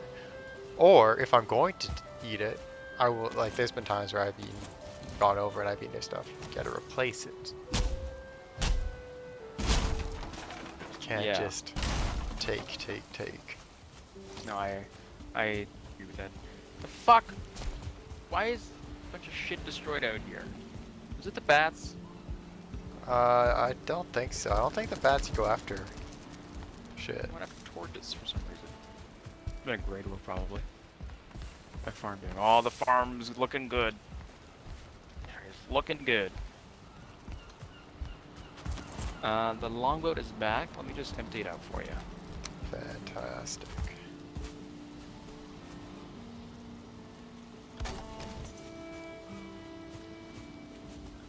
I'll finish my I like design. the details you added to the tower. The kind of cross-diagonal Thank you. section. It actually looks really good. Like, much better than it was before. I was It looking adds at that that and like it's kind of just it's volume plain. detail. Yeah, it was kind of just a stone wall. And, I don't know, something about angles turns me on. I didn't like the thatch roof anymore either. Oh, did you Uh-oh. replace it? Oh, you did the... I did. Right.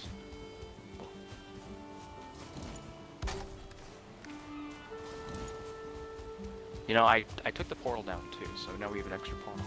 Oh, that's good. I actually, like in hindsight, probably shouldn't have done that, but whatever.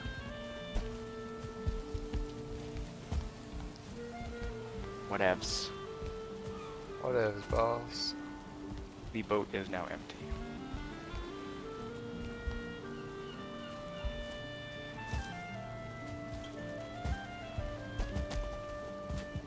Fantastic.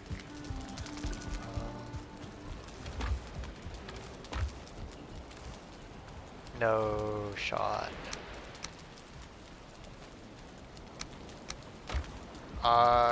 Would I be able to trade you 2 Ymir's flesh for 2 tar? I'll just give you the tar. You don't want any flesh? No, I don't want. I could buy like 1,000 flesh right now if I wanted it. Figured. I just don't like asking for stuff, but I'm 2 tar short and I really don't want to go mine. Yeah, no, I feel that. 2 fucking tar. I don't even know where I could have drained all the pits that I know of. There was a lot of pits up. That's why I kind of feel dumb for destroying the portal, because there was a lot of pits up where I was. But whatever. There we go. Does the blast furnace take coal, I imagine? Yes. It's the exact I don't know same what else it setup would as take. the other. Maybe as- wood? That would make sense, I guess, too. Exact same setup as the other furnace, 10, 20, 2 to 1 ratio there. Trophies, drops, seeds.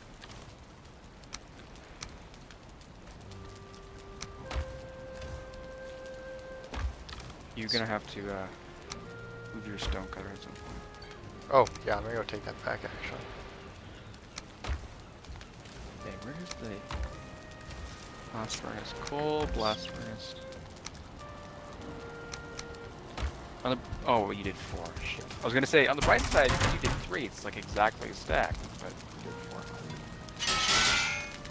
Not exactly a stack.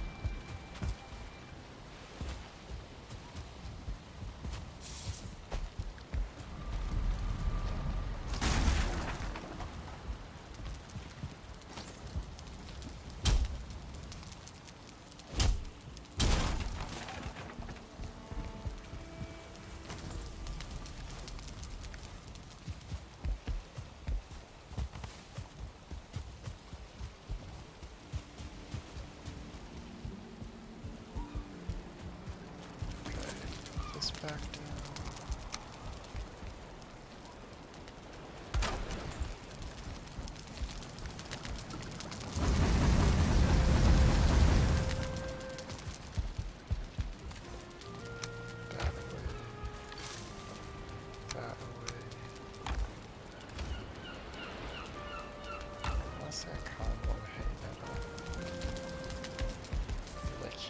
Yeah, we're gonna hang it up.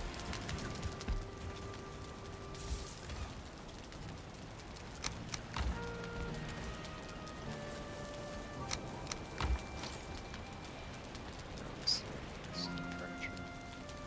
There's 4 or 5 wood. That's fine.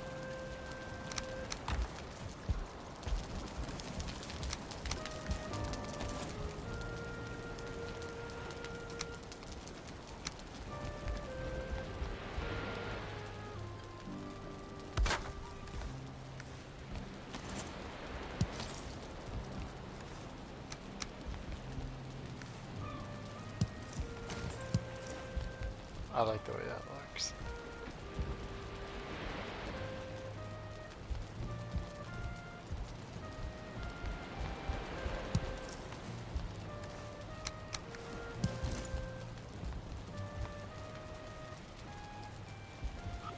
I actually don't like the way that looks though.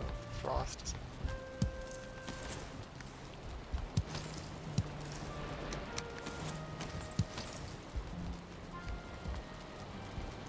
We'll leave it like that for now.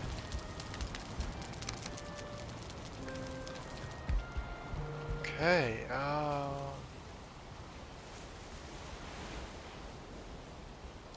let's rip this black metal down there. Holy fuck, that's gonna take forever to sail back if I go from there. Sail up to get that black metal, sail to that black metal.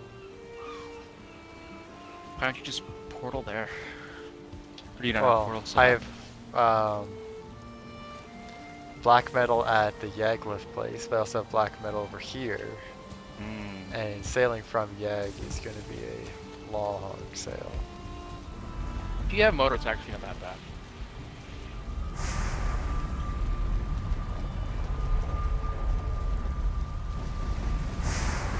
I'm going to see how much black metal I have sitting over it. I already have 100. I really don't know if I need any more. Ooh, that is not great. Oh, bit of lag there. I have so much here. I'm bringing it back. Got the time. Okay, so while that's cooking, I'm gonna go grab my cultivator, do some farming.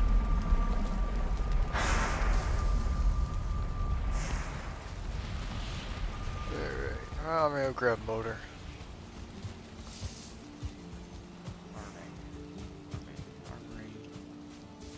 Farming.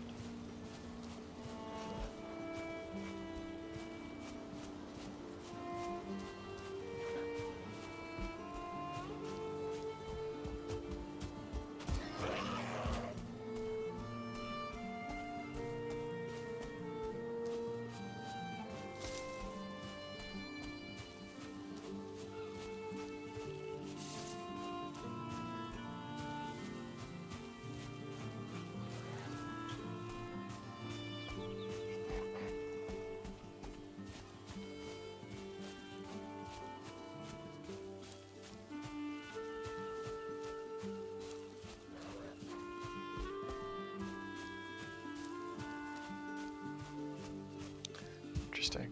I'm out of hot takes on this site, so. Yeah, I could read them, but I'm fine at the moment.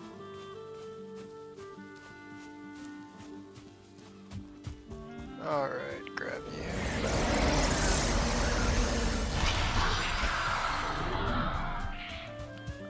Starfish down there.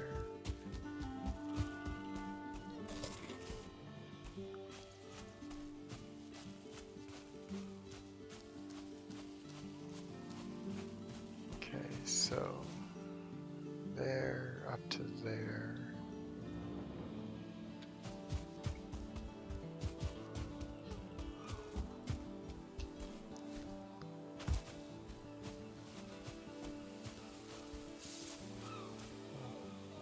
One, 2,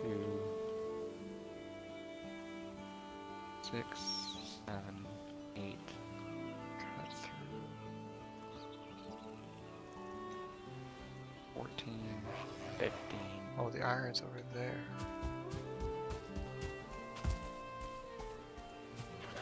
So 6, sail there. It would make more sense to sail back and then... Honestly, it's like the same distance if I sail here, sail back, and then portal there and sail back. We'll see. I'll start with the black metal. I'm gonna have to make a 15 times secondary ores 3 chest. is 45. It's like a calculus problem I'm trying to figure out right now. It's basic addition, isn't it? No, it's... I want to maximize the profits, but... so, each seed plant produces 3 seeds. So I need to figure out... And I have 45 spaces. I need to figure out how to fill 45 spaces with the 3 seed plants. Or the 3 seed from a plant. And also grow just vegetables.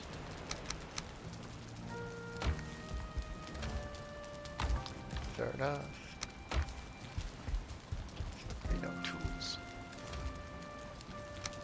Okay, I've got motor. That's all I need. Let's go take this boat. Oh, right, I took a hit on my skills.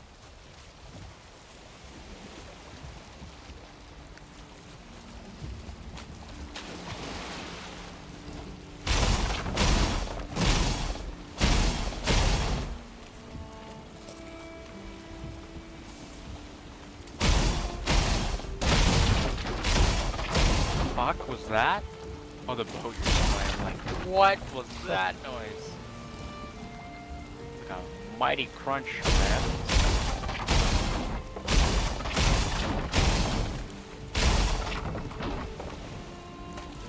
For some reason, I thought Frostner had a jumping attack. Or like he did an overhead jump. Maybe. No. Oh, what video Where's game? this little window? Iron nails, wood.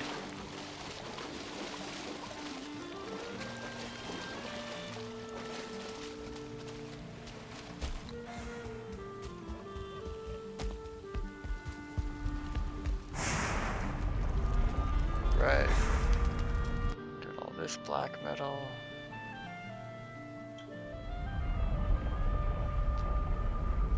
Oh, you're just sitting on the furnace there. You expect not to be shot, you stupid bird? A fool.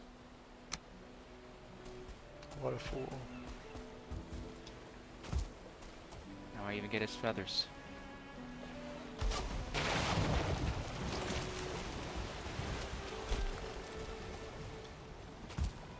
Metal away.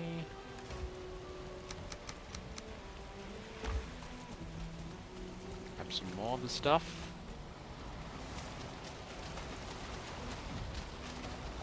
Come on. Up we get there. Making me waste a lot of stamina here, boy. Boy.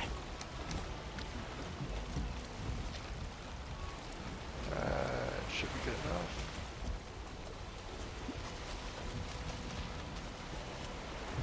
I think after I've been filling this up, I'm gonna go take a look at the plan space and see what I got to work with. Okay. Well, now that I'm sailing, I'll have a opportunity here to do a bunch of reading, Call. storytelling.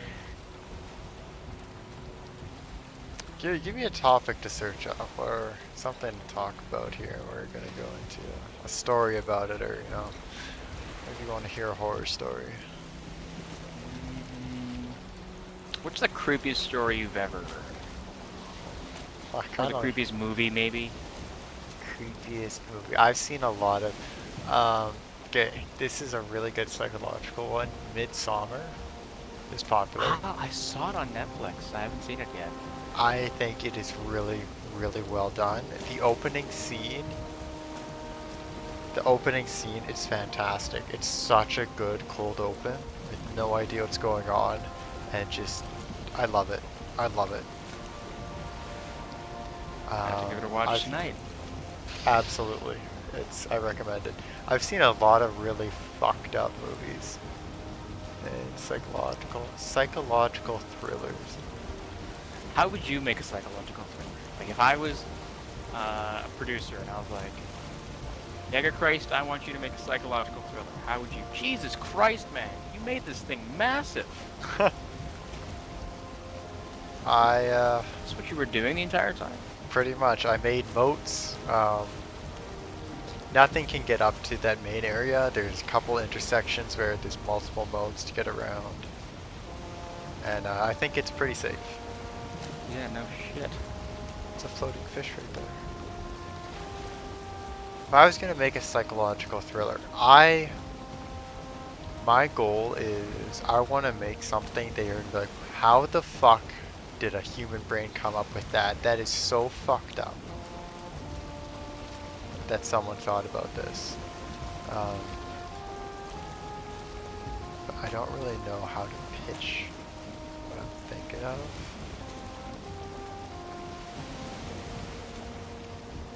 But I like the creepy aspect, but it's a lot of the...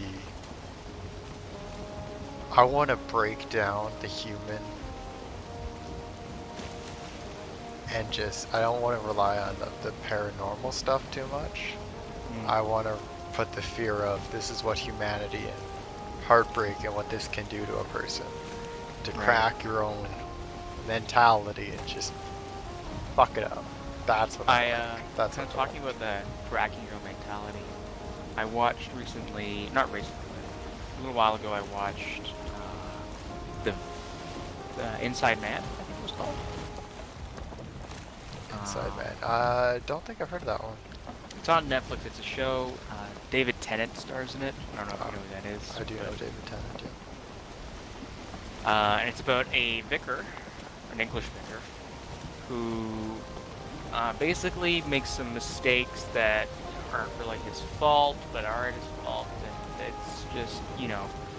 But at the same time, there's a gentleman in the U.S. who's kind of investigating, and he's in jail for murdering his wife. And kind of one of the ending lines of the show is he goes, you know, one bad day turns us all into killers. And I was like, shit. And that's kind of the entire point of the show is that, you know, this vicar had like one bad day, you know, he turns into a killer. Or doesn't, depending on, you know. Interesting. Not spoil anything. But it kind of explores the human psychological experience and how you become a killer, I guess. It was interesting. I'd recommend it. I like those types of cold lines. Yeah, it's a little slow, but kind of as the picks up at the end, it's like, Jesus Christ, what the fuck am I watching right now? You know, like, is he about to do this? Is this what's happening?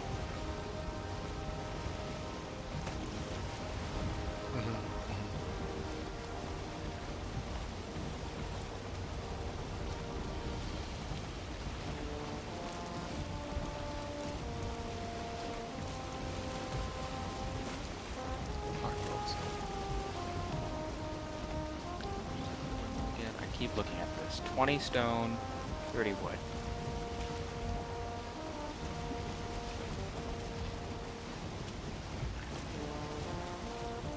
I can't think of that line. There's a really, really cold line that I used to love. I don't remember if it was a video game or a movie. Something along the lines of, if you have a god, you should get on your knees and pray to him. Jeez. I don't remember what the actual line was. Artisan's table. God damn it. I was like, why can't I craft this here? Ah, windmill? Yeah.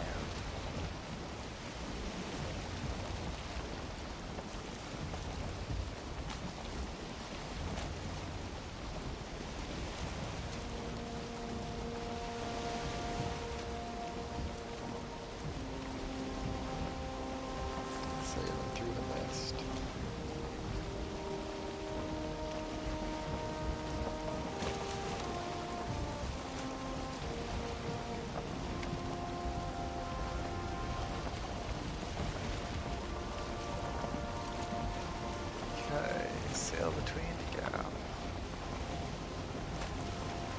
I wish you could scroll scroll up by one more tick when sailing, because the longboat sail is so big that there's not much room to see in front of you. Yeah. That one extra tick would really make a difference.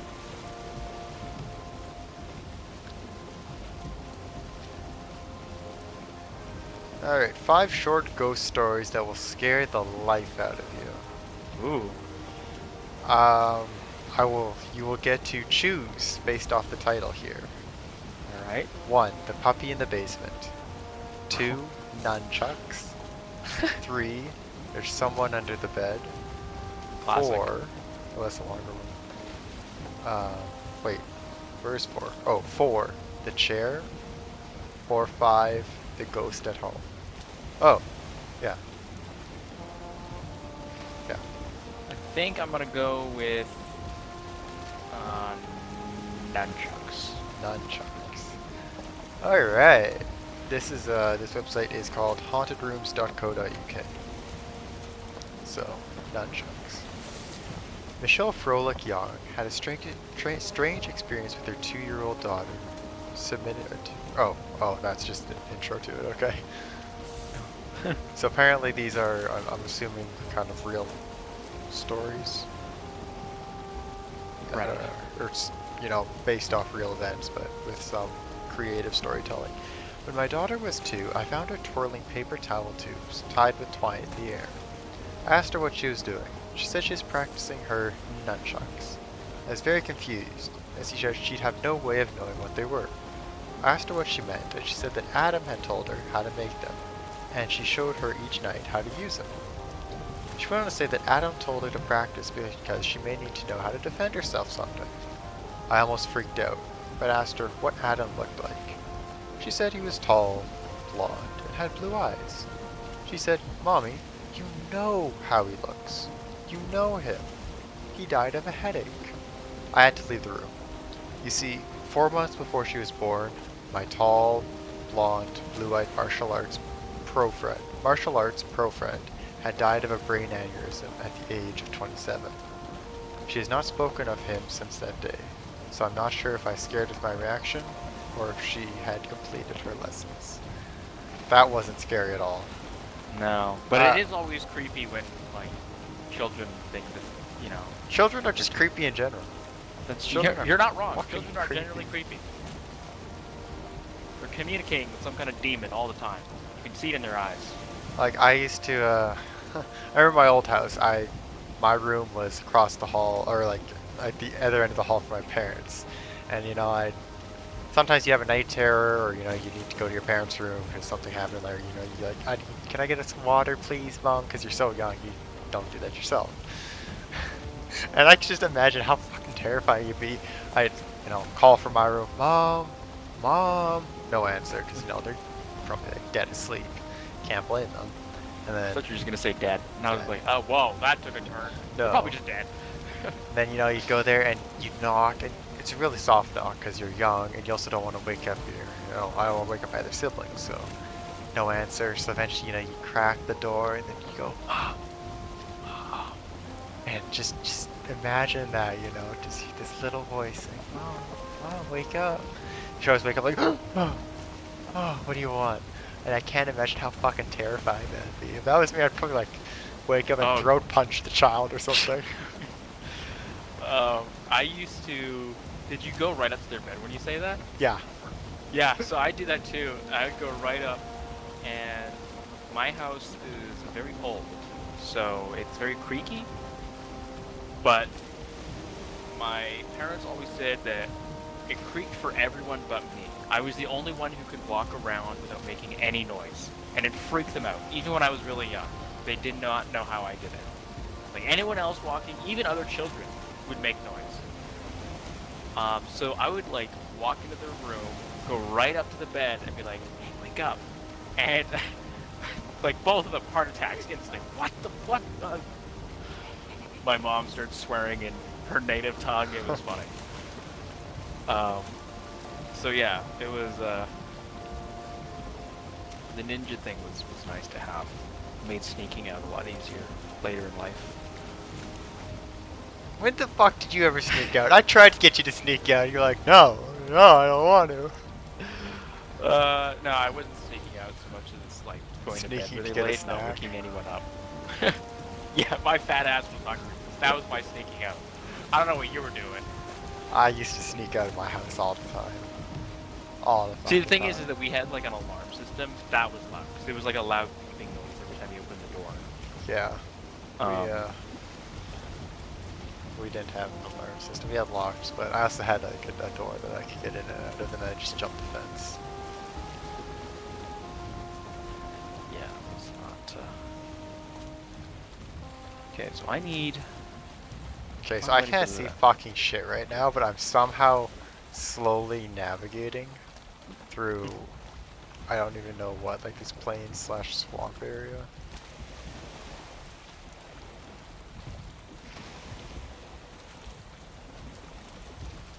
I can see land. Oh shit. Okay, so it lines up kind of like the tip is just above. Okay, okay.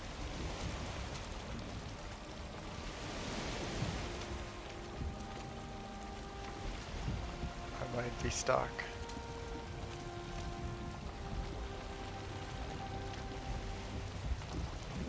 This is absolutely fucking stupid. Can it not clear up a bit? It's been foggy from all the way back here.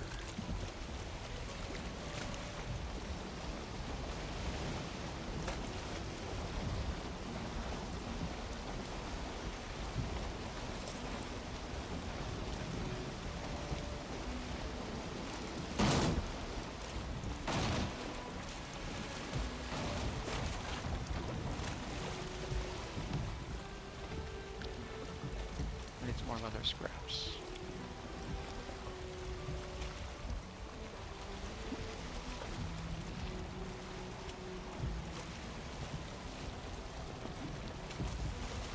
Doing a bit of work in my house while I'm waiting for my stuff to smelt.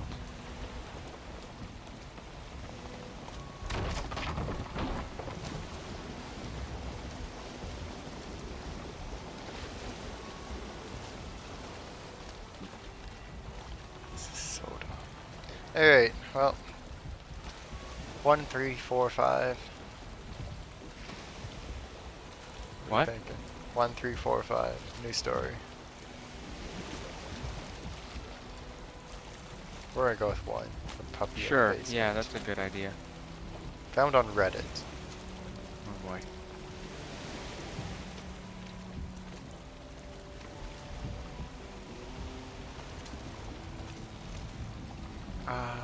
I need this fog to clear first, actually, because I can't see shit. Yeah, no, definitely don't. Why can't I? Did I not just grab wood? Oh, there's no crafting menu here. What the fuck?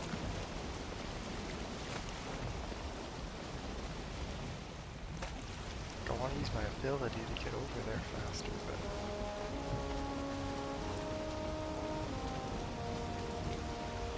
I'm crashing into rocks or something. That's a waste of my ability.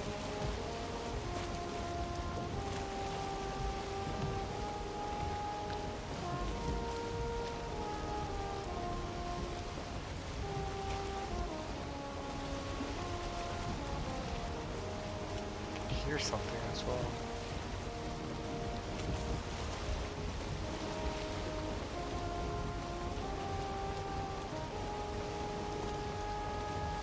You think this would be open ocean with it like that? It's that right there. Big old fucking rock, isn't it?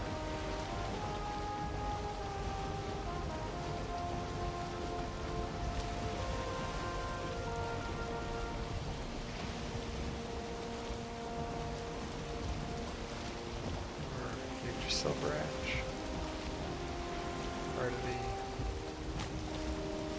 Part of the background, maybe.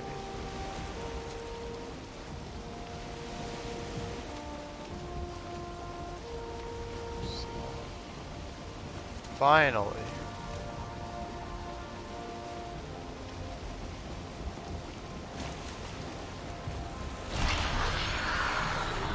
He said it. Even in death, Motor lives.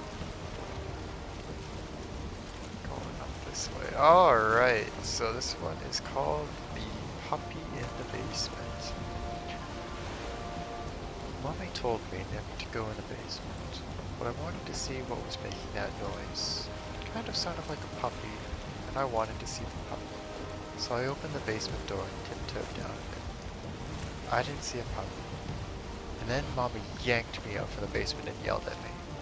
Mommy had never yelled at me before, and it made me sad, and I cried. Then Mommy told me never to go in the basement again, and she gave me a cookie.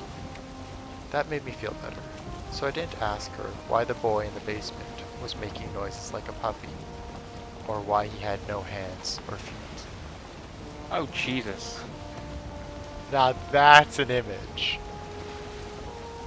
Christ almighty. Yeah, that is quite the... Oh, it's a sea serpent. I'll outrun it. Full sails, wind at my back. You can't catch me. Wow. Yeah, that's fucked. Now, imagine this. He's got no hands, no feet. He's laying on his chest. He looks up at you, and you notice his eyes have been gouged out, and his mouth is sunken in. Ugh. Crawls at you like a spider. Enough. Enough. You don't have to keep going. Oh, it's a good one. It's the images that you can create there. Number 3. There's somebody under the bed.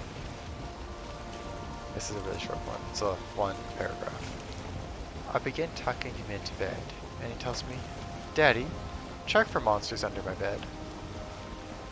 I look underneath for his amusement, and see him, another him, under the bed, staring back at me, quivering and whispering, "Daddy, there's somebody on my bed." That's why, a good one. That's why I fucking hate kids. That's why they're little demons that bring more demons. The little demons that bring more demons. Yeah, that's a good one as well. It's a short one. Number 4, the chair. Read it again. When my sister Betsy and I were kids, our family lived for a while in a charming old farmhouse. We loved exploring its dusty corners and climbing the apple tree in the backyard. But our favorite thing was the ghost. We called her Mother, because she seemed so kind and nurturing. Some mornings, Creepy. Betsy and I would wake up, and on each of our nightstands we'd find a cup that hadn't been there the night before. Mother had left them there, worried that we'd get thirsty during the night. She just wanted to take care of us. Among the home's original furnishings was an antique wooden chair, which we kept against the back wall of the living room. Whenever we were preoccupied watching TV or playing a game, Mother would inch that chair forward across the room towards us.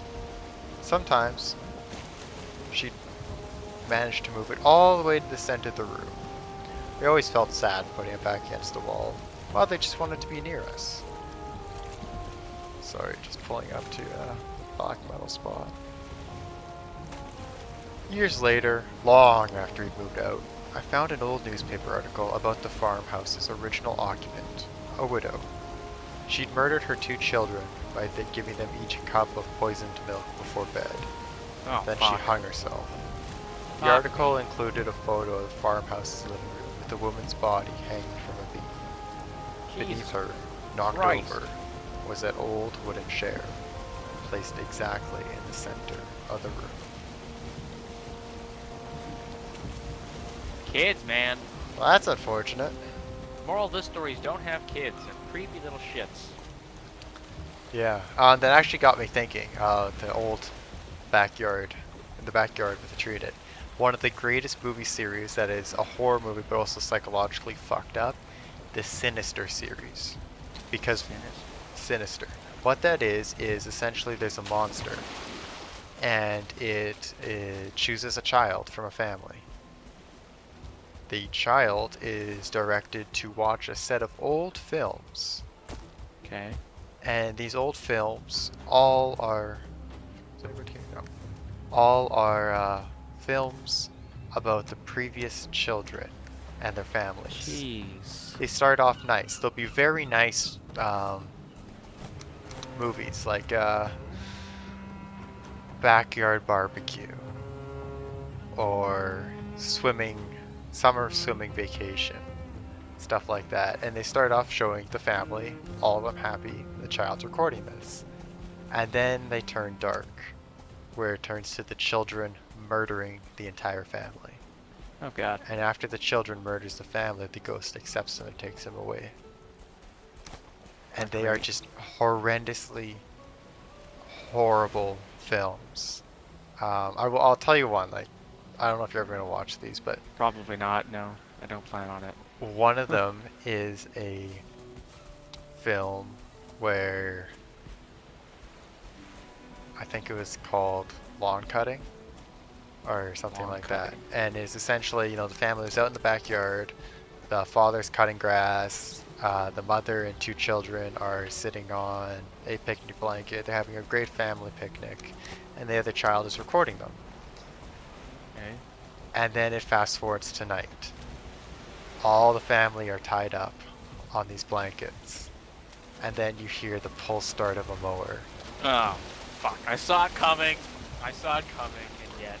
The camera pans over them, and the lawnmower, as the lawnmower is riding over the entire family. Yeah. There was another one. This one's not as dark. They were, again, at a pool. Family's sitting there swimming, enjoying, having a good time. The older brother's just chatting on his phone, yada yada yada. And then it turns dark. The family's all tied to lawn chairs by the pool. And one by one, they're pulled to the bottom of the pool to drown while the camera records. Oh, just creepy, psychological shit. There's another one, dental experiment, and I'm not going to keep going. No, we're not going with dental experiment one. Because they are fucked up, but I also don't want to spoil too much for anyone that plans on watching these. And this was off, I think the first Sinister was those. Jesus Christ. And it absolutely amazing movies. Just amazing. They're so fucked up. And they swing your emotions back from you're safe, you're not. The daytime's good, the nighttime's bad, then suddenly the daytime is bad as well. You get The lulled daytime into is also bad. It gets also bad. you get that two scenes. There's the good and the bad, and you feel safe in the good and you're scared of the bad. And then suddenly nothing is safe. And you don't know when the jump scares are coming, what's about to happen. It's like a It's very really jump good. scare, psychological based. Yeah, they're not big, there are jump scares, but they're not big on the, it's just a bunch of jump scares and loud noises. It's a mixture, but it's not to the point where you want to turn away. It's the point of, oh my god, what's about to happen? What's about to happen? Oh, fuck, that's not okay. That's not good. Yeah, it's fantastic. I really enjoyed watching those. Number 5, The Ghost at Home. This is another short one. Last night a friend rushed me out of the house to catch the opening act at a local bar's music night. After a few drinks, I realized my phone wasn't in my pocket. Checked the table we were sitting at, the bar, the bathrooms. After no luck, I used my friend's phone to call mine. After 2 rings, someone answered, and gave it a low, raspy giggle, then hung up. They never answered again. I eventually gave it up as a lost cause and headed home. I found my phone laying there on my nightstand, right where I left it. Ooh, that's a good one. I like that one. I like horror stories like that.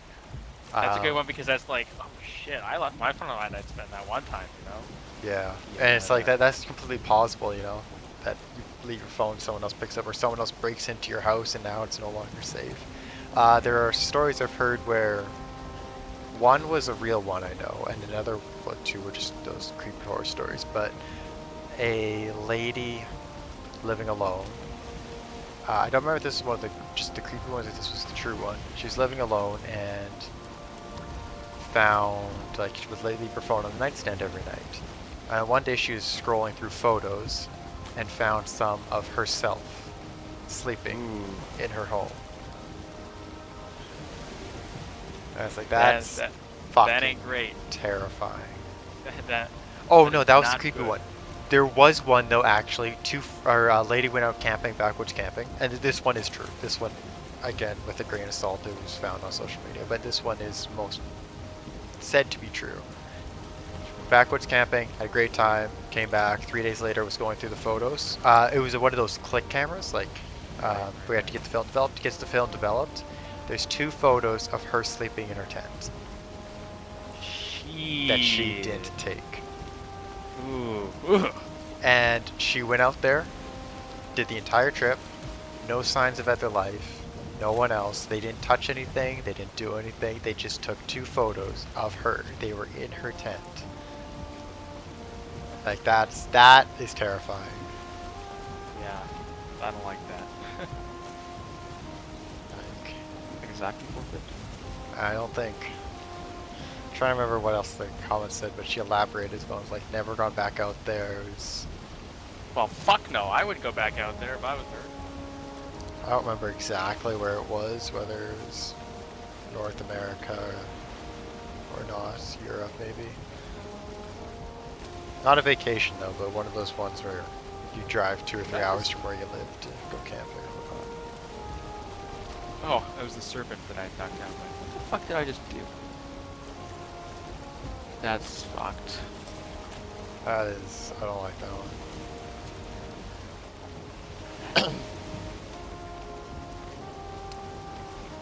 There's a collection of one-liners here, or I guess even short ones. I woke up to hear knocking on the glass. At first, I thought it was the window, until I heard it again, coming from the mirror. That's a good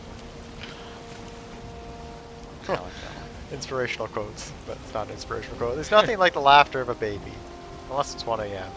and you're home alone. That's a funny one. Ah, this is one actually. Mommy, the man at the top of the stairs says you should leave. See, kids, fucking kids, because they say shit like that, Kids. and they'll just, for no reason, and then they'll laugh. Like, can't watch me do a backflip. Like, what fucking man? Excuse me? And especially when they can't figure out what's a dream and what's not. Yeah. I've heard stories about a kid, like kids saying really creepy shit about people in their room or stuff like that, and it was actually a dream, but they can't distinguish it, or they forget to say that. Jesus. Kids are the worst. Fucking Kids are Christ. the worst.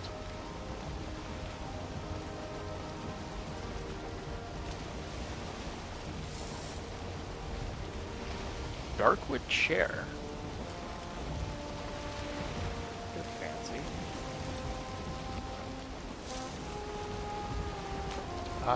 Deer hide. I hate the way the chair looks. Like the normal chair, because it's so far reclined. It looks weird. Like, it doesn't look comfortable.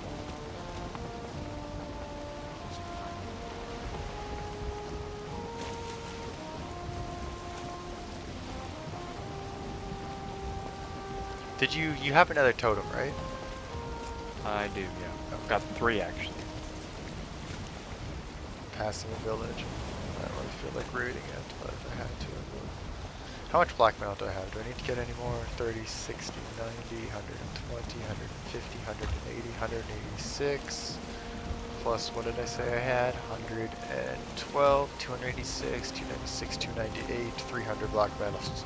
That's way more than I'm ever going to need.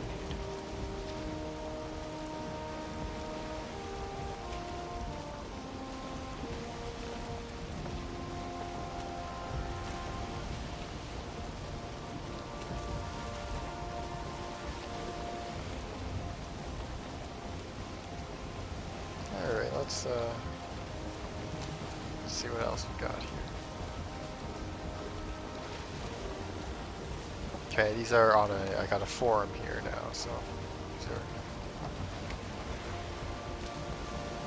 shorter ones with award winners first.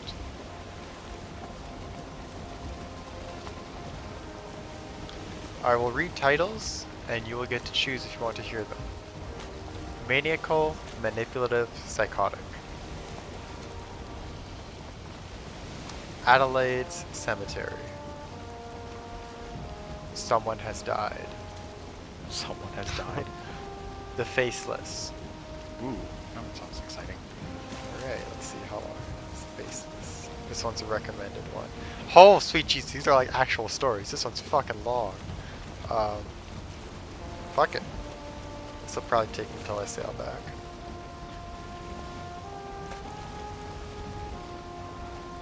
Just get a good heading. The stained and rusted steel doors groaned in the wind like the mob's sleeping dragon. Adam took it in while he waited for the team's truck. The old igloo ammo bunker built during World War II was now a personal storage warehouse, sold off like the others in the area when the government no longer needed the infrastructure. Located in the middle of nowhere, Hamilton Township, Illinois, the place felt like a forgotten ruin. A simple chain-link fence with a small access hut next to the gate separated the gravel lot outside and the large steel doors from the surrounding farmland. An early autumn breeze disturbed the cornfield surrounding the bunker as dark gray clouds of a ponderous cold front rolled slowly closer. Adam's musings was interrupted by a sharp whistle as the team lead walked away from the lawyer with a set of keys. Rick, a brick of a man, was the oldest member of the group. He headed for the door, giving the other three a quick set of directions. Adam was enjoying the summer job so far. It was good pay for decent work, and the crew he was with were decent fellas. Thanks to them and the job, he had been able to save up enough for his last 2 semesters at trade school. In fact, after this job, he'd be able to pay off several loans with plenty to spare. Adam exchanged a few jokes with the other 2 crew members, Lawrence and Mike, while grabbing equipment and tools from the truck. They caught up to Rick as he opened the main doors. "So," belted Rick, "we have 2 weeks to complete the job, with a 25% bonus on the line." He waved his hand toward the suited figure. "Mr. Janinski, Mr. Janinski will accompany us inside to make sure we have full access." The lawyer representing the new owner of the warehouse gave a curt nod and a smile. Then the group moved into the bunker. Just make sure I'm still on track. I am. The immediate inside was smaller than the original blueprints depicted. A newer cement wall erected in the rear cut the original area in half. A simple lift elevator in the far left corner floor was another addition, and the only other feature besides a simple wooden desk, chair, and metal filing cabinet to the right entrance. Rick flipped an old lever switch, and the electrical components and light fixtures hummed to life. Holy fuck, I take this back. This is really, really long.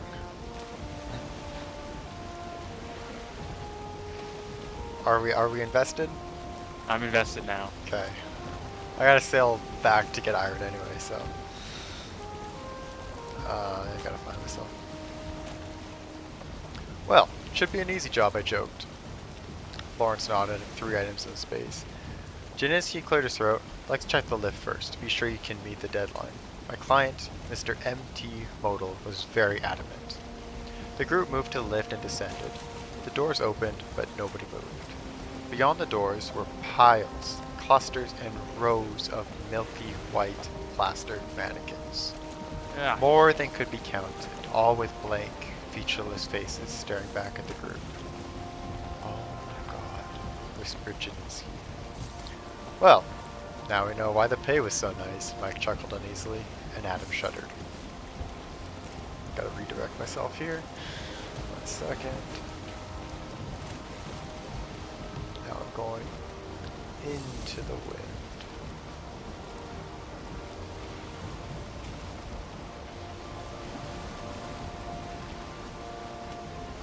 They got a late start the next morning. All of them had had a rough night, but Lawrence never showed up. Not at breakfast or at the truck at the agreed time. They tried checking his room, but nobody answered, and they couldn't find any staff to assist. Rick, exasperated, finally decided to get going and would come back to the lunch break to check on him. Half an hour later, they were pulling up to the bunker. The trio went inside and opened the cage again. Mike was talking with Rick about Lawrence and the timelines as Adam started loading figures into a bin. He gave one in a stack a solid tug and jumped back at the mound of dummies flowed toward him, crashing into the ground. "You gotta be kidding me," cried Mike. Adam turned, ready to apologize, and stopped when he saw Mike wasn't addressing him.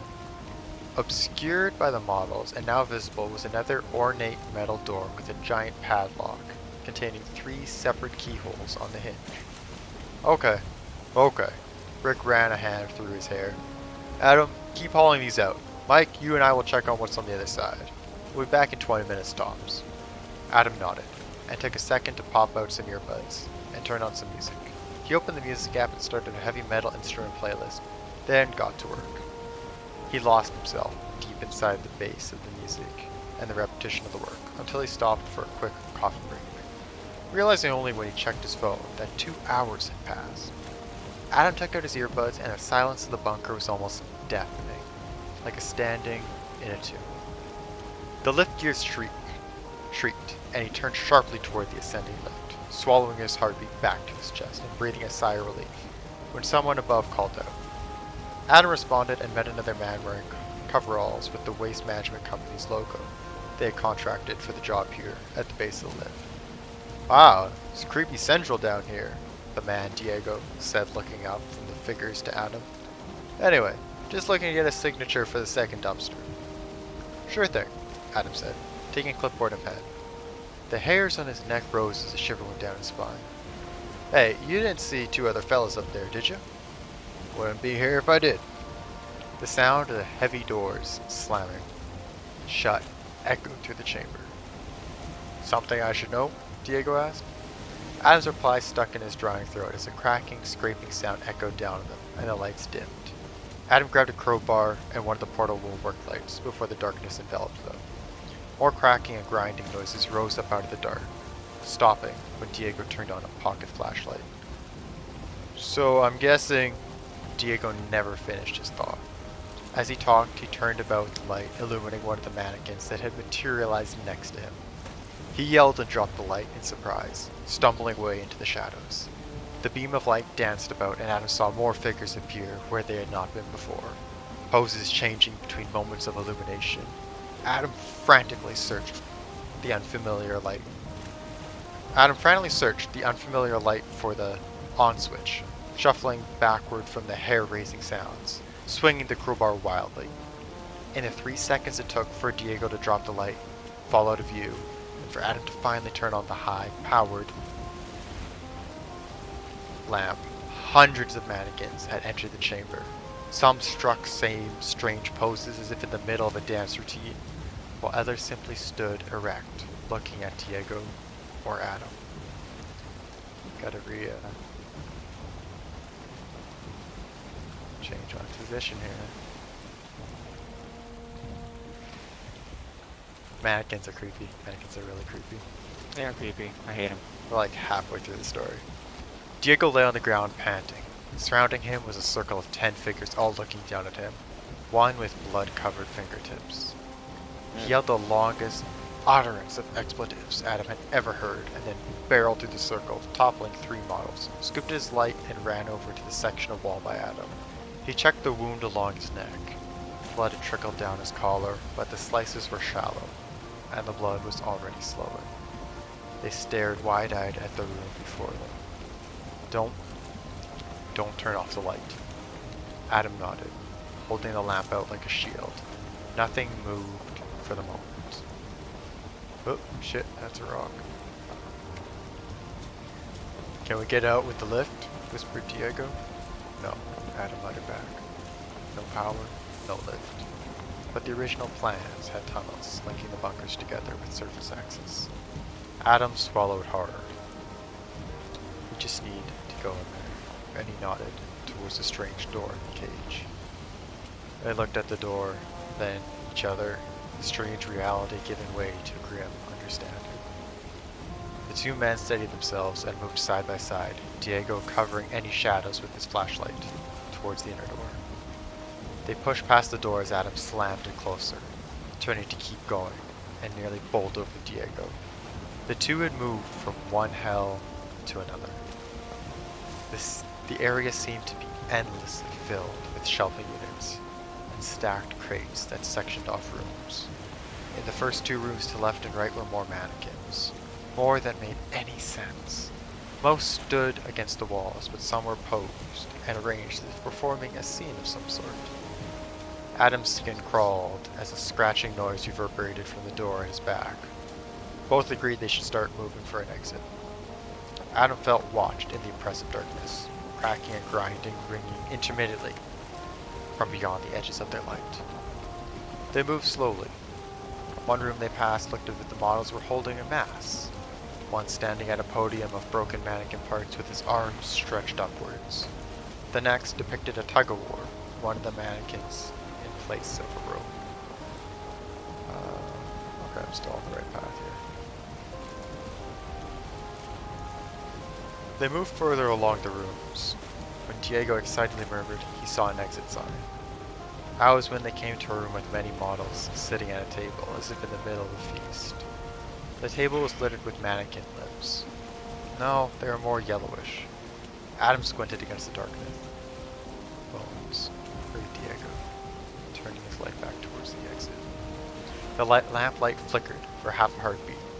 When it steadied, cold fear gripped Adam like never before in his life. He could barely think. A wall of mannequins had moved within feet of them from the way they had came, standing in rows as far as Diego's light could reach. The ones from the dining room had crammed into the room entrance, striking poses of mock interest, many holding clawed hands to their smooth chins, or where their mouth should have been. One held a femur inches from Adam, parallel to his, as if measuring him. The duo moved a little quicker along the path, desperation etching in Diego's brow. Adam prayed relentlessly, hoping they weren't walking into a trap. Okay, I gotta park this boat and unload black metal. We'll continue that shortly. Jesus Christ. Reminds me of scenes, I don't know if you ever watched Silent Hill, but the nurse scene, which if anyone listening to this, you should Google that and watch the nurse scene. I really do like Silent Hill. I think it's a great movie. The second one really sucks. Like the first one's fantastic. The others aren't that good. But it's a very, very good movie. I think there's a game too out of it. Never played it. There is, yeah. Might be. Maybe I'll play that in the future. I've got a couple horror games I still got lined up. This kind of reminds me of some like backrooms type shit, which that's something I like. I like the idea of the backrooms and like endless horror. For those that don't know what the backrooms is, essentially it's another universe that you seriously I can't get this fucking longbow through. That you cannot escape once you the longbow needs. We need to bring the thing down just a bit more. Alright, fuck it. I'll just do it this way. So once you get into the back rooms, and you can get in there by complete accident, going down the wrong slide, falling funny, it's just any way to get in there. But once you're in there, you can never get out. You can die, and you'll just essentially respawn. You get tortured, go insane, all that type of shit. It's weird stuff. Different levels, but I think it's pretty cool. Oh wait, I guess I'm bringing this to my house for now. Oh, well, my cart got destroyed. Like, put it in my cart for now.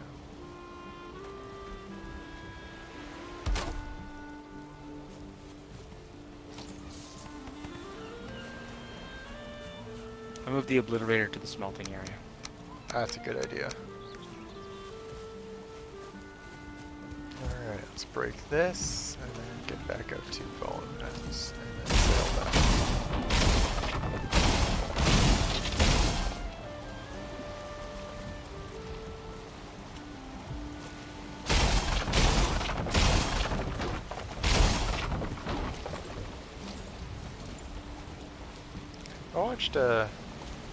I think it was Legend of Slenderman, or some sort of Slenderman movie.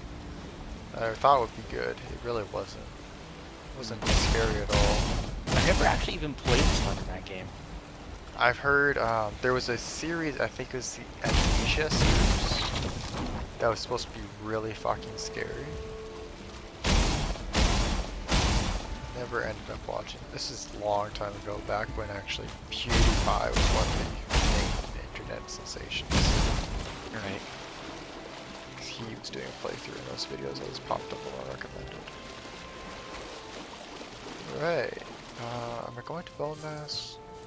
Where is the iron that No. Yeah, I am going to Bone Nest. I need I will continue this story the resin. moment I get back into a boat. My forge is Actually, I'll missing, continue right now. possibly. Rooms passed, depicted scenes growing in obscenity. When the owl turned sharply, behind the corner, a dark red jacket emerged from the shadows. He recognized the sleeve. It was Rick's jacket. Rick! Cried Adam. Quiet, hissed Diego. Adam ignored him and quickened his pace to the turn, then froze. Diego swore under his breath and pulled Adam along. The jacket was Rick's. It was about all... The jacket was Rick's. It was about all of Rick that was there too. The jacket wrapped around a bloodied, skinless torso. Ooh. No arms, no head. Strings of dark meat and entrails hanging out where the waist should have been. Pinned to the wall with a mannequin arm. Adam resisted Diego's pull long enough to grab a set of keys. The aisle turned toward the exit again. It was close enough for each red fluorescent letter to stand out. The lamp flickered and dimmed. Diego broke into a hard sprint, Adam pounding hard behind him. The sound of unnatural entities moving with them. It increased with every step. They were so close. So close. Adam shook the lamp, as if his willpower alone could keep it charged. The far wall at last materialized on the edge of the light just as the lamp dimmed once more, and something grabbed Adam's ankle. He stumbled, sprawling against a shelving unit with wooden crates. Diego exhaled as if hit by something heavy. The corridor erupted into chaos as Diego's light created a strobe effect, spinning on the ground. He screamed, and Adam began sobbing as he crawled. He felt the back of his collar lifting him up, and swung the crowbar he forgot he had out of reflex. The crowbar connected with something, and he was free, only to be grabbed by the arm and tossed headlong towards the exit wall. He hit the ground headfirst, starts swimming in his eyes. And I need to go run to get iron. That shall be continued again. Oh my god. Uh, Fuck me. This is well written. this is good. I like that. Underground military bunker. There is no light. Filled with tons of faceless mannequins. Something that shouldn't exist. No. Something that shouldn't be animate, but yet there they are. Oh my god. What fucking movie was that? It was Silent Hill. Silent Hill as well. It had mannequins like this. And there was this really large spidery creature in there that was turning things into mannequins, amputating bodies, parts onto each other, grafting. Oh man. I completely forgot about that. Fuck me. That was good. That was good. Yeah, watch Silent Hill if you ever get the chance. I might.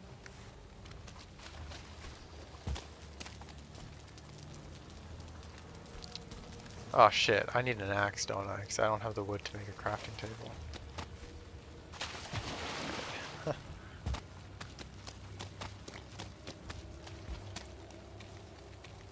Back we go. And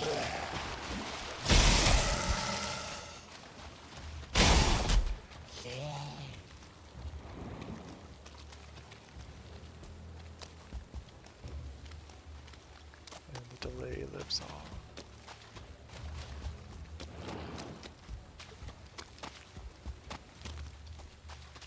Okay. I guess I could steal the crafting table here. No, make a new one. If this portal ever breaks, you want the crafting table to be right there.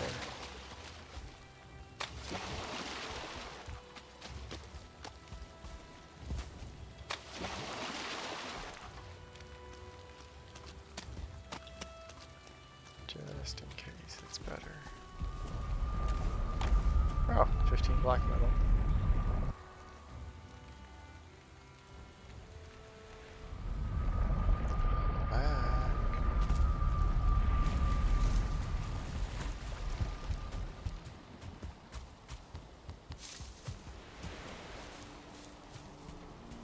You know what, I'm gonna take this.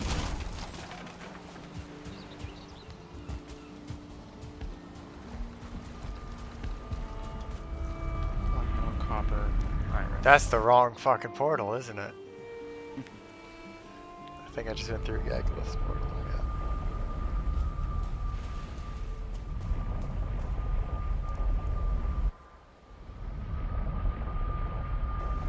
And fine. This is bonus.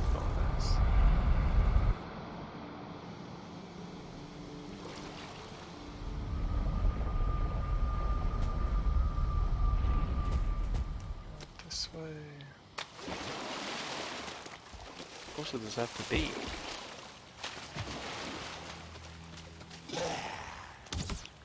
Yeah, you asked for it.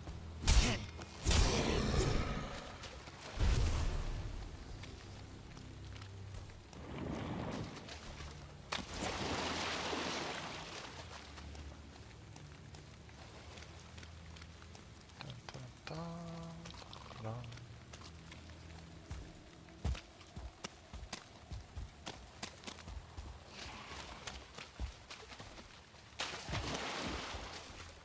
Somewhere out here. Please tell me I took out these spawners. I did. Fantastic.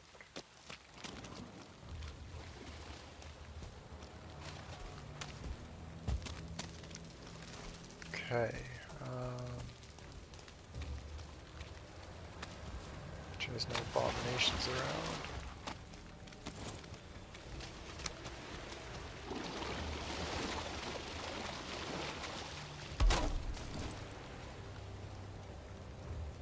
Looks somewhat safe. Put a longbow down.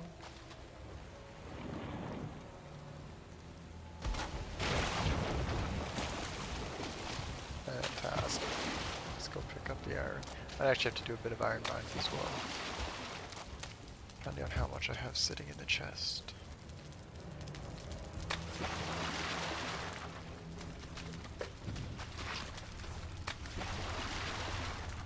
$60 iron, or 38 iron only.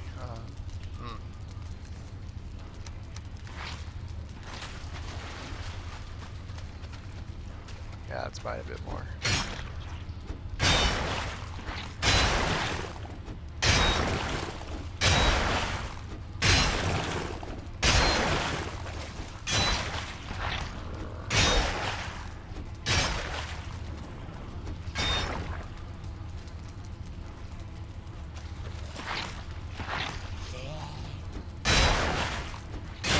Get lucky with this iron or something.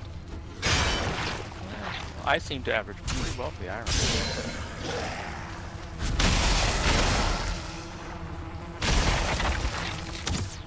Oh, I get poisoned right now.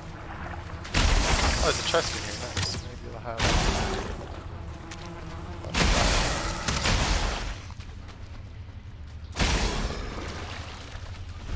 19, not bad.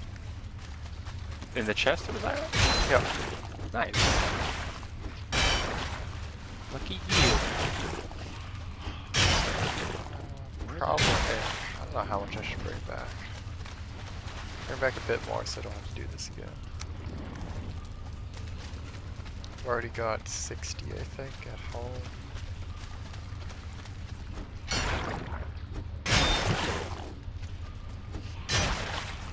Do a bit of reading. So join them back. Adam just fallen to the ground. Stars swimming in his eyes. Sickening pops and snaps fill his ears, followed by Diego shrieking in pain and fear. Adam felt more.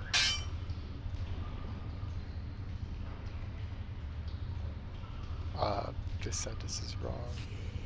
Adam felt more than heard or saw something moving closer, and he drove the crowbar at it, hitting something and receiving a breathtaking slam into his chest over his heart. He went flying again. Adam rolled over in pain. He saw the flashlight inches from his head, grabbed at it, and illuminated the hallway, holding the tool like a firearm. He was in the corner near the exit. A model was crouched like a tiger about to pounce in front of him. A hole pierced his chest. Another reached out for his throat, talon-like digits just inches away. The wall of mannequins was back, just in front of them. A white figure lay flat on the ground, its head shattered to the neck. A model knelt next to the fallen one, its hand over its face as if mourning. A second mannequin kneeled, holding the fallen's hand, looking at Adam's direction. Adam looked over at Diego. He laid on the ground, looking up into the darkness, one arm resting at an odd angle. A figure squatted, its hand buried into Diego's abdomen, pinning him. The mannequin held one of his legs, torn away at the hip, over its head like a trophy. Diego gasped as a pool of blood spread under him. Adam sobbed as he watched the man's breath slow and then stop. He looked at each frozen figurine, menace thickening the air, finally willing himself to move. Adam grabbed the crowbar first, then the keys, and slowly slid up the wall. Gotta charge my phone, it's about to die. And we'll be back shortly.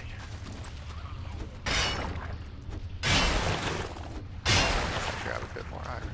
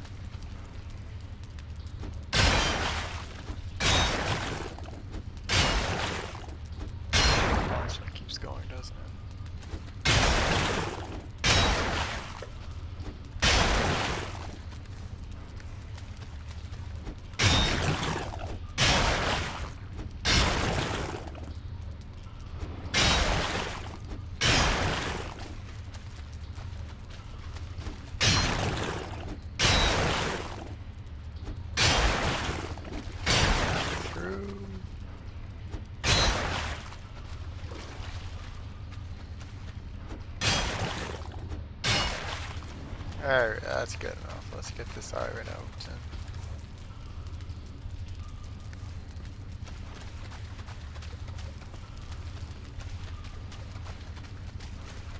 Oh, and to the boat.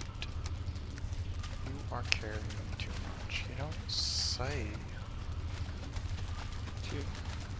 45-degree angle.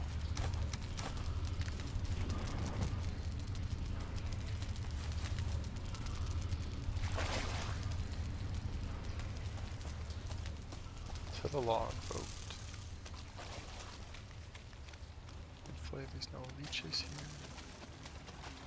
Oh, that's a leech.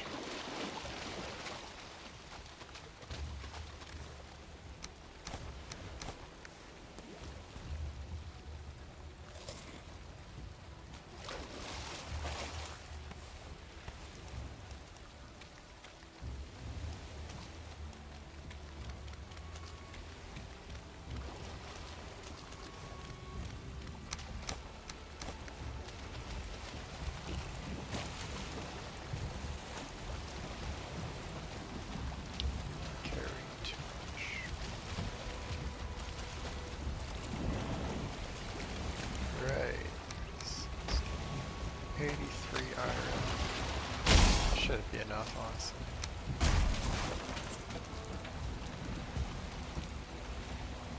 Let's depart. That way.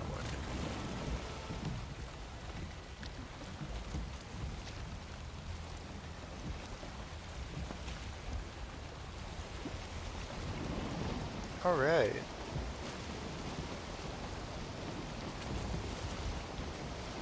A sharp pain in his chest almost doubled him over. He pulled out the ruined remains of his phone from his chest pocket, probably the only reason he was alive, and tossed it to the ground. Every breath was a Herculean task now, but the need to keep the light level drove him like a gazelle fleeing from a lion. He fumbled the keys into the lock, finally finding the right one on the 5th attempt. The door slid open and Adam steeled himself for the next part. Fast as he could, he shouldered the door open, illuminating the room beyond while moving into it, seeing nothing like ghostly white humanoid, and turned, bringing the light around to the door once more. Along with an overhead swing at the crowbar, a blood-splattered figure, frozen mid-step in the doorway, was decimated. Adam then kicked the door closed, severing its arm, and locked it. He forgot how long he sat in there, that cramped room, crying and hugging his knees to his chest. All he remembered was finally emerging from the darkness into the cold autumn air and sprinting to the van. That and a ceaseless, wretched scraping and grinding. Adam drove in silence the whole time, going as fast as he dared to go in the diminished evening sunlight and rain. He couldn't help but check the rear and side mirrors constantly. The feeling of being followed and watched hung all around him in the damp air. He wasn't familiar with the township, and without his phone had no idea where to go. He just picked a direction and floored it. The only important thing was putting distance between him and that hellhole. After 20 minutes of driving down the same road, a sign directed him towards a gas station. 10 minutes later, the glow of a gas station light illumined out of the twilight, like an oasis in the desert. Adam parked the van and grabbed the crowbar. He just couldn't let go of it for some reason. The gentle chime of the doorbell rang out as he slammed the door open and ran to the counter. Nobody was there. "Hello?" he called out. Adam looked about for the clerk or a phone in the dimly lit store and caught sight of himself in a mirror on the far wall by a soft pink drink dispenser. He stared at the grime and blood covered figure looking back at him, reaching up to prod a gash on his brow he hadn't noticed. Jeez. The door slammed shut and he jumped at the sound. Jesus Christ almighty, I'm going right into a forest. Oh, turn left, turn left, turn left. Forest sneak up on you. Damn, I got there fast. I guess, yeah, back to the wind. That'll do it with the storm. I'm invested in the story now as well.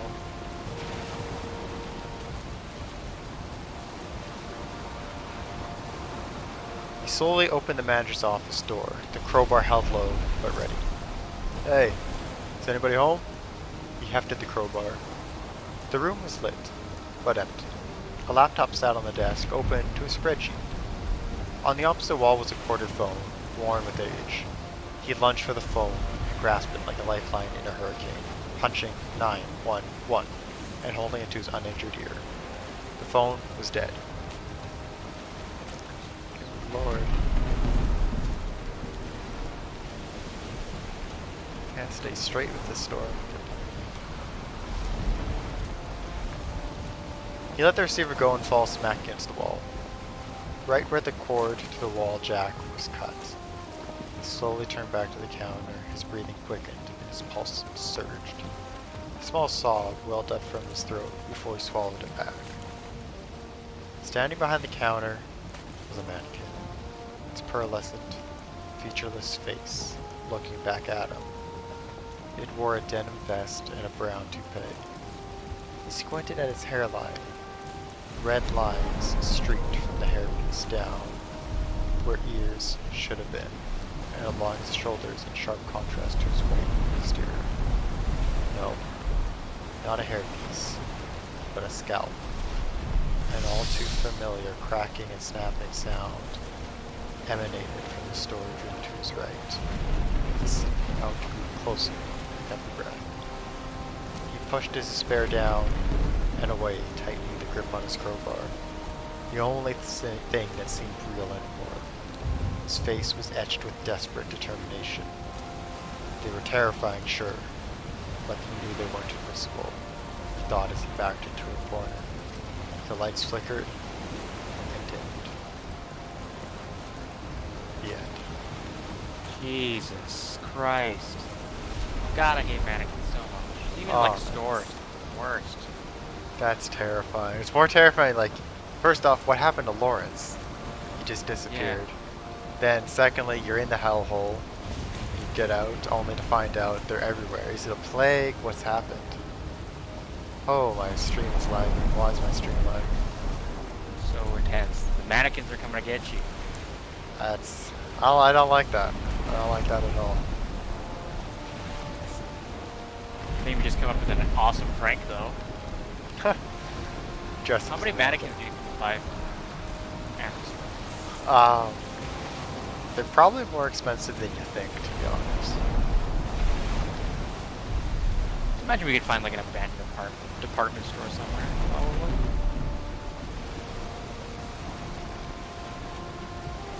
That'd be creepy. Opening an abandoned, or going to an abandoned department store at night. Yeah. Just a bit. Reminds me of a story. Two people were exploring a abandoned mall. This whole town had been abandoned, but the mall had sat empty far longer than anything else. And they got in through a broken door, and they thought nothing of it as they went through the dilapidated aisles of the supermarket, and then onto a bookstore, and so forth. Eventually, they reached a dimly lit.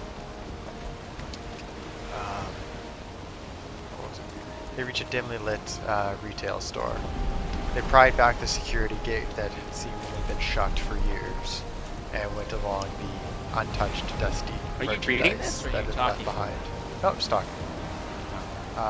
Reciting it from memory here. It sounds like you're reading. Oh, that's good. That's good. As they pulled back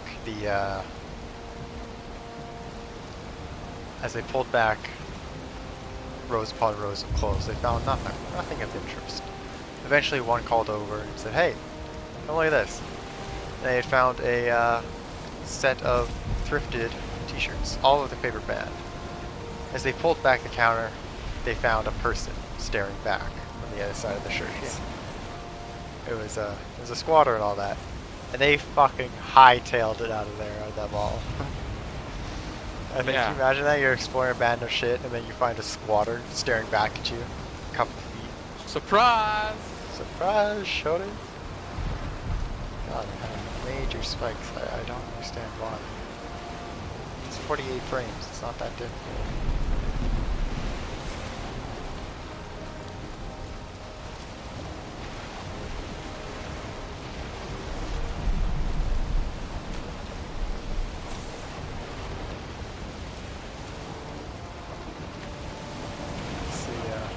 Stories you might have on here. Hopefully one that's a little bit short. That was a long read. Long read, yeah. I'm happy you read it though. It was a good one. That was a good one.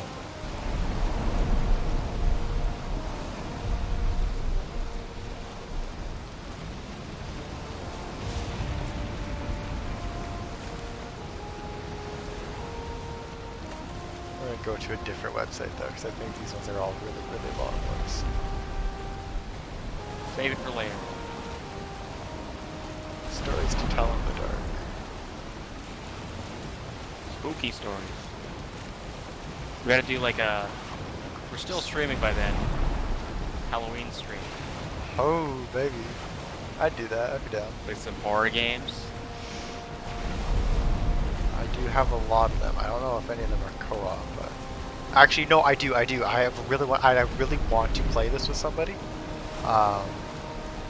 I think it'd just be fun watching as well, not just being Yeah, I don't remember if it's called one though, but Dark Deception. That's one that I actually bought all the chapters for. It's really, really fun. I haven't been able to beat it though. Welcome to the Game is another one, both of them. I loved the first one, but I haven't played enough of the second because it actually scared shit out of me.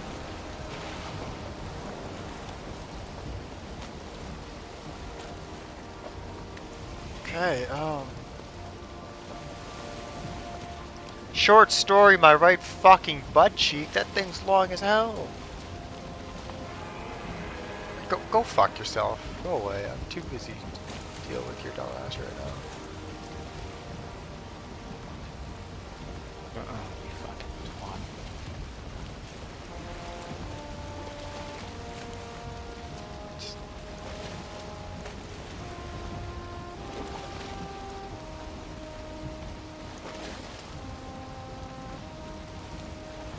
That's a lot of parts. Oh, I'm lagging. It's a new day. New day, new dollar.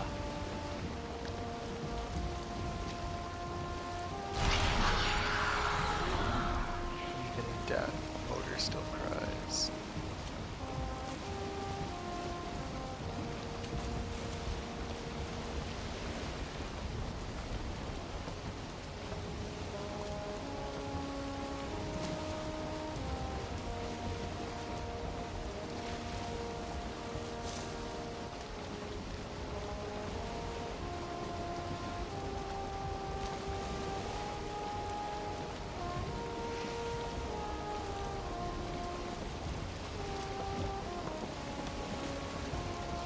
Oh.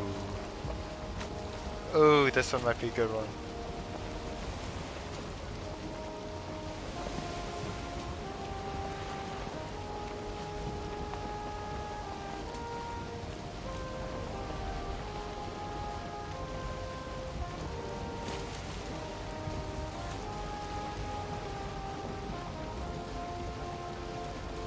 Oh, this is a good one, but it's long. Oh, it's really long. Oh wait, actually it might not be that bad.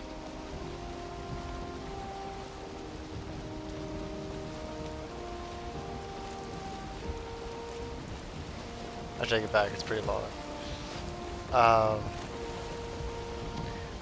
We're gonna try it. Selfies by Lavi Tidhar.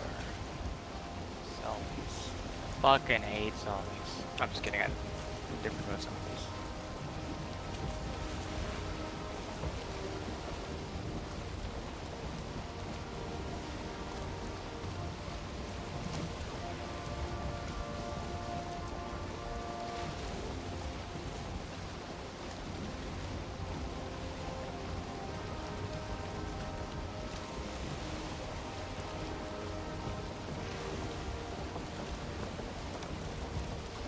Okay, I actually don't understand how this story, we're going to have to find it more, because I don't understand how the story is constructed. But essentially the way the story was You pinged right next, like right where I am. That's creepy. a girl buys a phone from a mall. On the phone there's a series of pictures depicting her own future. They start off as somewhat normal and then build to be more and more creepy. Eventually she finds a photo of her running down a gravel road, and then the final photo in the camera roll is her dead, body mutilated. That's not great. And it's creepy. She doesn't really notice anything, but then the events start to play out, like, you know, she wins an award that was forecasted in one of the photos. Right. And then she starts, you know, to notice these things that are happening, and eventually it plays on until she gets to the exact road where she's running for her life, and then is killed and mutilated. Not great. Nope. Not great is right.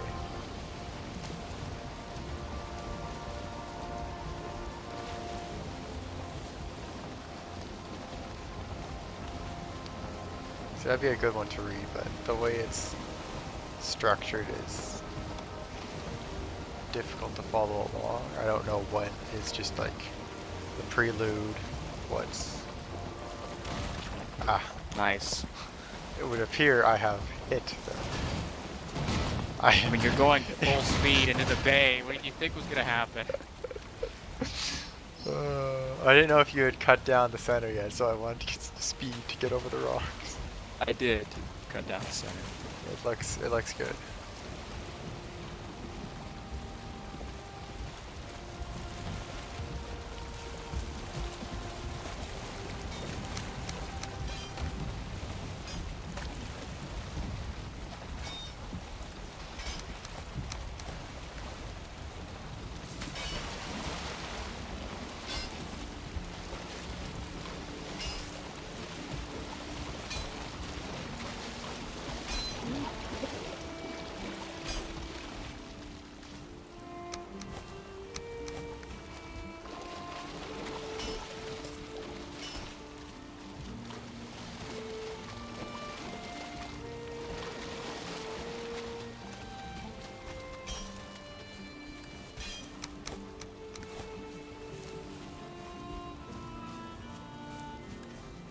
That in.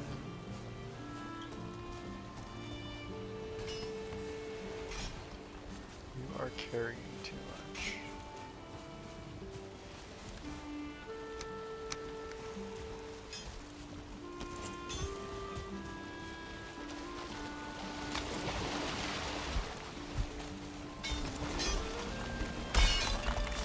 Allow me to give a hand. Come on, a little bit down here. I need to do move the stone cutter to the other side.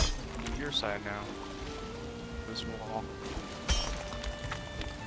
I don't know if I'm committing to doing the entire bridge now or what I'm doing. I was annoyed when I came back with the boat, so I feel like you'd appreciate not having to get stuck on this stupid ledge.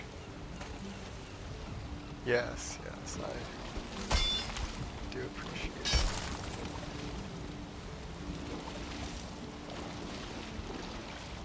Missing requirement. You don't have a workbench nearby? I did, but I took it away to use. I'll put one down.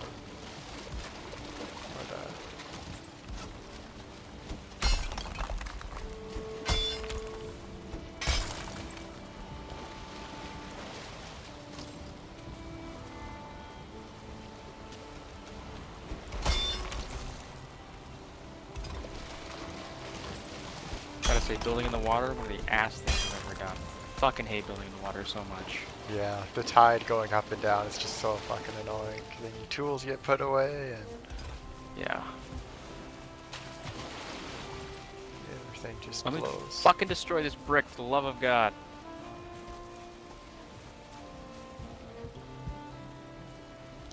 I'm pretty proud of this house actually. I really I like the new dark wood. Looks good. The new interior as well. Do for this one.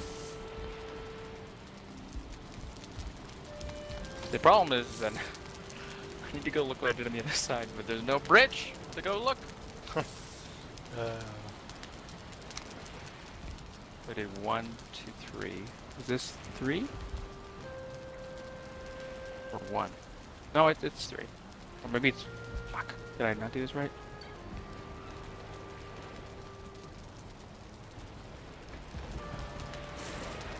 It does look pretty good, but it will peek through the top, so I think I'm just gonna leave it.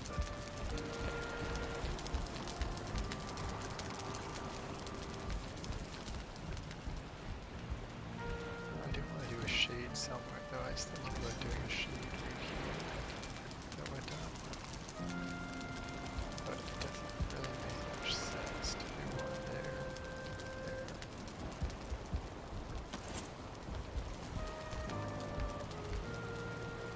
Give me a second, I do want to find. Oh! Take a look here. That's an entire fucking novel, holy shit. Yep. Okay. It's our short stories.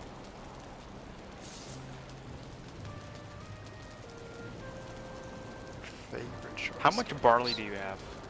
Barley. Let me see. I have lots of flax, but not a lot of barley. I have 70 barley. Oh, well, then there we go. Trust me, we have enough to start a farm. How much flax do you have? 100 maybe? Oh, that's plenty to start a farm, isn't it? Yeah. Fucking... Rocks. Rocks.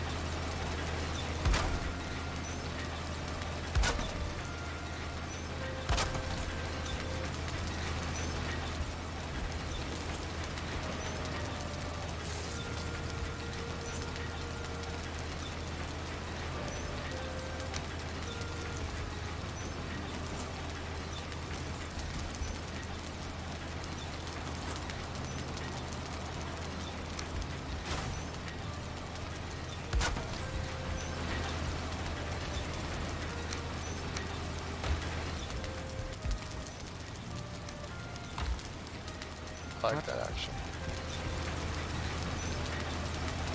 I like that a lot. Fuck. And what is it for? Fucking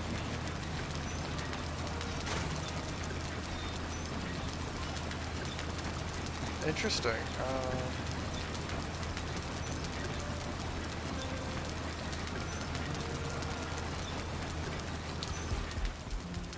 May I harvest any of your crops?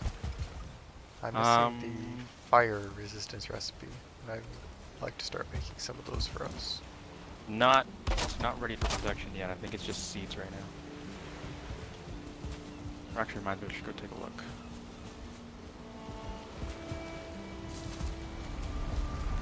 Fuck you, you fucking tide. What are you doing, Hagen? What are you doing in there, huh? What you doing? Let's pop. Oh, you're in the hot tub. Why are you in the hot tub? Jump in. The water's nice and warm. Don't mind if I do jump in my friend's hot tub. I absolutely will. Thank you. Not sure what the point is. Yet it provides rest bonus, I think. I have no idea what it does, honestly. I mean, I've got 22 minutes of rest, so I think that's more than plenty.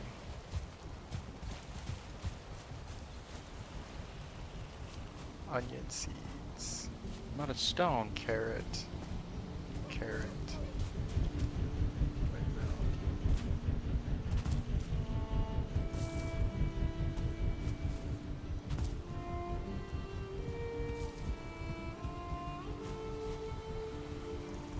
How are we doing? Ready to go? Ah, excellent. Taking one for the recipe. That's seeds. I want seeds. Holy shit, the lag spike on that was absolutely fucking massive. Yeah, I'm still lagging.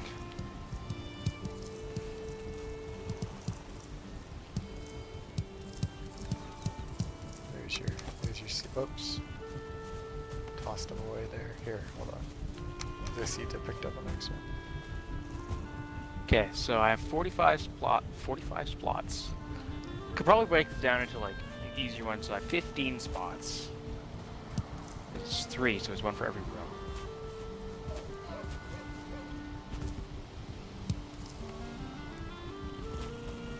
So I have 15 spots.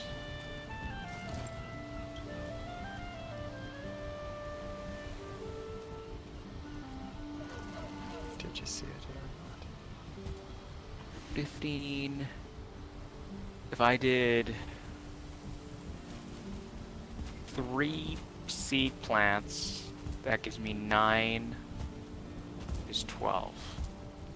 If I did 4 seed plants, That would give me 4 times 3 is 12, and we have 9 spots. Sounds like I gotta extend it already.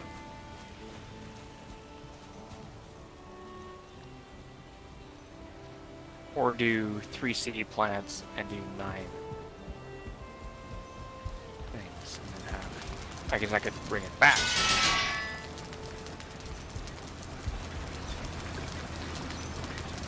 Flax, great. Barley wine. Okay, here we go. Fire base. I do have it now.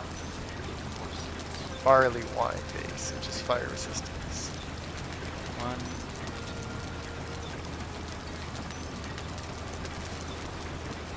3 seeds. 9.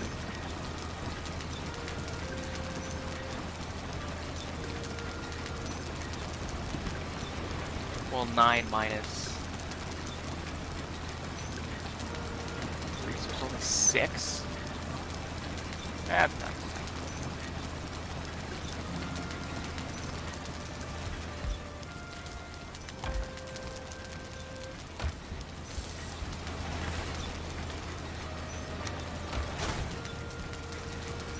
What's it take? 10, 5 wood, 2 iron.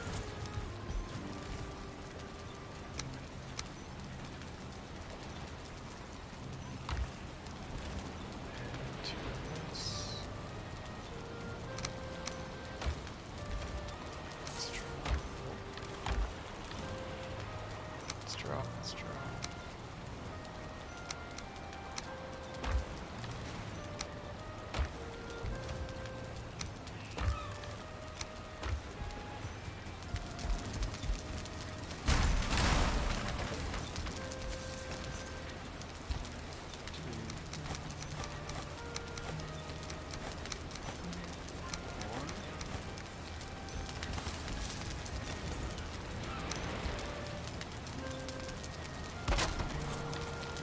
Let's do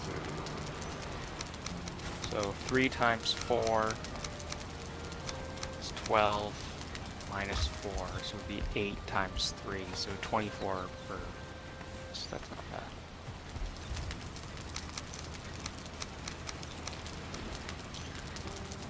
Wow, I really am gonna need to. Which means I need to fit another. Like 18. So 1, 2, 3, 4, 5, 6, 7, 8, 9, 10, 11, 12, 13, 15. Wait, what? 1, 2, 3, 4, 5, 6, 7, 8, 9, 10, 11, 12, 13, 14, 15.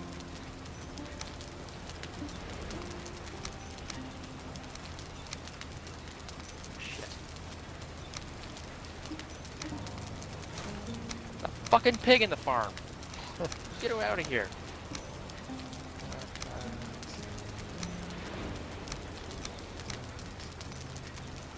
All that is better.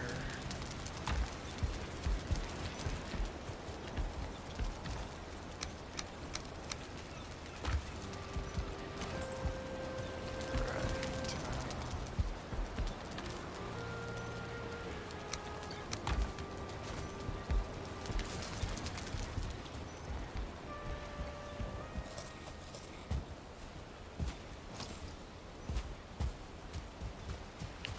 Grab some more fat.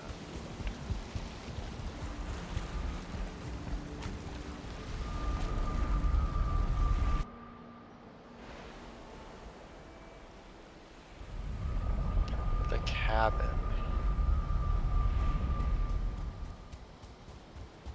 We'll do 11. Kind of 1 extra.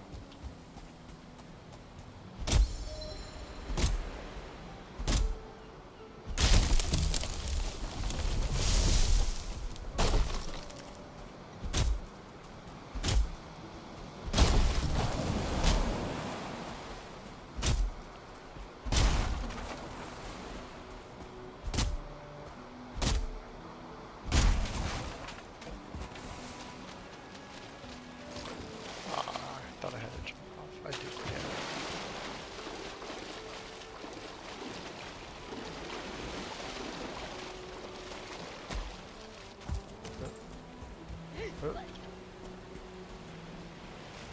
can't get over here. What you gonna do?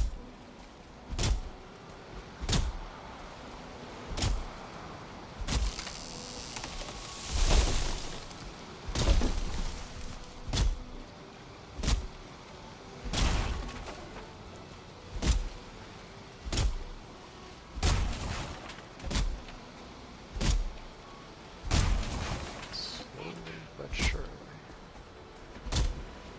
Shirley Temple. You ever had a Shirley Temple? I've You ever never made had a one. Shirley Temple? I have made a lot of Shirley Temples.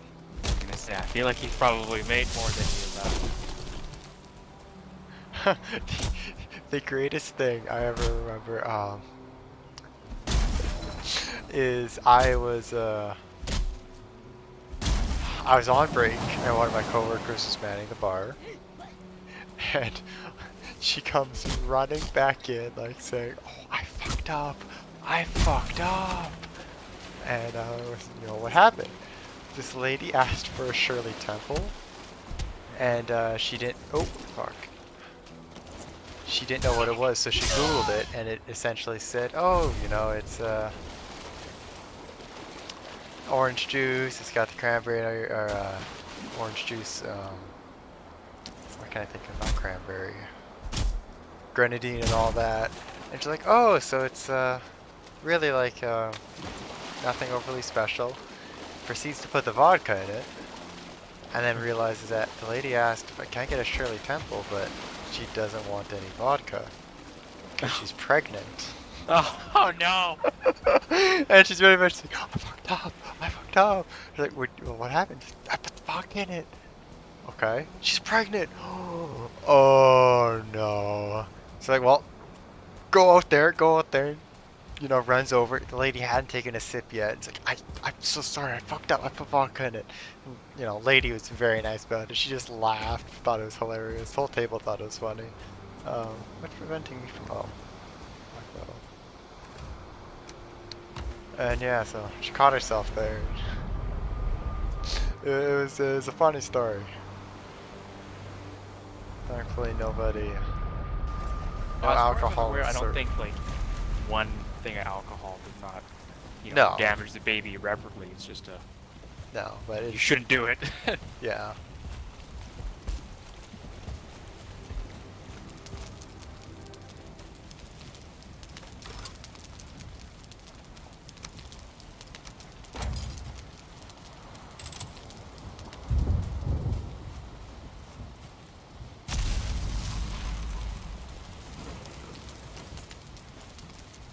All right. So planting is done.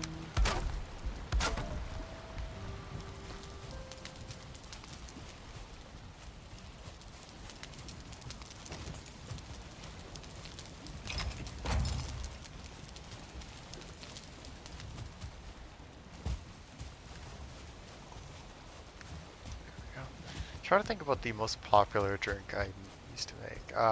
Bloody Marys were quite popular. That's an old people thing, though. You don't really see young people making blood. They tend to go more for the Caesars.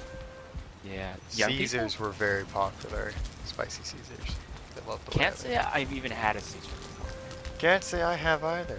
A Clamato juice just doesn't do it for me. It's not something I really... Like, I love tomato soup. Tomato soup and alcohol does not seem like a good mix. That's funny. Yeah. Yeah. Gin and tonic was another classic one. Used to make a lot. Gin and tonic. I like a gin and tonic. Same with vodka soda. Kind of those weird plain ones. I remember the Basic. first time I heard a guy asked for a vodka water.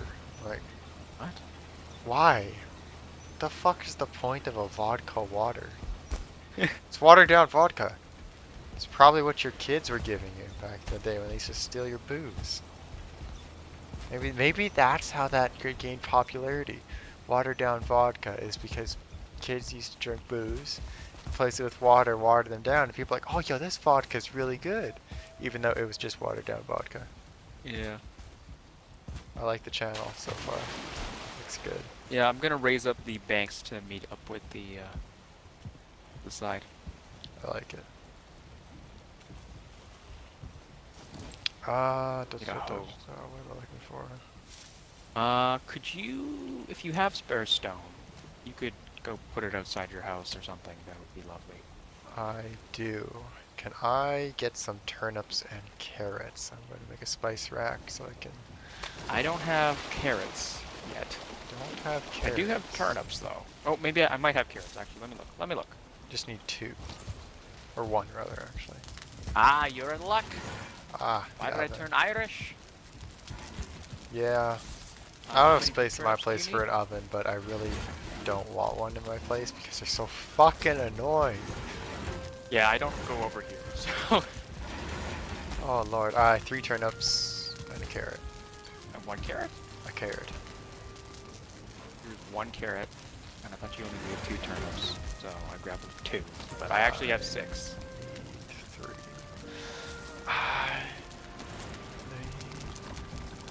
There you go. Oh, I don't know why they went over there. My pots and pans are located here. Under the furnace, because I'm like, I don't... it had to be too close, and I'm like, no. That was, same for me. My butcher's table is under. I feel like the butcher's table looked okay over here, so I left it there. But... I don't have the space for the butcher's table on mine, but I do have wall space for pots and pans. Yeah, you have lots of wall space. See, my walls are so far apart from everything that it doesn't really work. Take some pots and pans, you take some pots and pans, you take some pots and pans, and you hit them with some sticks. Can you walk through the fucking door, please? Thank you. Okay, so, here's 3 and 3.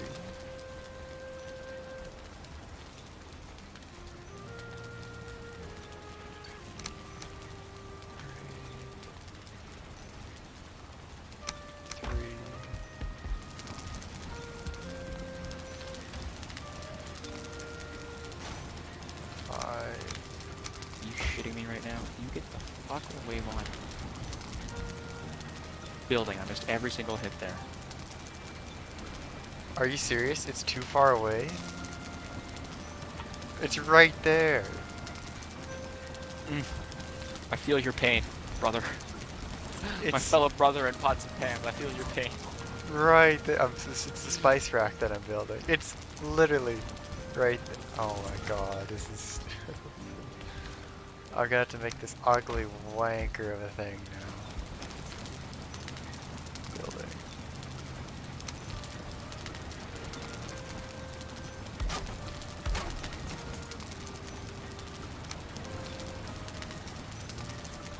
Whoops.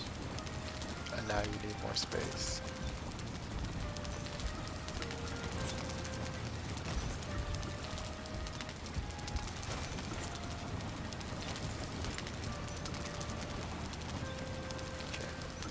How far out do you have to go?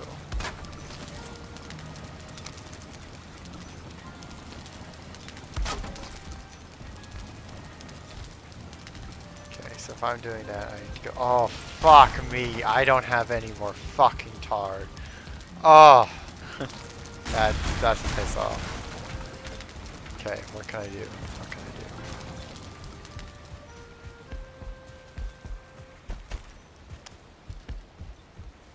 I don't ever spend any time up here, so thank you.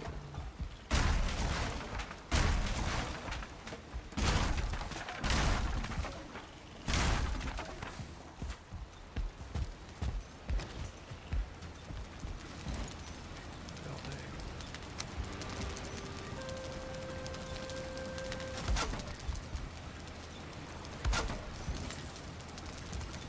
God, it just looks butt fucking ugly.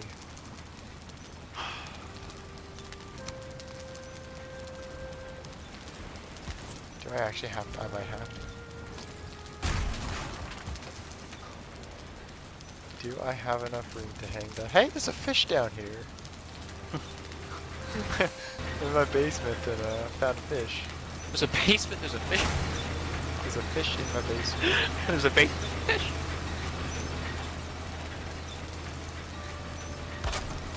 Okay, well, the spice rack's going down here.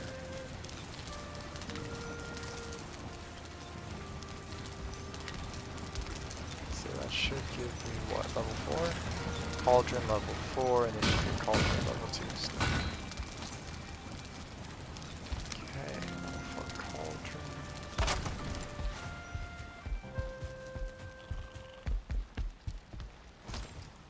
Crafting. This back up. I don't know. I know I'm not spending much time up here, but that compared to that, I think it looks better. But if I need tar, I'll take it down again. Wait. Where's the rest of my tar?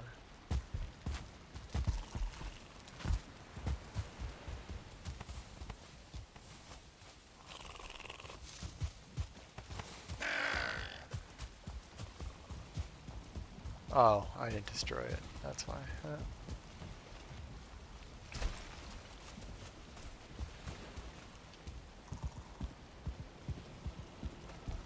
Day 214.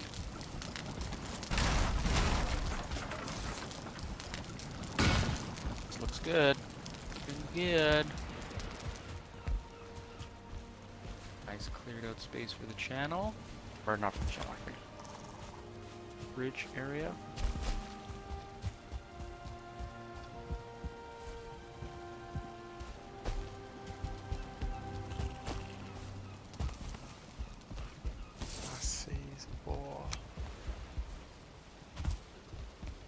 Stone. That's not. Ah, fucking whatever. I'll go around.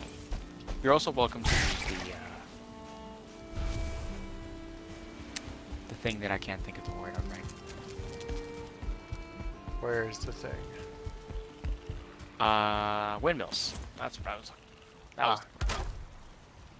Although I guess you don't have a oven, so I guess you can use that if you'd like as well. I'll just break into your house to do some cooking. That's fine, as friends do, you know.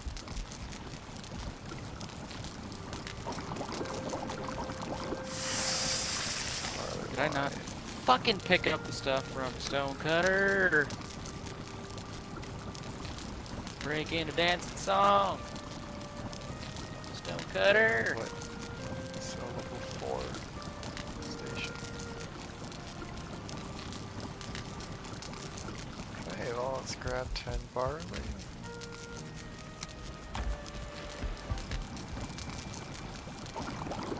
Why is it not doing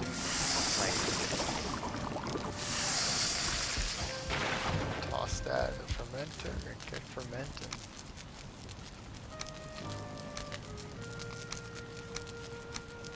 shit?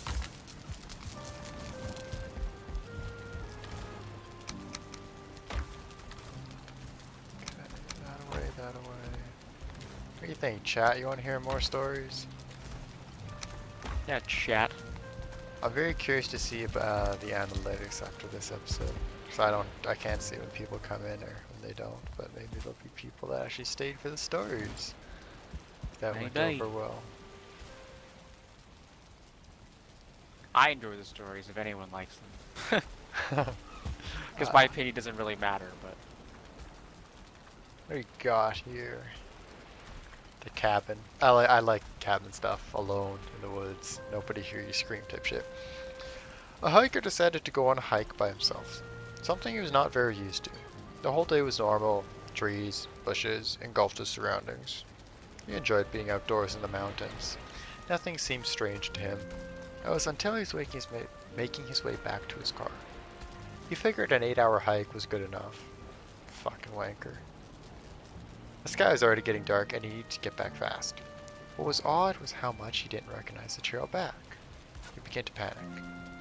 Night had already taken over, and all he had was a flashlight and no clue on how to get back. He knew it was already too late and too dangerous to keep going through the perilous forest. He began to worry that he would have to have no shelter for the night, when almost luckily enough, he stumbled across a broken down cabin. It was dark, and seemed like no one had visited it in years, but he knew it was the only place that he could rest until daylight, especially since his flashlight was running low on batteries. Of course. You could get that stone, that'd be great. That's what I'm doing right now. That's why I'm stuttering, trying to find my spot while getting you stone.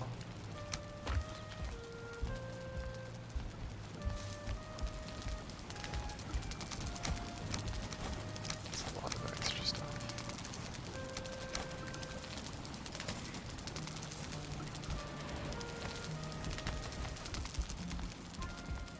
He knocked on the door a few times, but nobody answered, so he let himself in, where strangely enough, a perfect bed fitted for one person awaited him in the center. And that's when you know you just need to fucking dip. Get the fuck out of here.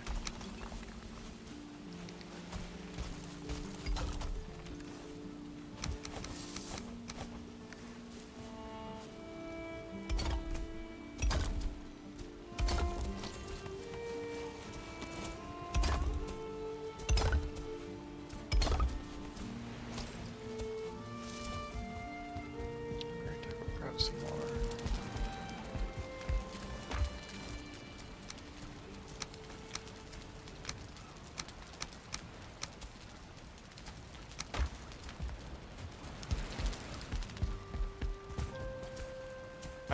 I don't know what you want to do with your front entrance here, but this is the level that it'll be at. Yeah, just keep it even and flat there. That'll be fine. I'll take care of the rest. There's about 1, 2, 3, 4, 5, 6, 7, 8, 10 stone piles out here Excellent. for you. That is probably enough. I have a bit more still. Keeping a little extra reserve just in case I need it, but if you need it, you let me know. I have some in silver mines. Alright. He knew that if the owner came back, he could explain himself. He was sure that the owner wouldn't mind, or was even possibly dead. So he went ahead and got himself comfortable in bed. As he tried to sleep, he couldn't ignore the collection of paintings around the room. Portraits of strange-looking people all peering at Get him, the fuck out, you each idiot! wearing a smile that sent chills up his spine. Not too long after his exhaustion from the hike. Oh man. As he tried to sleep, he couldn't ignore the collection of paintings around the room. Portraits of strange-looking people, all peering at him, each wearing a smile that sent chills up his spine. Not too long after his exhaustion from the hike got the best of him, and he was able to ignore the faces. The next morning, he got up early and was shocked to see that there were no paintings around the room, Fuck. only windows. Fuck. Oh, I love that. That one sends that sent chills up my spine. I don't like that. That is fucking terrifying. Creepy. Creepy ass shit is right. That channel looks good. Set up like a ballista or artillery here. Yeah, put some towers. Channel guard. Alright, so for the actual bridge, I need to get the longboat in the middle so I can figure out how tall. Oh, you actually are gonna make a bridge. Well, yeah, I've committed now at this point. I was gonna say, just this, like the way it is right now, actually looks pretty damn good. It With does the look cross good. in the back. So if you don't want to make one and you just want to focus on the Yagi base, that's fine.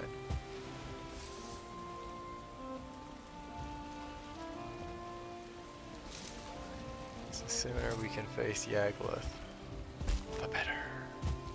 Okay, calm down there, bud. I want to explore the Mistlands. Excited.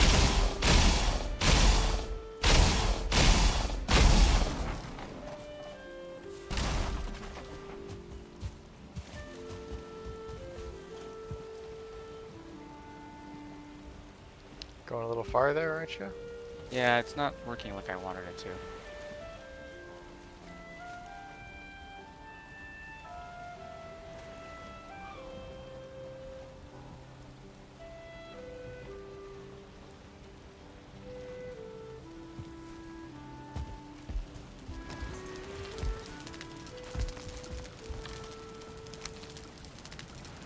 Oh, God. What's that fish is? I can't believe there's a fish in my basement. I guess the high tide must be that high that it can get, the water can get down. But no, there's still no way a fish could have. I don't know. I'm beyond me. lost. You might want to make a bridge. Now I'm looking at it like that's really tall.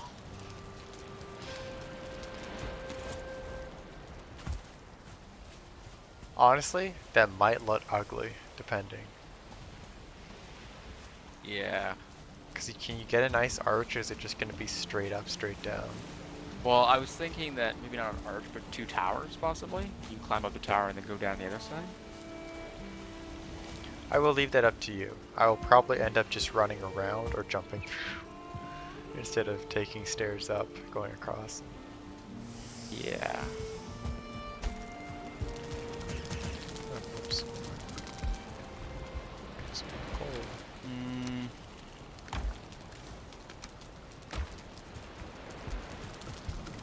Fire. Potions of fermenting.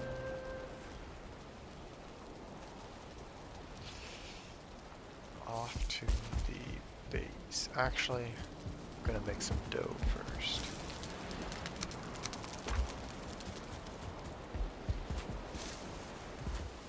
To the windmill.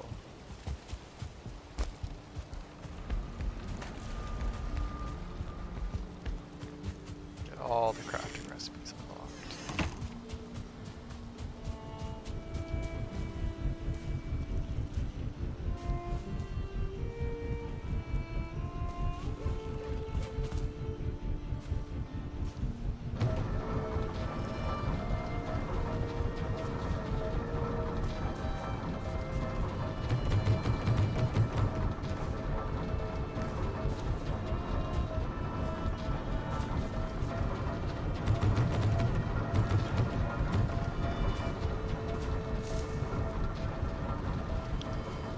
Right, what else do we have? I think I'm gonna just keep the channel. I don't think I'm gonna do the bridge. Because I feel like it'd be just, it would not look good. If it was only the carbs going through, it'd be okay. I could make it tall enough. But this is really tall. And it'd be like almost taller than, it'd be almost taller than your house. So that would look funky. Yeah, I can agree with that. I'm just gonna grab the cultivator, harass up the place a little bit, and then Fish wraps. That's what he's thinking. Lox pie.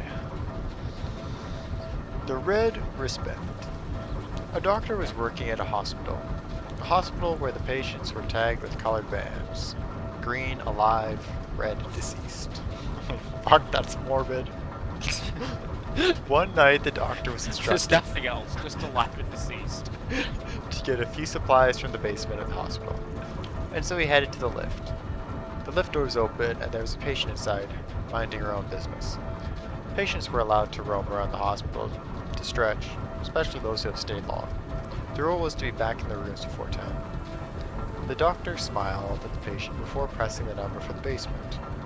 He found it unusual that the woman didn't have a button already pressed. They wondered if she was heading to the basement too. The lift finally reached the floor with the doors opened in the distance. A man was limping toward...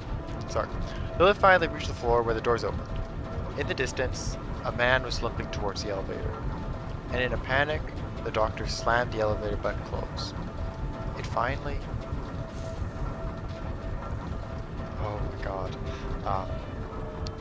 In a panic, the doctor slammed the elevator door closed. It finally did, and the lift began to ascend back up. The doctor's heart pounding. Why did you do that? He was trying to use the lift, the woman stated, annoyed. Did you see his wrist? The doctor asked. It was red. He died last night. I would know because I did his surgery. The woman lifted her wrist. He saw red. She smiled. Like this one? That Fuck. one's kind of creepy, but not really. Like, it's a tag. Didn't see it coming, but saw it coming at the same time. Sort of that kind of deal. Yeah. Well, it's like you have red, red or green wristbands. You know, what if you just...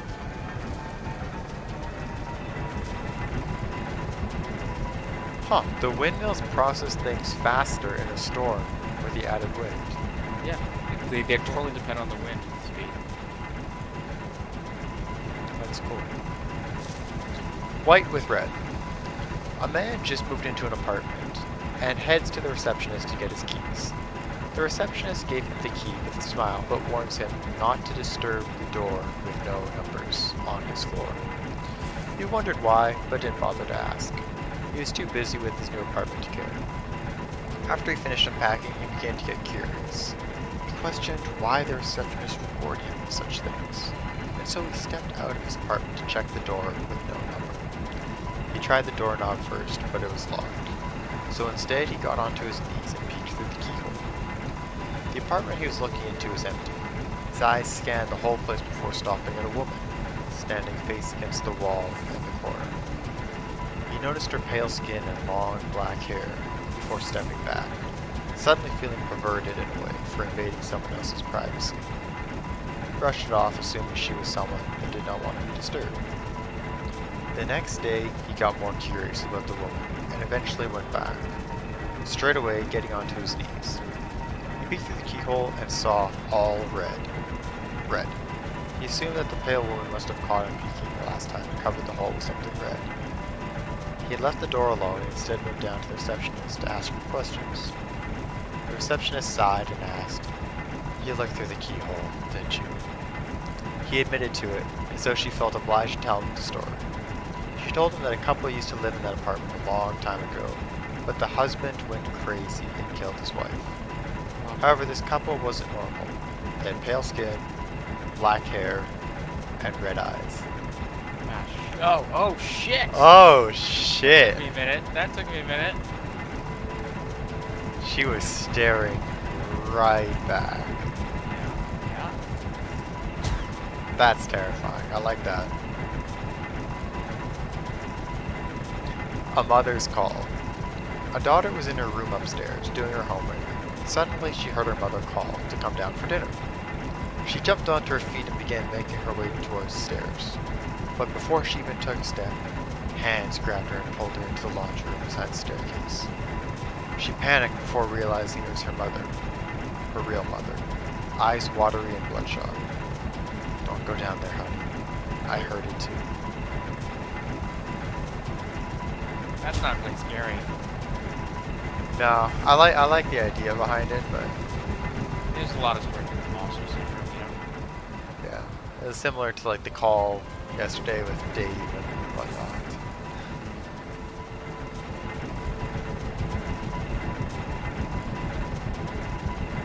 What situation out of like all the horror stories is most scary to you? Like, if you were in, what is the scariest thing that you think you could experience? It would just freak you out the most. Actually the one that we had just read about the guy being lost on the hike, finding the cabin. Now, the actual story I don't care for too much, because, okay, you find a dilapidated cabin the moment you ask for a cabin. Inside is a neatly made bed. I don't buy that. But finding, you know, you're lost, you need shelter. Right. Ow! The windmill blades just fucking hit me. We're out for blood. Fucker. But like, you know, say you're lost or you're finding something or you're sleeping in any new state and you leave the window open. Or, you know, you're very tired and a little bit delirious and you see a portrait or something. Or someone there. And the next thing, when you wake up in the morning, something's different. You realize it's a window. That shit terrifies me. There actually is a horror story called, I believe it's actually called The Portrait, where a person, it's a second story, they're staying at someone's house, they go up to the second floor, it's very tired, 2 in the morning, and there's this creepy portrait facing the bed from the other side of the wall. So whatever, they go to bed, they kind of keep looking up at it, but out of their delirious vision, they just say, fuck it, I'm gonna fall asleep. And they wake up the next morning to it being a window. Jesus Christ. And it's like that is terrifying. Second story too, that's also what added to. Yeah. But those type of stories really creep me out. I think the creepiest thing for me is the, like the limbs cracking, kind of like distortion looking. kind of thing, you know? I think I talked about it yesterday, but like things that are moving unnaturally, that freaks me out.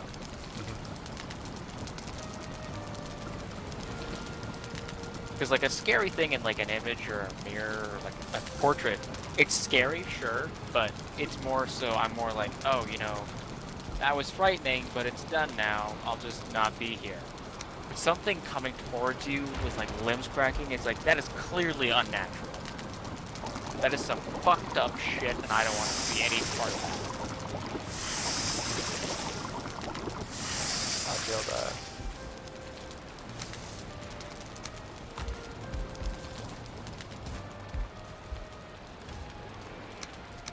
Wood and 2 more.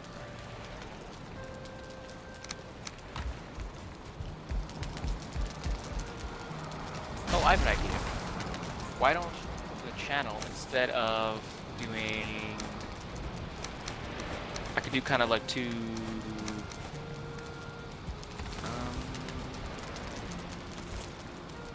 pillars with bonfires on them, maybe?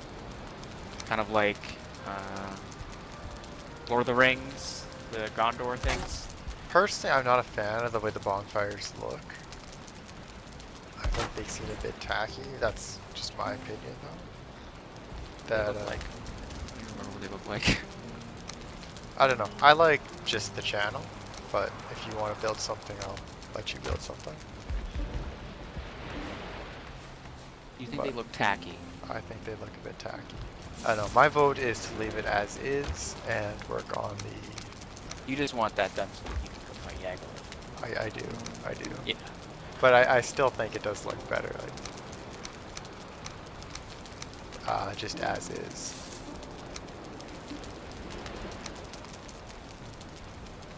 Because originally I wanted the bridge, but you are right. It's going to be really, really tall and that type of stuff.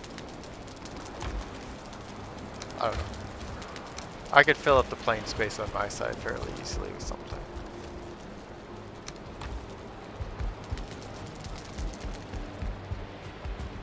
Yeah, I don't know. Maybe nothing.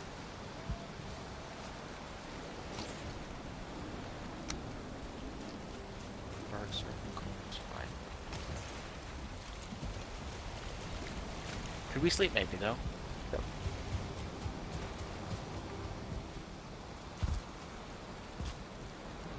You are wet.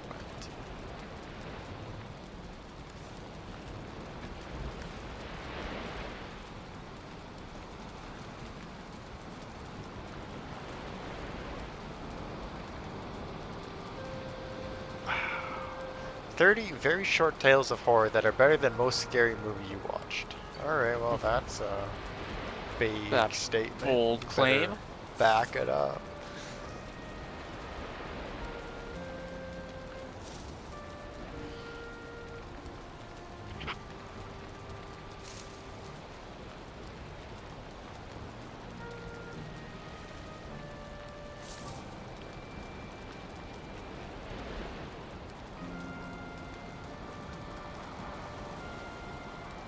Here's an interesting one.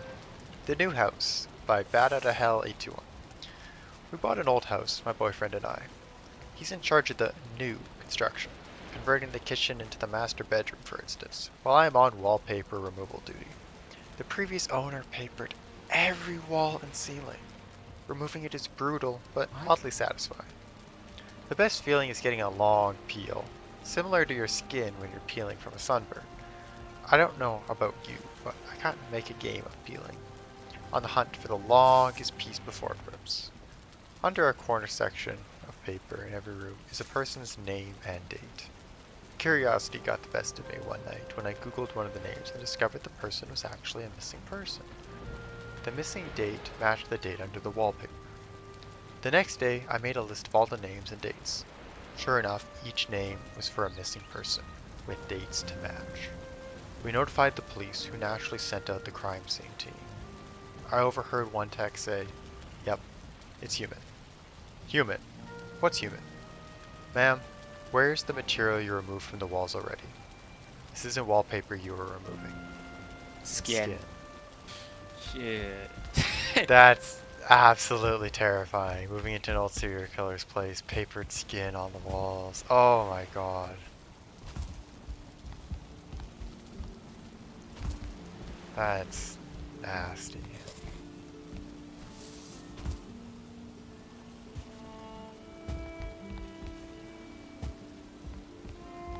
That's absolutely nasty.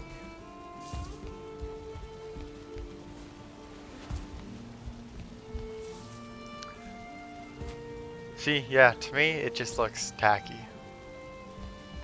I thought they looked good. Kind of out of place on the sides, just, I don't know. Well, I'm not just gonna leave. I was gonna build up like some kind of like stone thing, like maybe a little bit taller. But would you be like, what about another type of fire? Like there's only the campfire, which is kind of smaller. Yeah, Still the campfire would be too small. Could do the hearth, I guess, as well. Shit.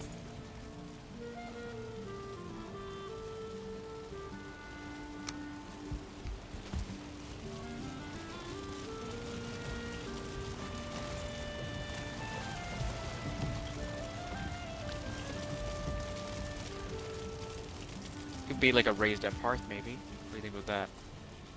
What does a hearth look like? Go back to see mine.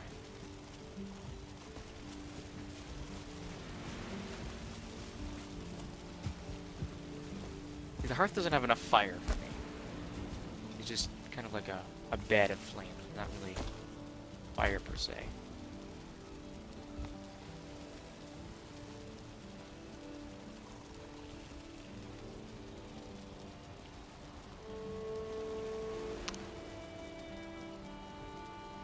Maybe there'll be something in the Mistlands that'll go well there.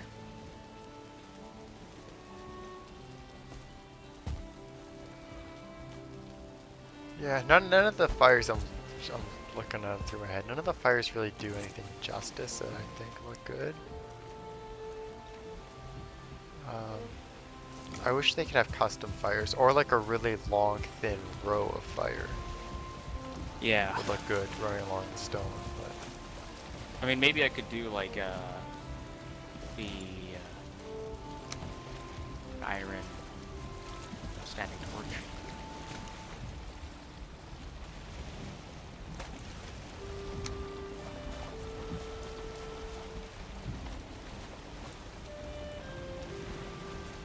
maybe the braziers on the corners of them? Yeah, actually, that could work. I don't know. I think it looks good as is right now. So whatever you want. Yeah, I think I'll do your... Because I was already looking at the brazier, but I just wasn't sure. Let's see. I have an idea. What is it for the brazier? Bronze, coal, Fenris glass. And a forge. Would I be able to get that Fenris hair off of you? Actually. Sure. Do you need any how claws many? for braziers? 3 times 4 is 12, so I don't need that. Fenris hair, how much do you need? 19. Ah, these dark wood gates do look much better. Here you go. It's not 19, but it's almost all I have. I just kept a little bit left for in case I needed it. Thank you, sir. Well, if you need any extra, then take back this. 5. Do I have 5? Maybe.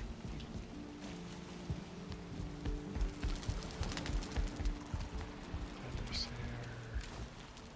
hair. Other scraps and wolf pelt. Okay, that'll max up my armor.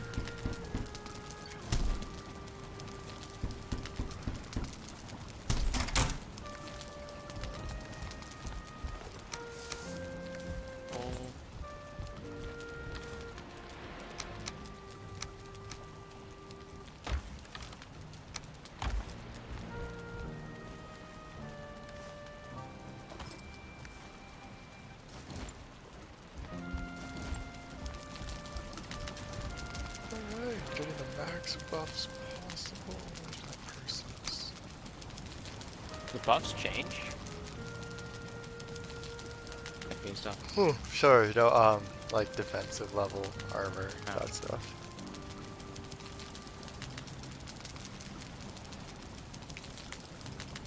Pass through fire, and your fists feel the power of the beast. 1600 durability.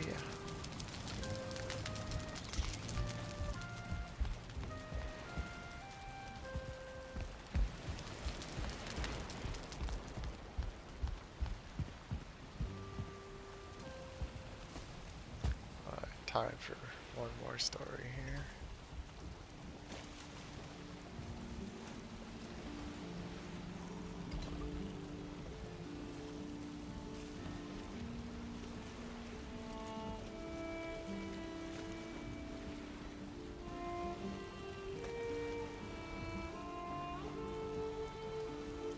Okay.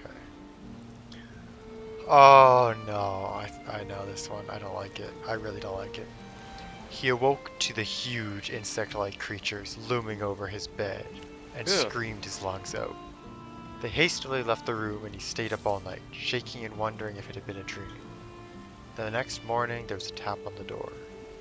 Gathering his courage, he opened to see one of them gently place a plate filled with fried breakfast on the floor, then retreat to a safe distance. Bewildered, he accepted the gift. The creatures chittered excitedly. This happened every day for weeks. At first he was worried they were fattening him up, but after a particularly greasy breakfast left him clutching his chest from heartburn, they were replaced with fresh fruit. As well as cooking, they poured hot steamy baths for him and even tucked him in when he went to bed. It was bizarre. One night he awoke to gunshots and screaming. He raced downstairs to find a decapitated burglar being devoured by the insects. He was sickened, but disposed of the remains as best he could. He knew they'd just been protecting him. One morning the creatures wouldn't let him leave his room. He lay down, confused, but trusting, as they ushered him back into bed. Whatever their motives, they weren't going to hurt him. Hours later, a burning pain spread throughout his body. It felt like his stomach was filled with razor wire. The insects chittered as they spasmed and moaned. It was only when he felt a terrible squirming beneath his skin that he realized the insects hadn't been protecting him. They had been protecting their young. Fuck. Oh, that reminds me of, there's a sort of wasp, and I think this is a South American or Australian wasp that lays their eggs inside of live caterpillars. And eventually, you know, the eggs hatch and give birth. The moment they give birth, tons of... Uh-oh. Nothing.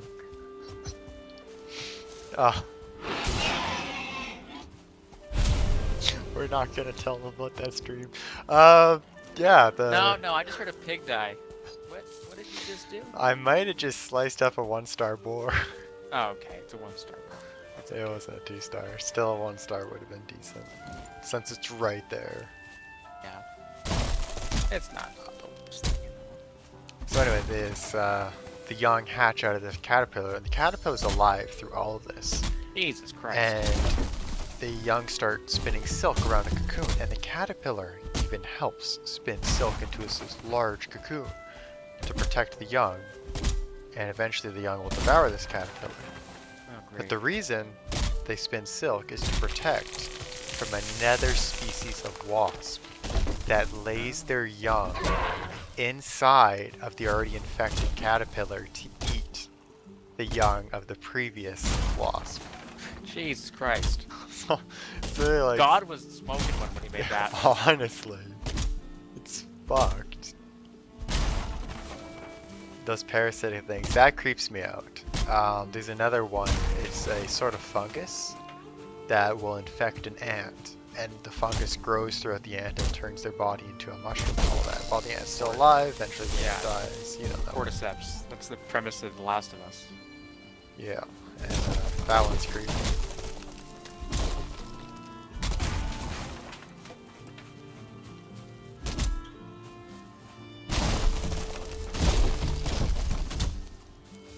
you think about the brazier pillar thing?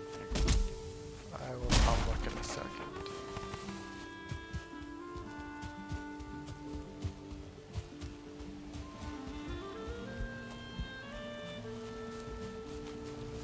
I think that's decent.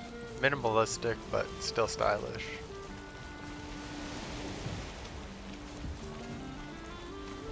I'm just waiting for a bit more bronze. I went through all my bronze doing this. I like it.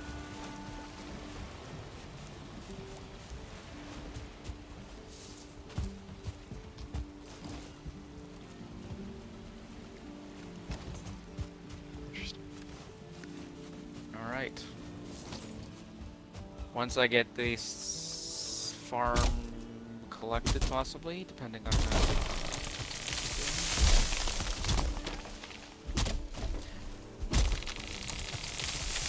Once you get the farm collected? No. Once I done the brazier stuff, I think I'll probably call it a stream.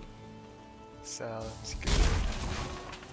Just watching the time, like, yeah, you worked a while. No, I don't. So, Oh, pay off, bro. lovely. You're aware that it's a holiday, right? Now I am, yes, tomorrow is Louis Real. That's right. Yeah. Family day.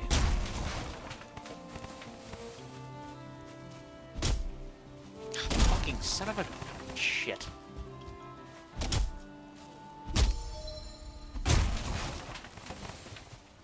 Shit. Fine, whatever. Okay, that's good enough for now.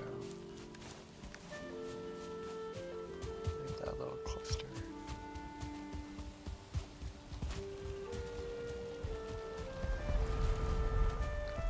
Make some coal, actually.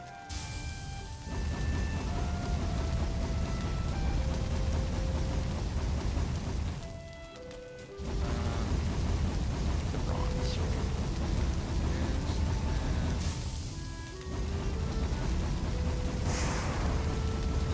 Bronze.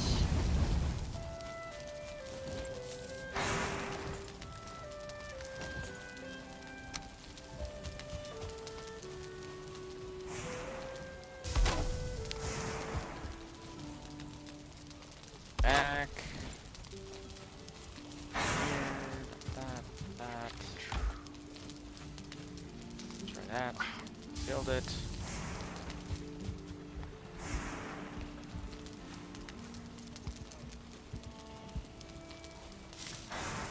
Jump. Jump. That's nice. Right, we have time for one more story here, stream.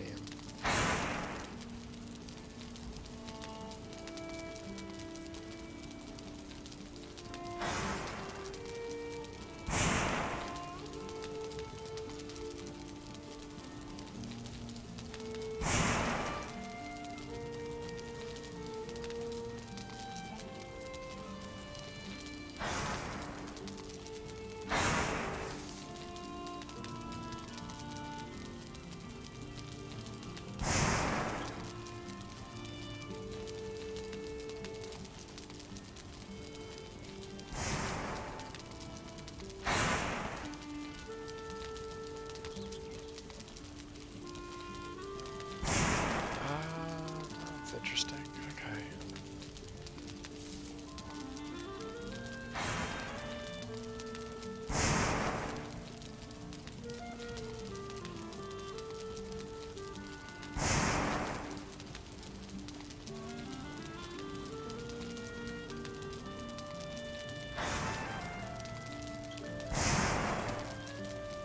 My daughter learned to count. My daughter woke me up around 11:50 last night. My wife and I had picked her up from her friend Sally's birthday party, brought her home and put her to bed. My wife went into the bedroom to read, while I fell asleep watching the Braves game. "Daddy," she whispered, tugging my shirt sleeve. "Guess how old I'm gonna be next month?" I don't know, beauty, I said as I slipped on my glasses. How old? She smiled and held up 4 fingers. It's 7:30 now. My wife and I have been up with her for almost 8 hours. She still refuses to tell us where she got them. Oh, the fingers. I see. That was an interesting little one. Oh, kids, man. Moral of the story. Moral of this stream, listen to your gut, don't have kids.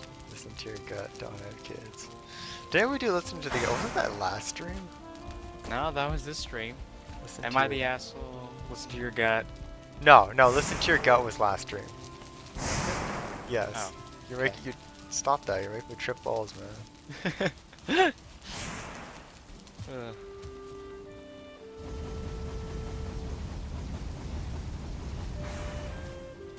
Yes, we did Am I the Asshole, we did some hot takes and horror stories. I like the horror stories, I like these creepy ones. Make your stomach twist and turn. Definitely. It's all fun and games until there's a tap at the window that says read another. Jesus. Don't say that.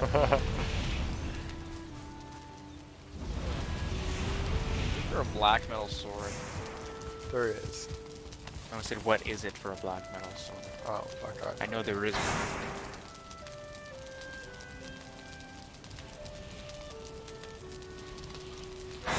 What? Oh, you must need the other thing for it.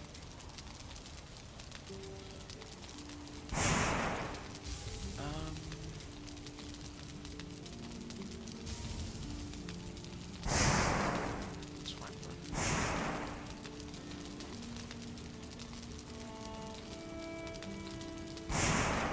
Oh, that's the same one. Let's see.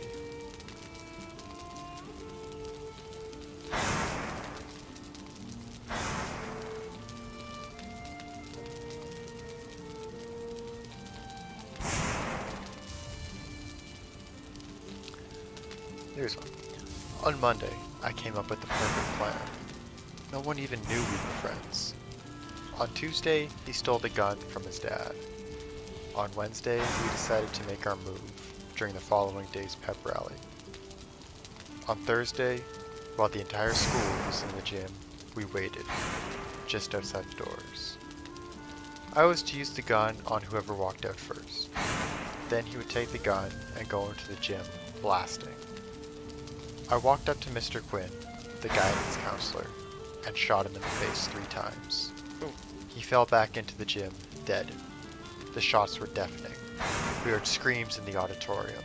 No one could see us yet. I handed him the gun and whispered, "Your turn." He ran into the gym and started firing. I followed a moment after. He hadn't hit anyone yet. Kids were scrambling and hiding. It was mayhem. I ran up behind him and tackled him. We struggled. I wrenched the gun out of his hands and turned it on him and killed him. I closed his mouth forever. On Friday, I was anointed a hero. It was indeed a perfect plan. It's kind of fucked up. Got fucked up, he's right. I actually really like the channel now, there's the flames there. It looks really good. From like during the night.